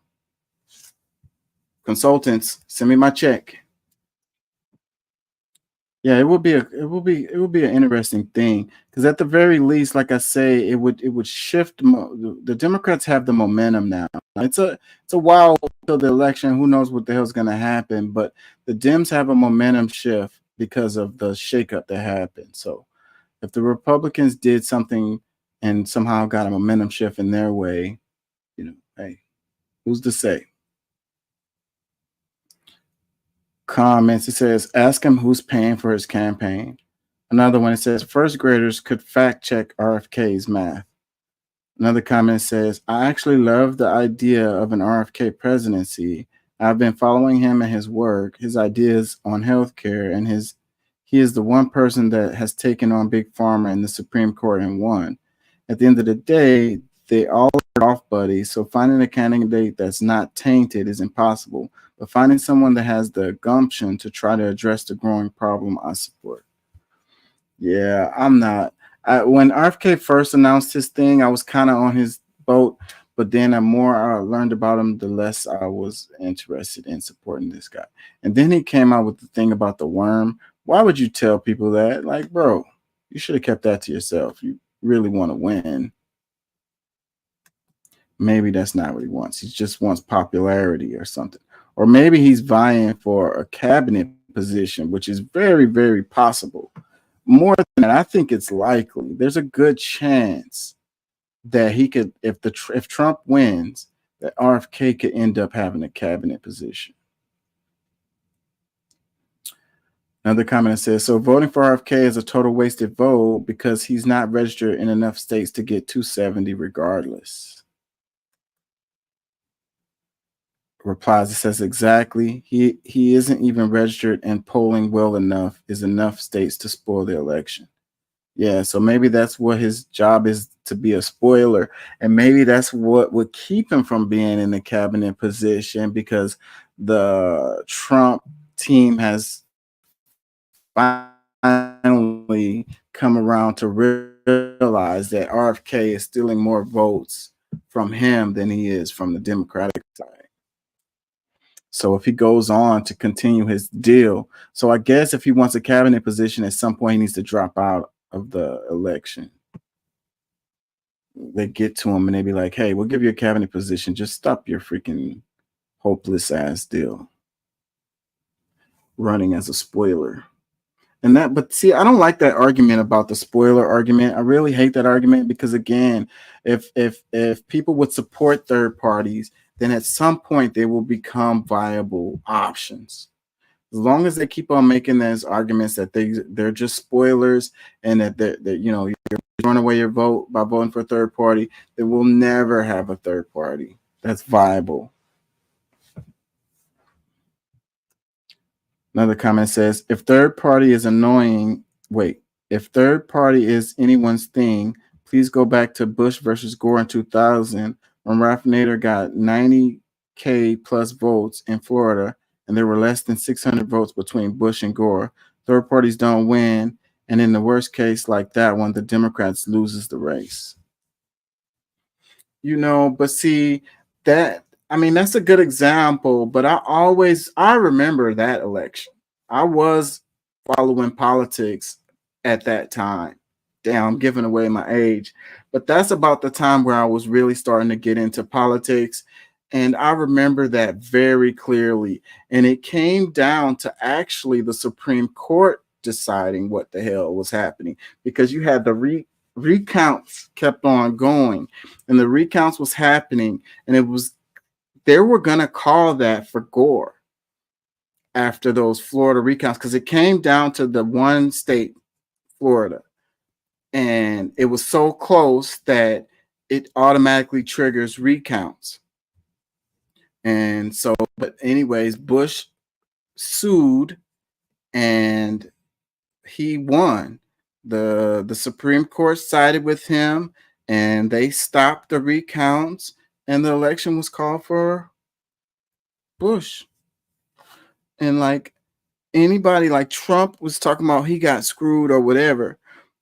Gore got screwed. He got sexually assaulted, bro.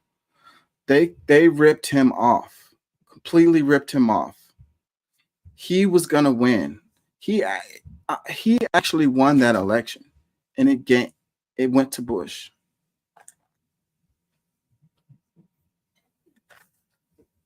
I'm ending soon.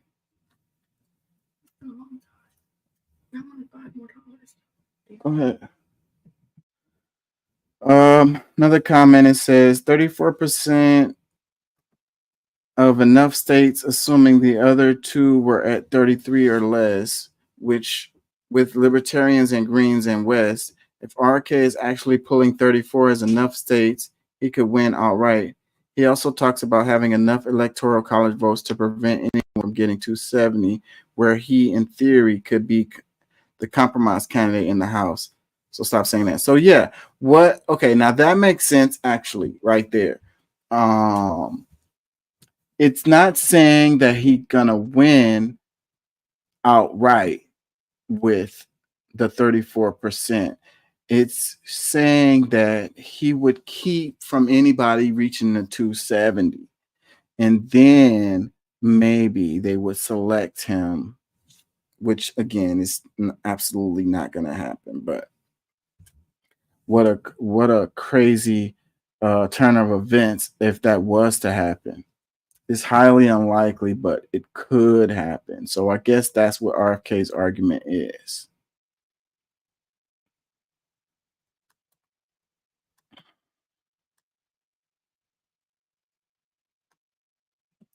You know, and no one's talking about Cornel West. I mean, he doesn't have a shot either, but at least they should be talking about it. And the stuff that he's covering, his policies and stuff, like that stuff should get out there and become discourse. You know, it will influence the discourse about the policies of America. You know what I mean? Like I say, he don't really have a chance, but it would be nice, like if we had the debates and we had Kamala, Trump, RFK, and Cornel West up there, that would be very nice, because it will educate the American people on alternative policy choices. Now, RFK and Cornel West don't have a chance, but whatever policies those two inject into the conversation can end up being, the people can end up pressuring, you know, Kamala Harris or Trump or whoever ends up winning to adopt some of those policies. And it would be influential to, you know, Trump or Harris to adapt those policies if they saw so many people were supporting that stuff. Another comment says, please pin this post so we can just tell people to come watch it. I'm so sick of seeing comments that suggest a third-party candidate could come anywhere close to winning this election. They say things like, but if enough of us vote to them, nope, that's not the problem. Makes me nuts. Thank you for this. Yeah, I mean, a lot of people can vote for them, but they still don't have if they're not on the ballot in all 50 states, they don't have a chance. You got to reach 270. You can't get that without even being on the ballot on all the states.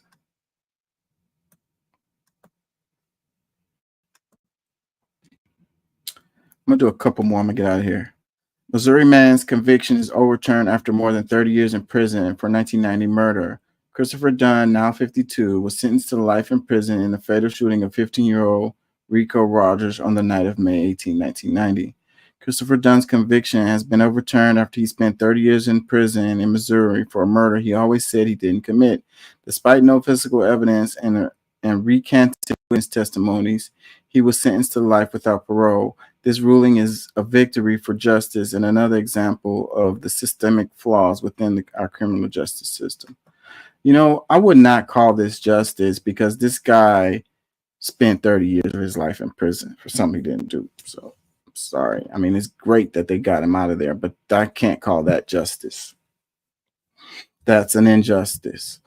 And this shows that they I covered a story in the last show about the guy who they arrested for murder, and they had to let him go because the camera outside of his home showed that he was home and that he couldn't have committed the murder. So, you know, it just shows how much they actually do investigations, you know, how thorough their investigation was and how weak their evidence can be to get somebody in jail or convicted or whatever. And that's the reason why I don't agree with capital punishment, because I feel like they need to be 100% absolutely sure if they're going to kill someone as the result of a crime that they actually committed that crime. And I don't have faith in our system to be good enough to make that distinction. It's too much corruption. There's too much shadiness going on. You know, they're going to be killing innocent people. And then, so what if they would have killed this guy right here, you know, and then they find out 30 years later that was innocent? They can't give him his life back. They already destroyed this dude's life. He was in jail for 30 years. Couple comments that says, what possible compensation could there be for 30 years of your life? Appalling. Another comment, the judge should now spend the rest of his or her life in prison. I mean, that's extreme, but I don't know. When you make these kinds of mistakes, there should be some kind of accountability.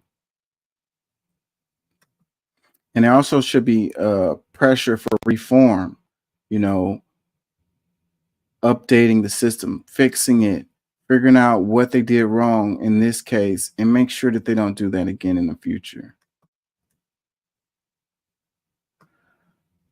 Another comment, it says, this is my brother Tariq. He was sentenced back in 2003 to life without parole, 77 years for a nonviolent armed robbery that occurred back in 2001. His two co-defendants only received 5 years each, however. He has uncovered the fact that his sentence is illegal and it violates due process of law as well as due process of his constitutional rights. He was sentenced under the recidivist statute in Georgia, which enhances a person's sentence only if that person has been convicted of a subsequent crime or if that person has 3 or more prior felony convictions. This is my brother's first conviction as an adult.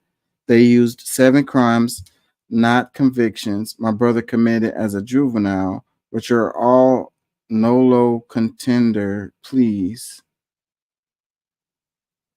Oh, what? Talking about no contest? Which can't be used as felony convictions due to the nolo contendere statute. But they still enhanced my brother's sentence and gave him life without parole, literally a death sentence. My brother's case is now in the hands of the Georgia Supreme Court. They will have an oral agreement on August 20th to determine if he's eligible for any relief because they already have admitted that he's right, but they keep dismissing his appeals for being untimely and successive, for filing too late and for filing too many appeals. But the laws states an illegal or unlawful sentence can be challenged at any time because an illegal sentence amounts to no sentence at all. He was denied on this issue back in 2016, but in 2019, there was a new rule on the same issue, and the appeals court granted another guy some relief. So my brother is eligible for the same relief. Please, for my brother who continues to fight. And you can also watch the live court hearings on August 20th, 2024 on the Georgia Supreme Court website. Yeah, so they just be wanting to get you in the system. That's why, like, those pleas, the plea bargains, most cases go to a plea, and they don't have to have no evidence at all on you, and they convince you to take a plea, and now you're you plead in no contest, and you're going to jail. You found guilty, and then once you're in the system, like this is showing, it's extremely difficult to undo that stuff. No matter how wrong it was, no matter how many mistakes was made, it's, once they got you in the system, they got you. And getting out is like extremely difficult. Another comment says, overturned, but they didn't allow his release yet. Attorney General blocked his release. So look how freaking horrible of a person you have to be for them to find out that the dude was innocent and didn't commit the crime, and you won't let him get out. Gosh. That's crazy.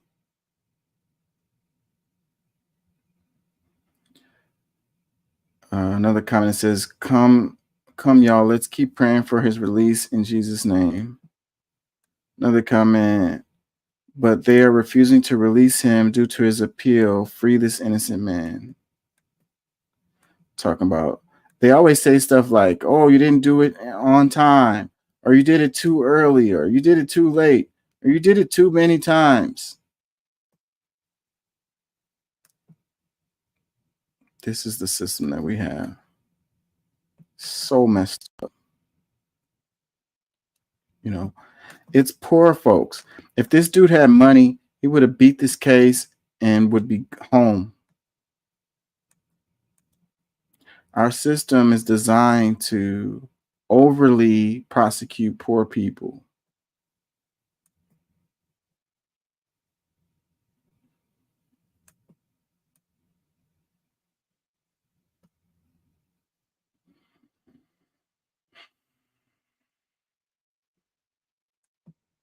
Very sad. Imagine sitting in prison for a murder you didn't commit for 30 years. And then they find that that you were innocent. And now they still won't let you go.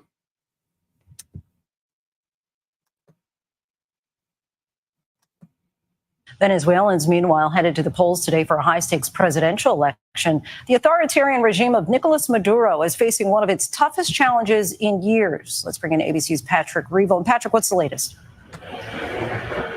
Hi, Lindsay. Yeah, polls have just closed in this critical and highly uncertain election where a united opposition hopes it can finally end the authoritarian rule of Nicolás Maduro. Independent polling before today predicted strong support for Maduro's opponent, Edmundo Gonzalez. He is a stand-in for the real challenger, Maria Corina Machado, who Maduro kept off the ballot. She's attracted crowds of tens of thousands across Venezuela, but there are real doubts that the vote will be fair or if Maduro will accept a result if it goes against him. The US and other democracies denounced Maduro's last election in 2018 as rigged. There's deep uncertainty about the outcome tonight, but a contested election could trigger mass protests and potentially another wave of emigration. A tense night ahead, Lindsay. We'll be monitoring that, Patrick. Thank you. Venezuelan. A lot of Venezuelans over here. The I work at, it's a lot of Venezuelans that work there. I know one chick, she has political immunity or whatever you call it. So she can't go back to the country as long as the present administration stays in there. So she was probably hoping that this guy would lose, because if he lose, then she'd be able to go back and visit her family. The police thing got me thinking. I was thinking about in Houston, they had a huge bus and it was related to bonds. And these people were helping people get bonds. And so they were doing some kind of fraud related to the co-signers, the financial responsibility part. And they had been doing this investigation for years, and they finally, popped it and arrested a whole bunch of people. Let me see if I can find this. Bonds. FBI bust Houston. Let's see if that pulls it up.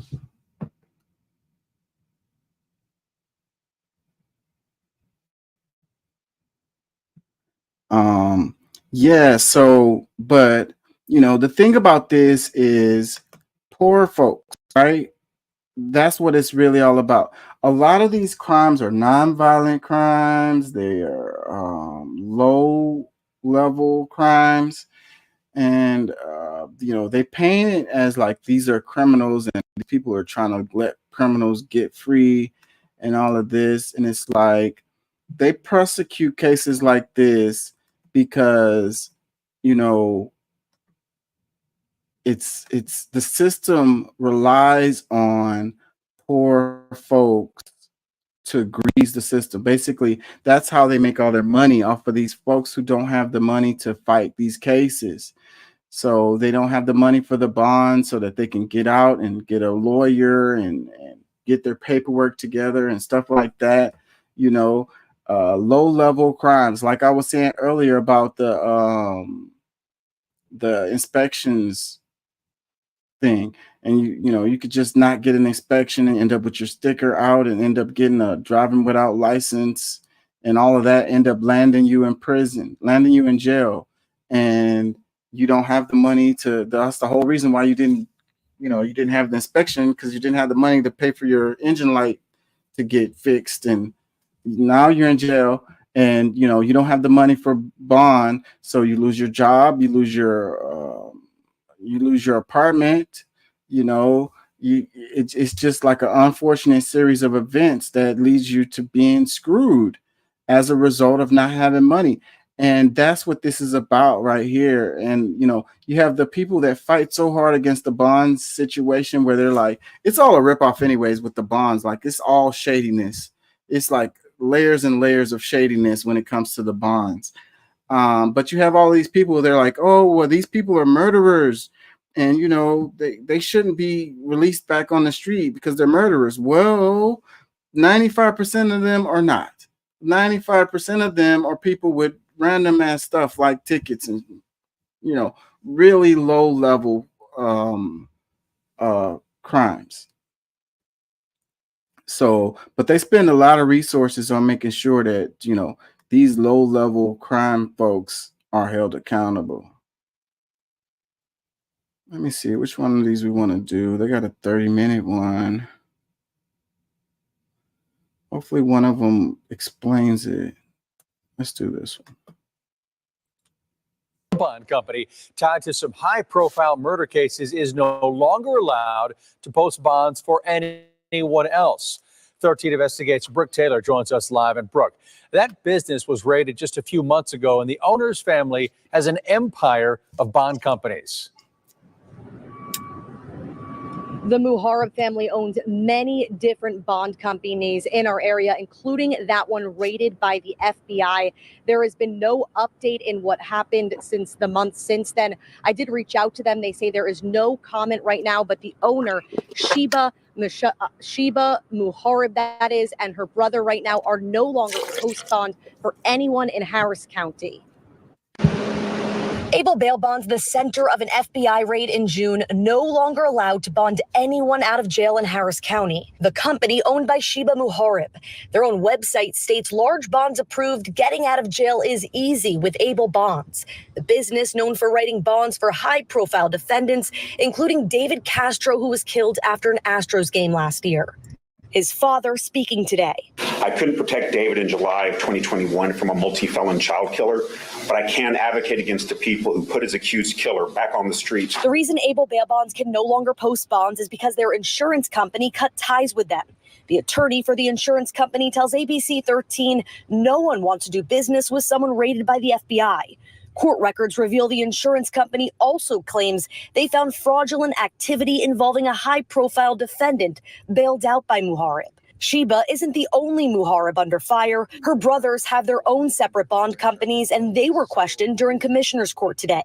Anthony Muharrab tried to renew his bail bond license, and he was denied. Just like his sister, now he can no longer post bonds for anyone in Harris County. Your sister, her license was taken away, and she's no longer allowed to bond people out either. What's your response to that and other family members as well? Well, I try not to lump us together. We're individuals with separate businesses. Ultimately, the board denied him after questioning him on late judgments on bond forfeitures and swearing under oath that his judgments were paid. Are you going to try to fight this so that you can post people out of bonds? I'll probably get with legal counsel and we'll discuss our next move.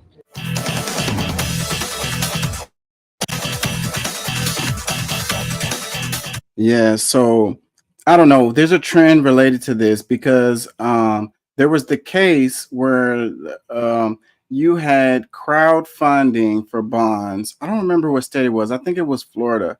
And it became big news because they did like a whole SWAT raid on the peoples at their house to arrest them or whatever.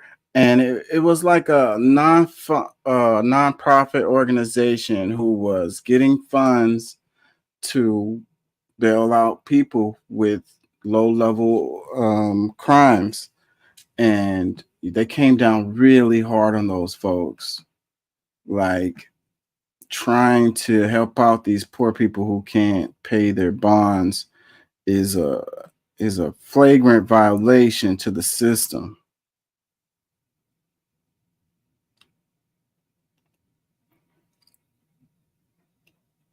When this was happening, they released the news and they were like, oh, big FBI raid. And then they didn't say what was happening and whatever. And it was like, I was really curious about it because they were being so hush hush about it while it was happening. And then finally it came out.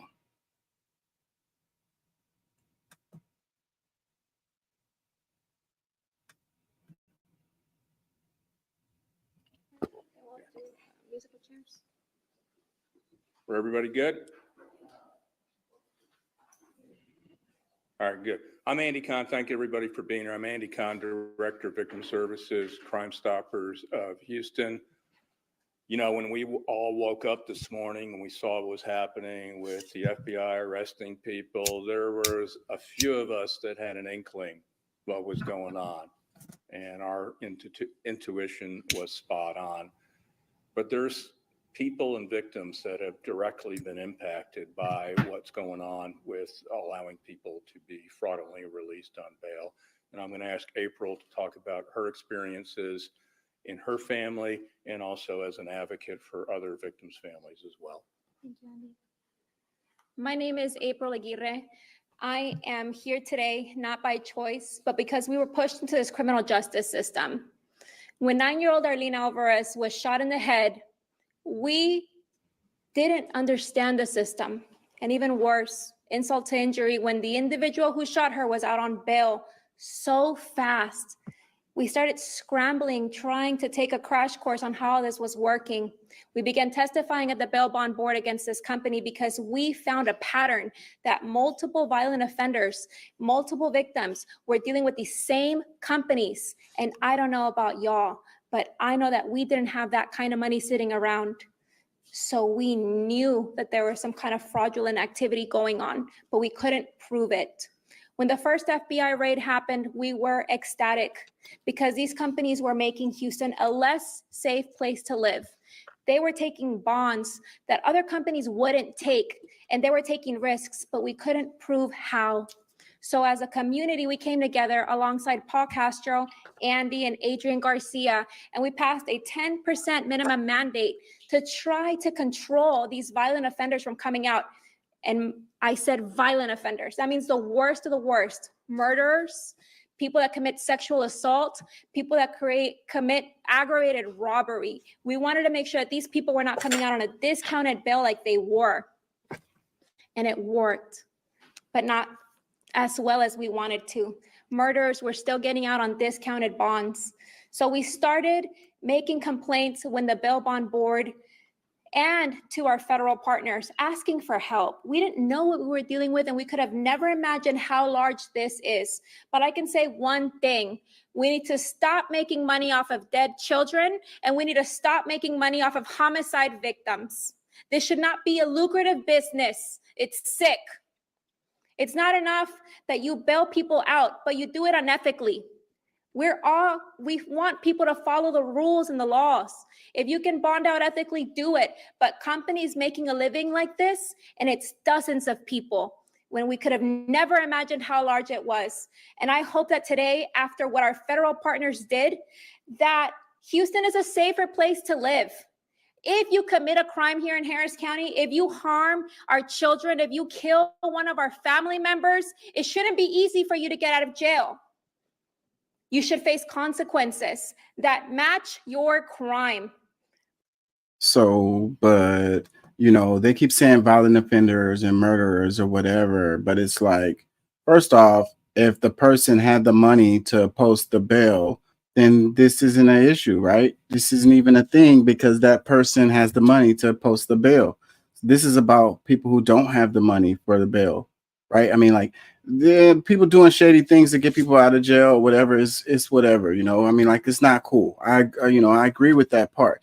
And I agree with the part that somebody commits a crime that they should be held accountable for it. But then she's like, you know, it shouldn't be lucrative for these people to make money off of these violent folks. Well, that's exactly what defense attorneys do, right? I mean, some of these folks are so good, it doesn't matter what evidence they have against you, they can get you off if you have enough money to pay for these top line lawyers. So, you know, this ultimately is not about right or wrong or criminals or even violent offenders. It's about the money. And the poor folks being held accountable is what I'm trying to say here. They're saying violent offenders, but I'm willing to bet that this affects all of the offenders, you know, and I'm willing to also bet, without even looking at the numbers, that the majority of the offenders are non-violent offenders, the ones that aren't going to be able to get their bonds. nonviolent offenders who don't have the money for their bonds. But, this is how the media works. They're going to play it as, it's rape, sexually assault people and murderers who are getting off, which I'm not going to say is not happening, but I'm willing to bet that they're probably like 2, 3, 4, 5% of the people. And I mean, one person is too many, right? They committed a violent offense and then they get to get out, on some fraudulent dealings.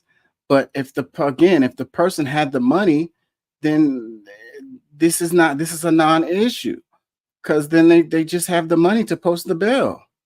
It's up to the judge to make the decision whether this person is eligible for bail or not. So then what we probably, instead of focusing on the bail bondsmen, we should be focusing on, who gets eligible for bonds. If you committed a heinous act, then maybe you shouldn't have an availability to be able to get a bond.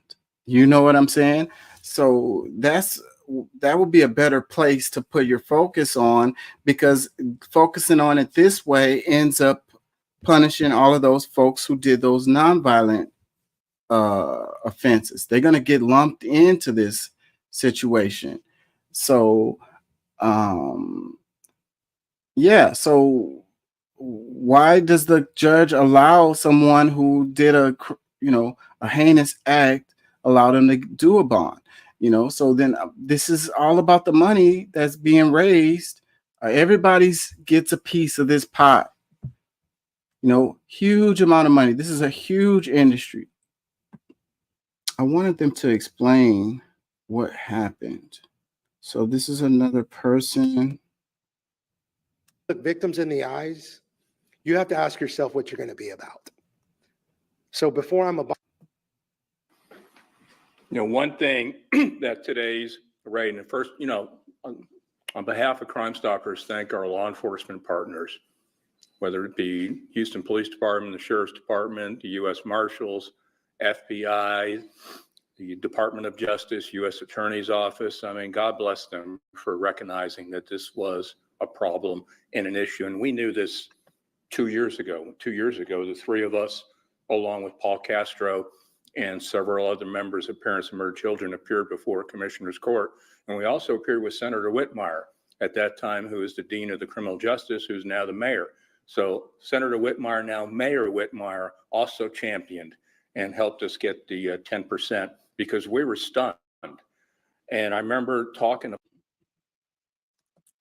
Money. Let me see. Do we have a better one that tells us what it's all about?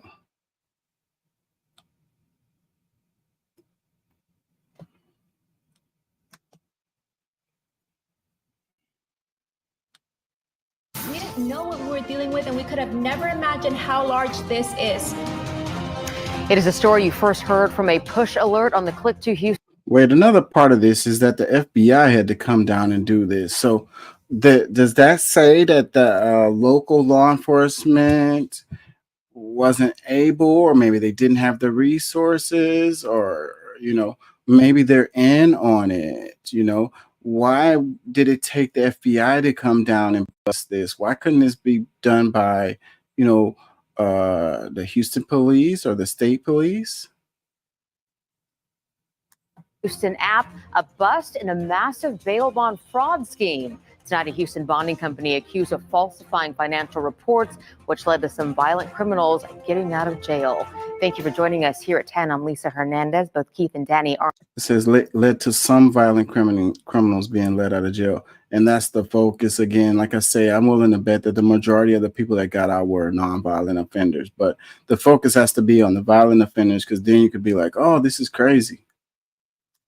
Are on assignment tonight. The FBI made dozens of arrests across Harris County today after a 2-year investigation, as 3 people are wanted. KPRC2's Bryce Newberry live at the federal courthouse tonight with how all of this came together. Bryce? Yeah, Lisa, a total of 53 people have been indicted in this alleged bail bond scheme, including the CEO of a Houston bonding company. Tonight, we know at least 11 of the people charged got out on bonds that law enforcement sources say they normally would not have qualified for, meaning they wouldn't have been back on the streets. FBI tactical teams surrounded targeted suspects before sunrise Wednesday. This arrest at a Southwest Houston apartment, one of 37 across the city, before all of them got processed into federal custody at NRG Arena. The alleged bail bond fraud scheme dates back years. It started as an investigation by the Harris County Sheriff's Office of a group of violent criminals in jail, law enforcement sources say, but turned into a first-of-its-kind federal case of wire fraud and conspiracy. This newly unsealed indictment alleges employees of Houston's A-Able Bonds falsified financial reports, then submitted those to government and insurance agencies to get bonds for jailed defendants, which sources say let violent offenders back on the streets when they never should have been. I do. CEO Sheba Muharrab is one of the 53 indicted, seen here before the Harris County Bail Bond Board in April 2022 for a license renewal.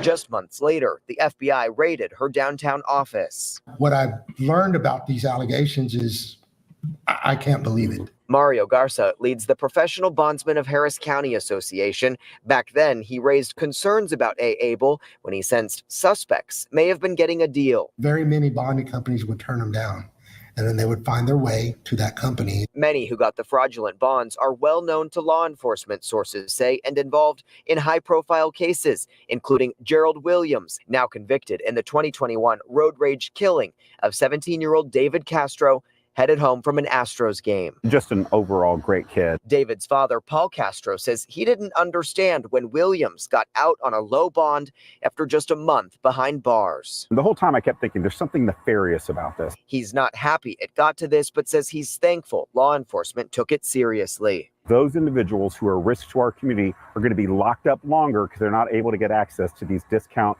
very bad bonds. And tonight, 3 people accused in this scheme are still wanted. These are their pictures: Pamela Yoder of Detroit, Tawana Jones of Houston, and Amir Khan of Pakistan. You can call the FBI Houston field office with any tips. As for the 50 who are now in custody, some of them are expected to make their first court appearance in front of a federal judge here downtown tomorrow morning. Reporting live tonight, I'm Bryce Newberry, KPRC 2 News. So maybe that's why the FBI had to get involved, is because it's such a big case that it went out of the jurisdictions of HPD and state police. So that makes sense. I feel like this story kind of points to problems in our system. Like I say, with the bonds, the judges, who gets a bond, who doesn't, and poor folks who don't have the money for bonds. I think that they're framing this story in a certain way that's avoiding the big questions. So either way, it's all unfortunate. If people are doing fraud and they're fraudulently finding co-signers for these bonds, that's shady. But then the bonds business is like shady from the jump. Like the whole thing is shady. Bond reform needs to be something that people needs to talk about more. And what do they say? If it's a fine, then it's legal for the rich, something like that. If it's criminal, I'm tired again. I've been on for 5 hours now. I'm about to wrap it, but it's like, if you have the money, then it's legal. If you don't have the money, then it's criminal. Basically, is what I'm trying to say here, and that's what this situation points to. And even though there's, certain violent people are taking advantage of this situation, I'm willing to bet that the majority of the folks were nonviolent offenders. And when you come down on this like this way, it's going to end up hurting those people who did nonviolent stuff. Small deals.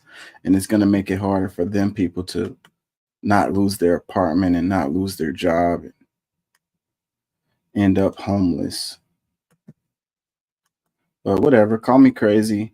I'm a sympathizer to criminals. Call me that. I don't care.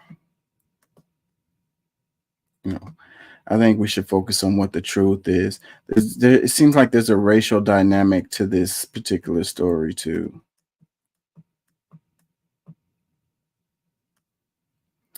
I think I'm gonna wrap it. Let me see if it's something I really wanted to cover that I didn't.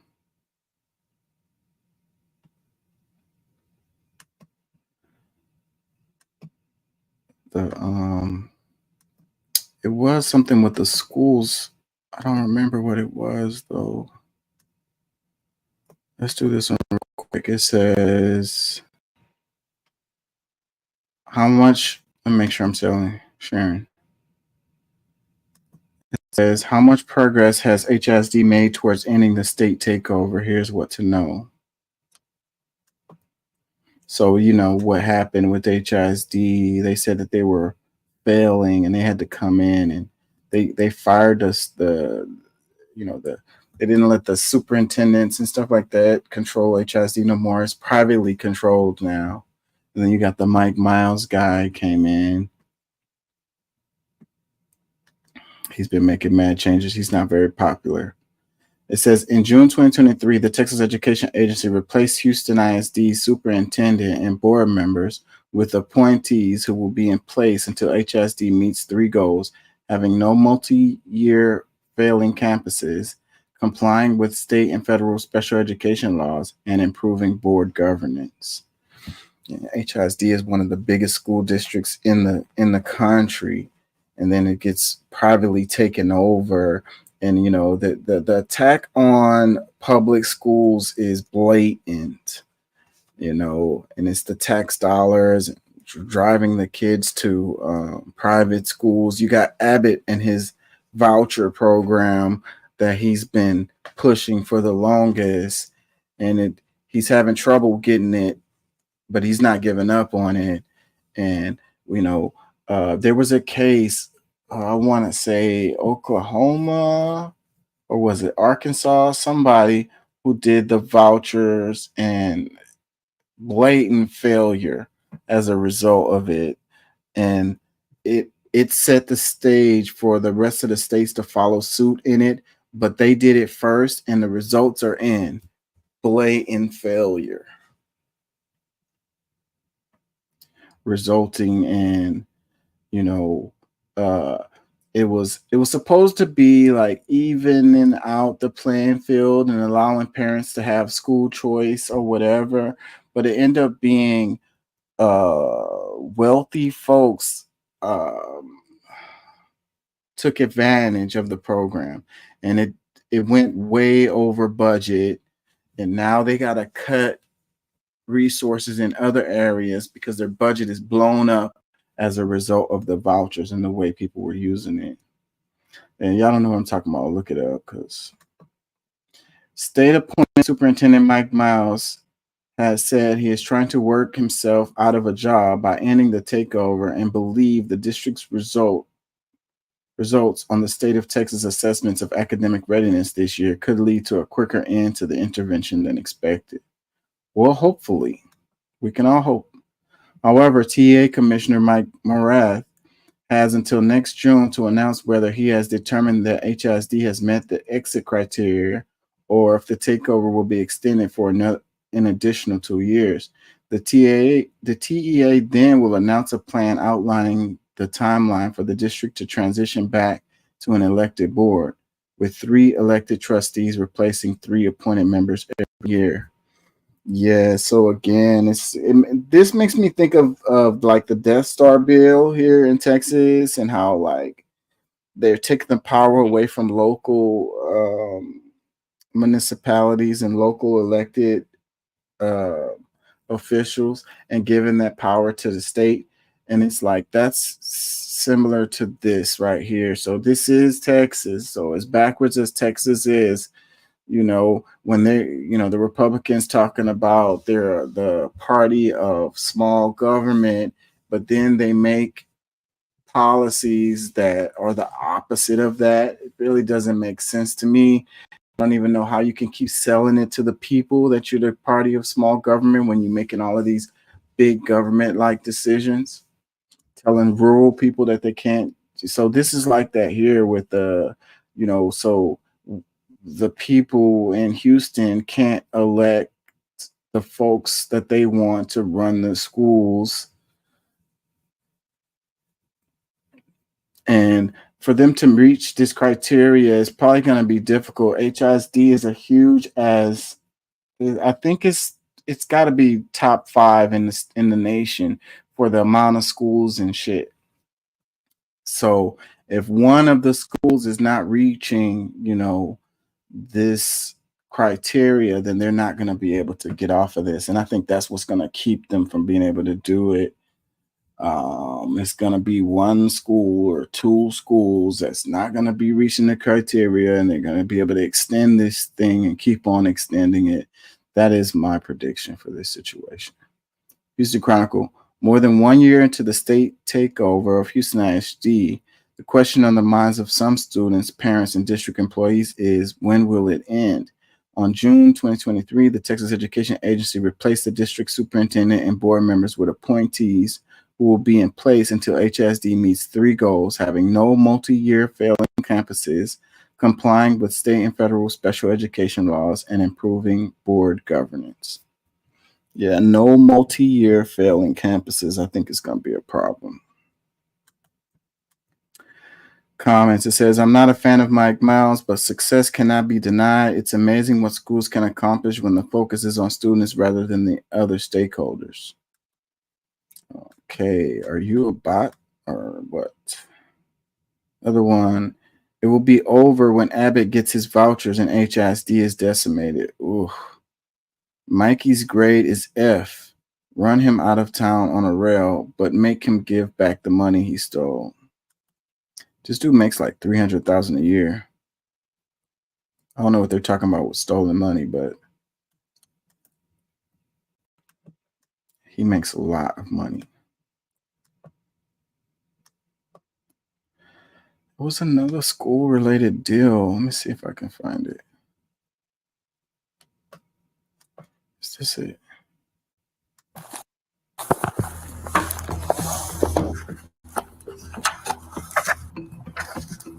You've seen police body camera videos, but maybe never like this. Essentially, the librarians are my suspects. If they're the ones that are choosing books and putting them in there, they're the ones that are carrying the criminal liability. You're watching a Hood County constable telling Granbury ISD school superintendent Jeremy Glenn that his school librarians are suspected of crimes. The constable visits Granbury schools in May of 2022, searching for library books he suspects are obscene. There's one. And attempting to question librarians who are now targets of a criminal investigation. If you want to hear what I have to say, you're welcome to stay. And if you don't, you can go back to the library. But I wanted to afford you the opportunity to sit down and hear what I have to say and see if you wanted to say anything or not. NBC5 Investigates obtained the videos through an open records request, along with a more than 800-page case file detailing the constable's nearly 2-year investigation.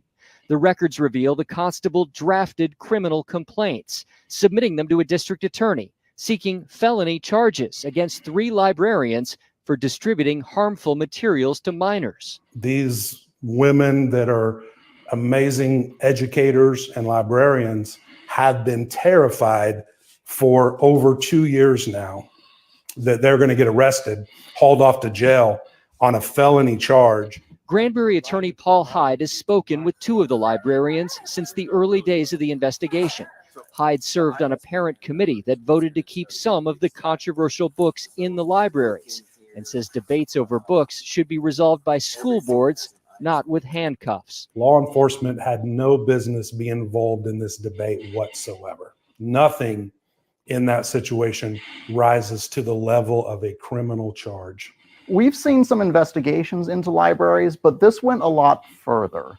You had here police putting together indictments and preparing for an arrest of librarians. Free speech attorney Adam Steinbaugh tracks the nation's culture wars over books and says the Granbury case appears to be one of the most extensive attempts to prosecute librarians. The nation's oldest library association says the case strikes fear in all librarians. No library professional, no educational professional should face these threats. We're simply doing the job and attempting to serve the needs of their students or serve the needs of their community. In Granbury, the district attorney ultimately declined to file charges in April, telling the constable in an email the evidence was insufficient to prove a felony.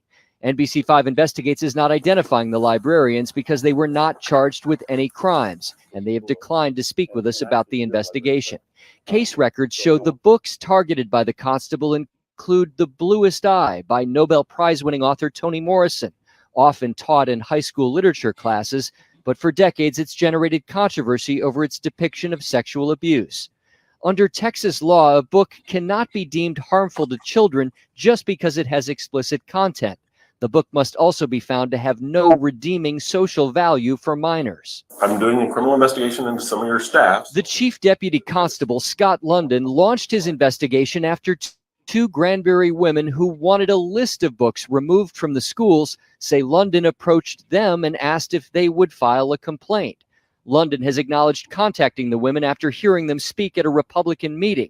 He told us in 2022 that he reviewed the pornography statute with the women and they filed a report because they believed there was a case.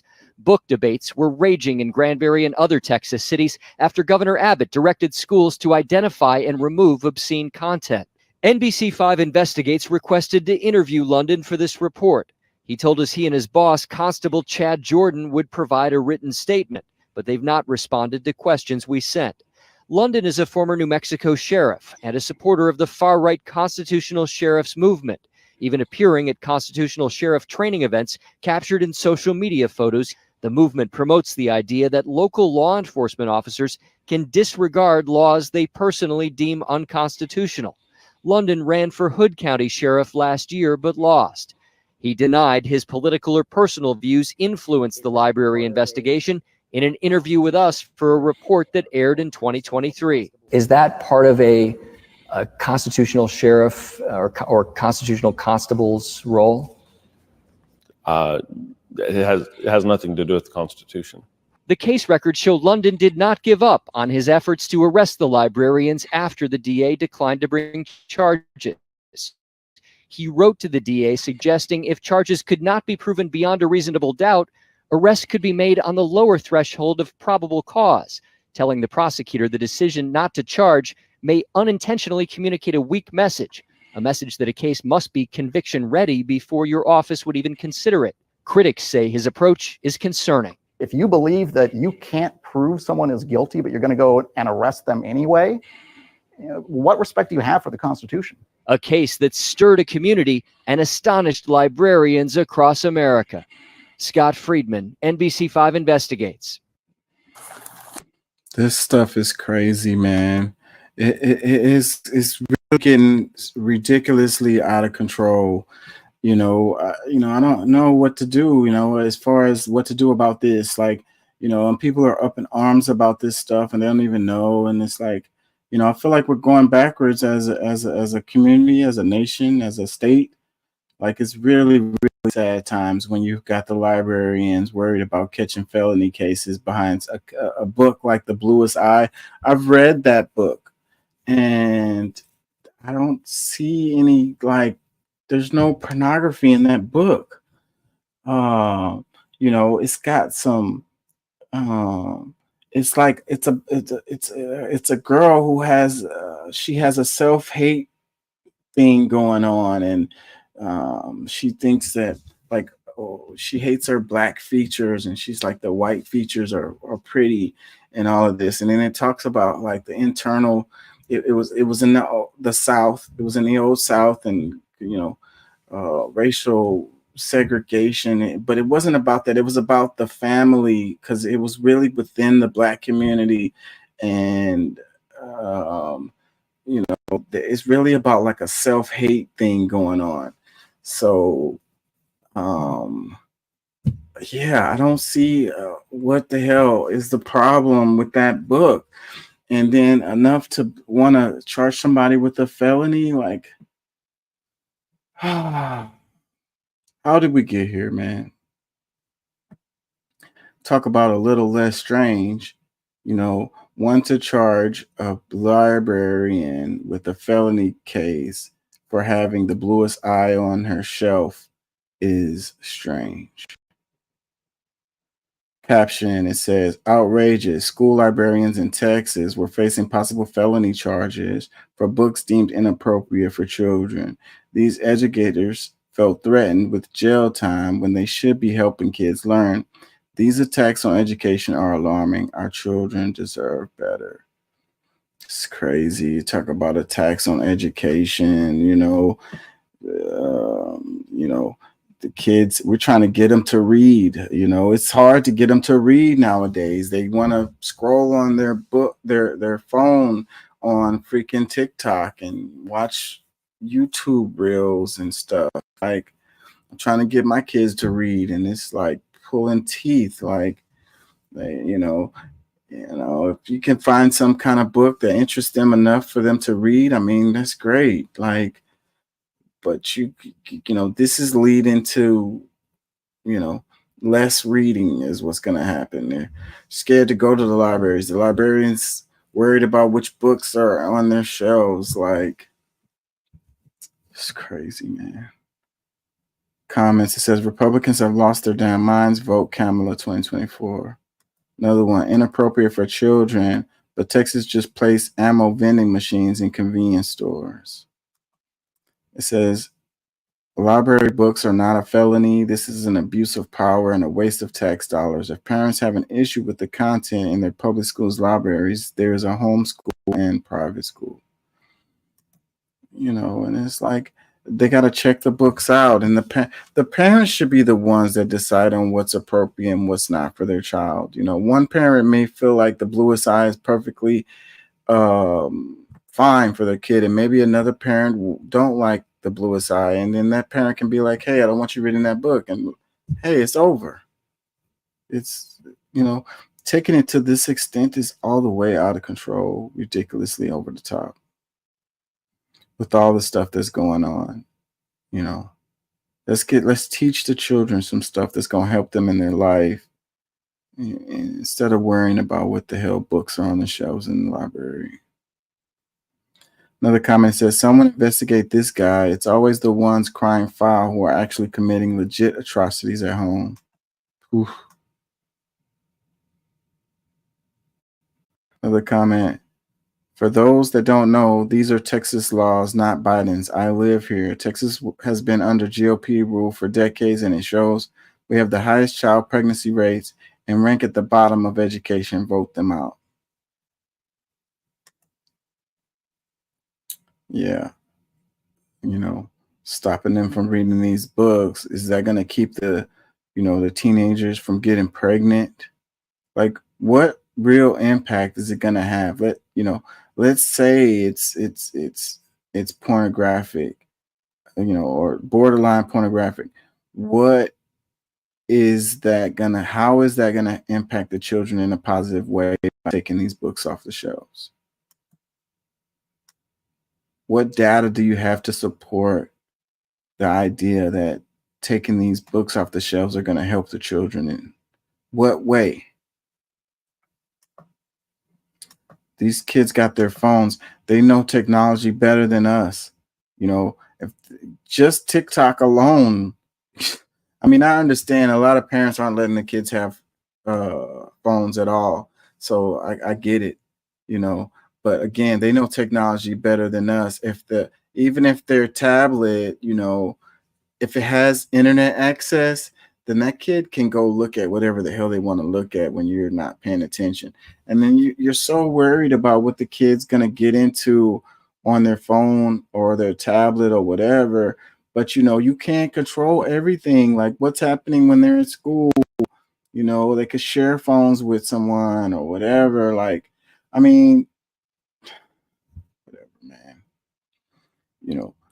it's like when you squeeze so hard, it slips right out of your hands. You know, you try to control them so much that the moment they have a taste of freedom, they wow out. And then, you know, you wonder why these kids want to run away from home or commit suicide or whatever, you know, do drugs. You know, you're leading them down that road by being so crazy like this. Another comment that says, there are actual crimes happening. Does that constable have nothing else to do? He clearly has nothing else to do. Clearly bored. Like, go prosecute some actual criminals out there, bro. Another comment, going after school librarians is alarming. As well as we all know, the censorship is a tool for authoritarian and ultra-nationalist ideology. We must fight and vote.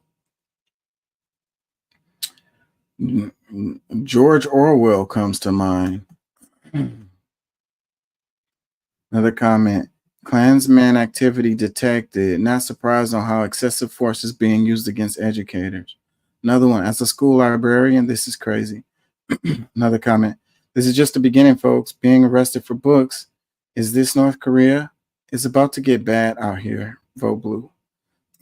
The direction that we're going in is really, really scary to me. We covered the story earlier about them forcing teachers to teach out of the Bible.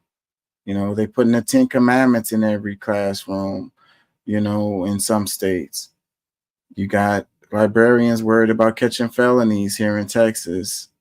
You know, you got abortion illegal, you know, to the point where they're calling the frozen embryos as a person, and they can't even use in vitro to get pregnant. And, you know, what direction are we going in? They're gonna get rid of all the condoms, you know, because that's a form of abortion or whatever. I don't know. You know, once you start going down this road, where does it end?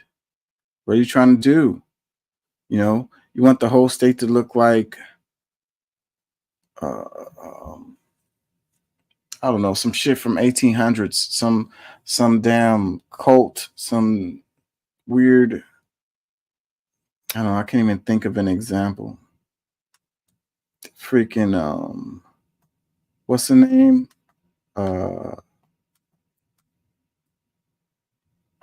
What's the name of that shit? I can't think straight. I think I'm gonna wrap it, y'all, because I'm tired and I can't even think straight. What is it I'm thinking of? The Handmaid's Tale. What's the name of the country that was in that?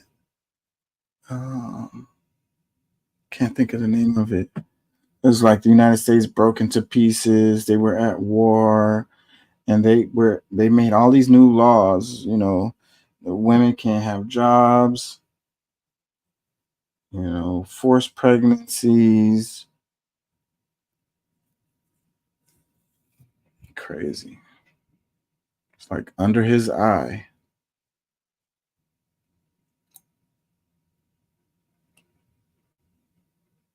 Let me read one more comment. It says, yep, our school district has gone through this process, except it was more of sifting for books on the list that the government came out with. We all had to search for certain books. Every librarian had to go through this. It is upsetting for sure, but you would charge someone, a do-right citizen, a felony.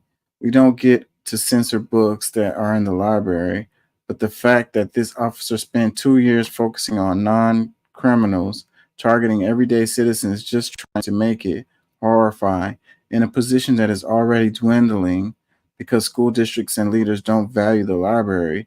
As I was told, we aren't educators, teachers. This is appalling. Now we got to fight the police. Yeah, they don't value libraries. You know, they're defunding the libraries. The libraries is like the coolest thing to have, you know, level playing field.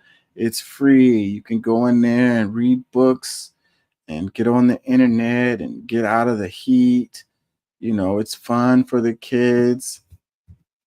It's a positive thing to do, you know.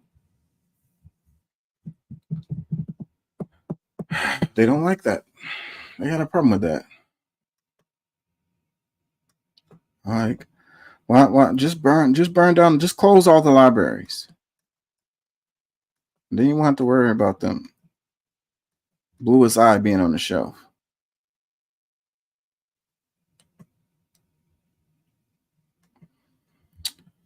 Oh man, this could make a difference right here. It says, oop, the Swifties have entered the chat. It says, my 15-year-old daughter just told me the Swifties are figuring out voter registration requirements in every state where there's a Swift concert, making QR codes with voter registration and donation links so people can do both at her concerts, and making Get Out the Vote friendship bracelets. This is the generation that has been dubbed anxious and not okay by older people who don't listen to or respect them. Seems to me all they need to be hopeful and energized are people who believe in them. Wow. So here comes the attacks on Taylor Swift again. Coming soon. I heard there was a concert, a free fundraising concert with Beyonce and Taylor Swift that's going to go to Kamala Harris's campaign. Yeah. So, you know, the thing about this is it's not like they're going to choose who these people are going to, you know, vote for, register to vote, you know, and having more people registered to vote is a good thing, right? So, but then people are going to look at it and they're going to say, oh, no, they're cheating or whatever, you know. Voter suppression is a tactic, is a winning tactic for one of the sides.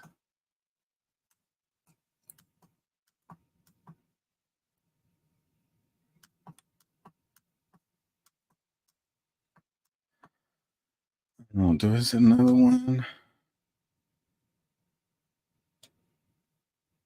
Lebanon calls for maximum restraint. They're getting bombed by Israel as a rebuttal to the Golan Heights attack. California educational official. Let's look at this because this is related. California educational official embezzled over $16 million, hid cash in many fridge, officials say. Authorities see $7.7 million in property traced to his fraud, including home in Yerba Linda, a 2021 BMW, 57 luxury designer bags, jewelry, and high-end tequila. Yas. So, yas. You wonder where all of the money is going. You know, the schools suck. They haven't updated the buildings. The sinks don't work. They don't have working air conditioners. Oh, where's all the money going? It's going into this guy's fridge right here. They're worried about the kids having lunch. Like, no lunch for the kids. Their parents are just going to spend that money on cigarettes. It says a former California public school district official. Of course, it's a public school. A former it's the damn attack on public schools. Like all of the shadiness in public schools is, you know, not. It's by design. They want to dismantle the public schools, and they're attacking them in all different kinds of ways.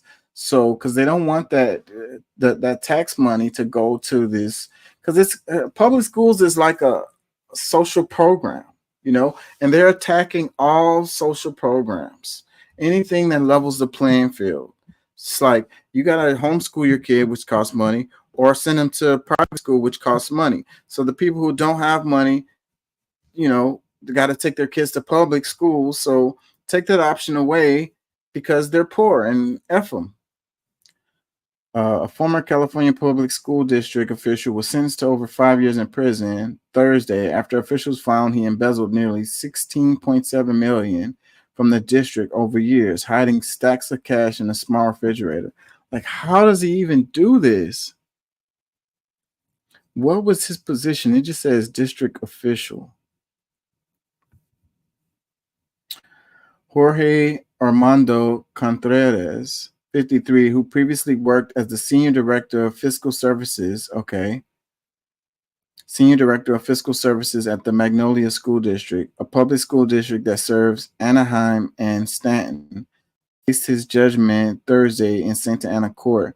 He was sentenced to 70 months in federal prison in order to pay, what is this, $16,694,000 in restitution. The U.S. Attorney's Office of the Central District of California said in a news release. Now, I don't know the California school districts or whatever. It said Magnolia School District serves Anaheim and Stanton, but I'm willing to bet that there's a lot of brown people in that community.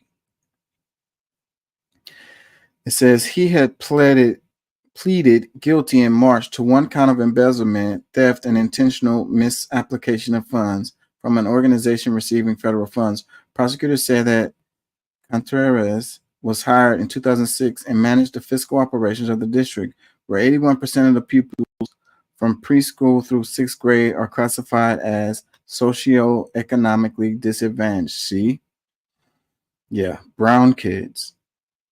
Instead of using the money he was entrusted with managing to benefit the schools, he spent it on lavish lifestyle, purchasing Louis Vuitton designer bags and luxury car, and using the money towards a home. In his role, he had access to school district bank accounts and the student body bank account, and caused checks from, I guess it say cashed, caused checks from these accounts to be deposited into his personal bank account, the release said.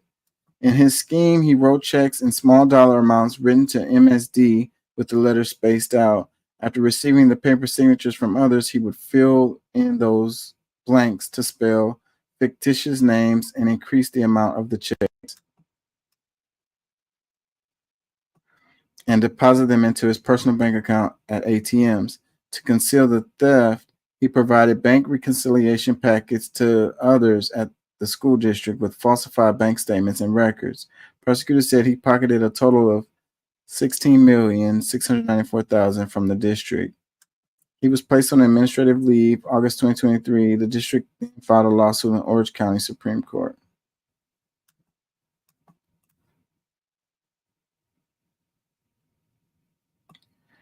Yeah, so is this guy gonna go to jail?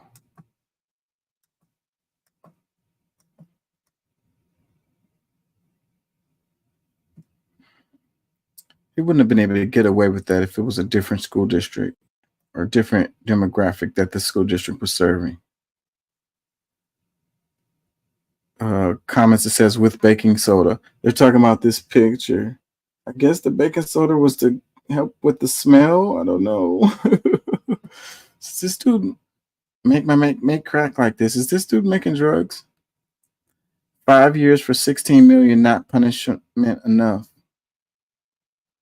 Another one, he was a Republican. Was he a Republican is the question. Yeah, I wonder. Yeah, so 16 million, 5 years, and they fined him the money. Shoot, I don't know. The dude probably came out on top on this deal. Like, I'll sit down in prison for 5 years for $16 million. I get to spend the money when I get out. I don't know. They said he got to pay the money back, but I don't know. If they took pictures like this, they probably confiscated it. No, how much more did he did?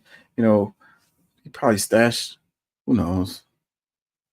Another comment says, "I want to know why he had baking soda in the mini fridge. Guess he wanted to keep his cash smelling good." I'm gonna get out of here, y'all. Peace and love. Thank y'all for joining. Thank y'all for listening.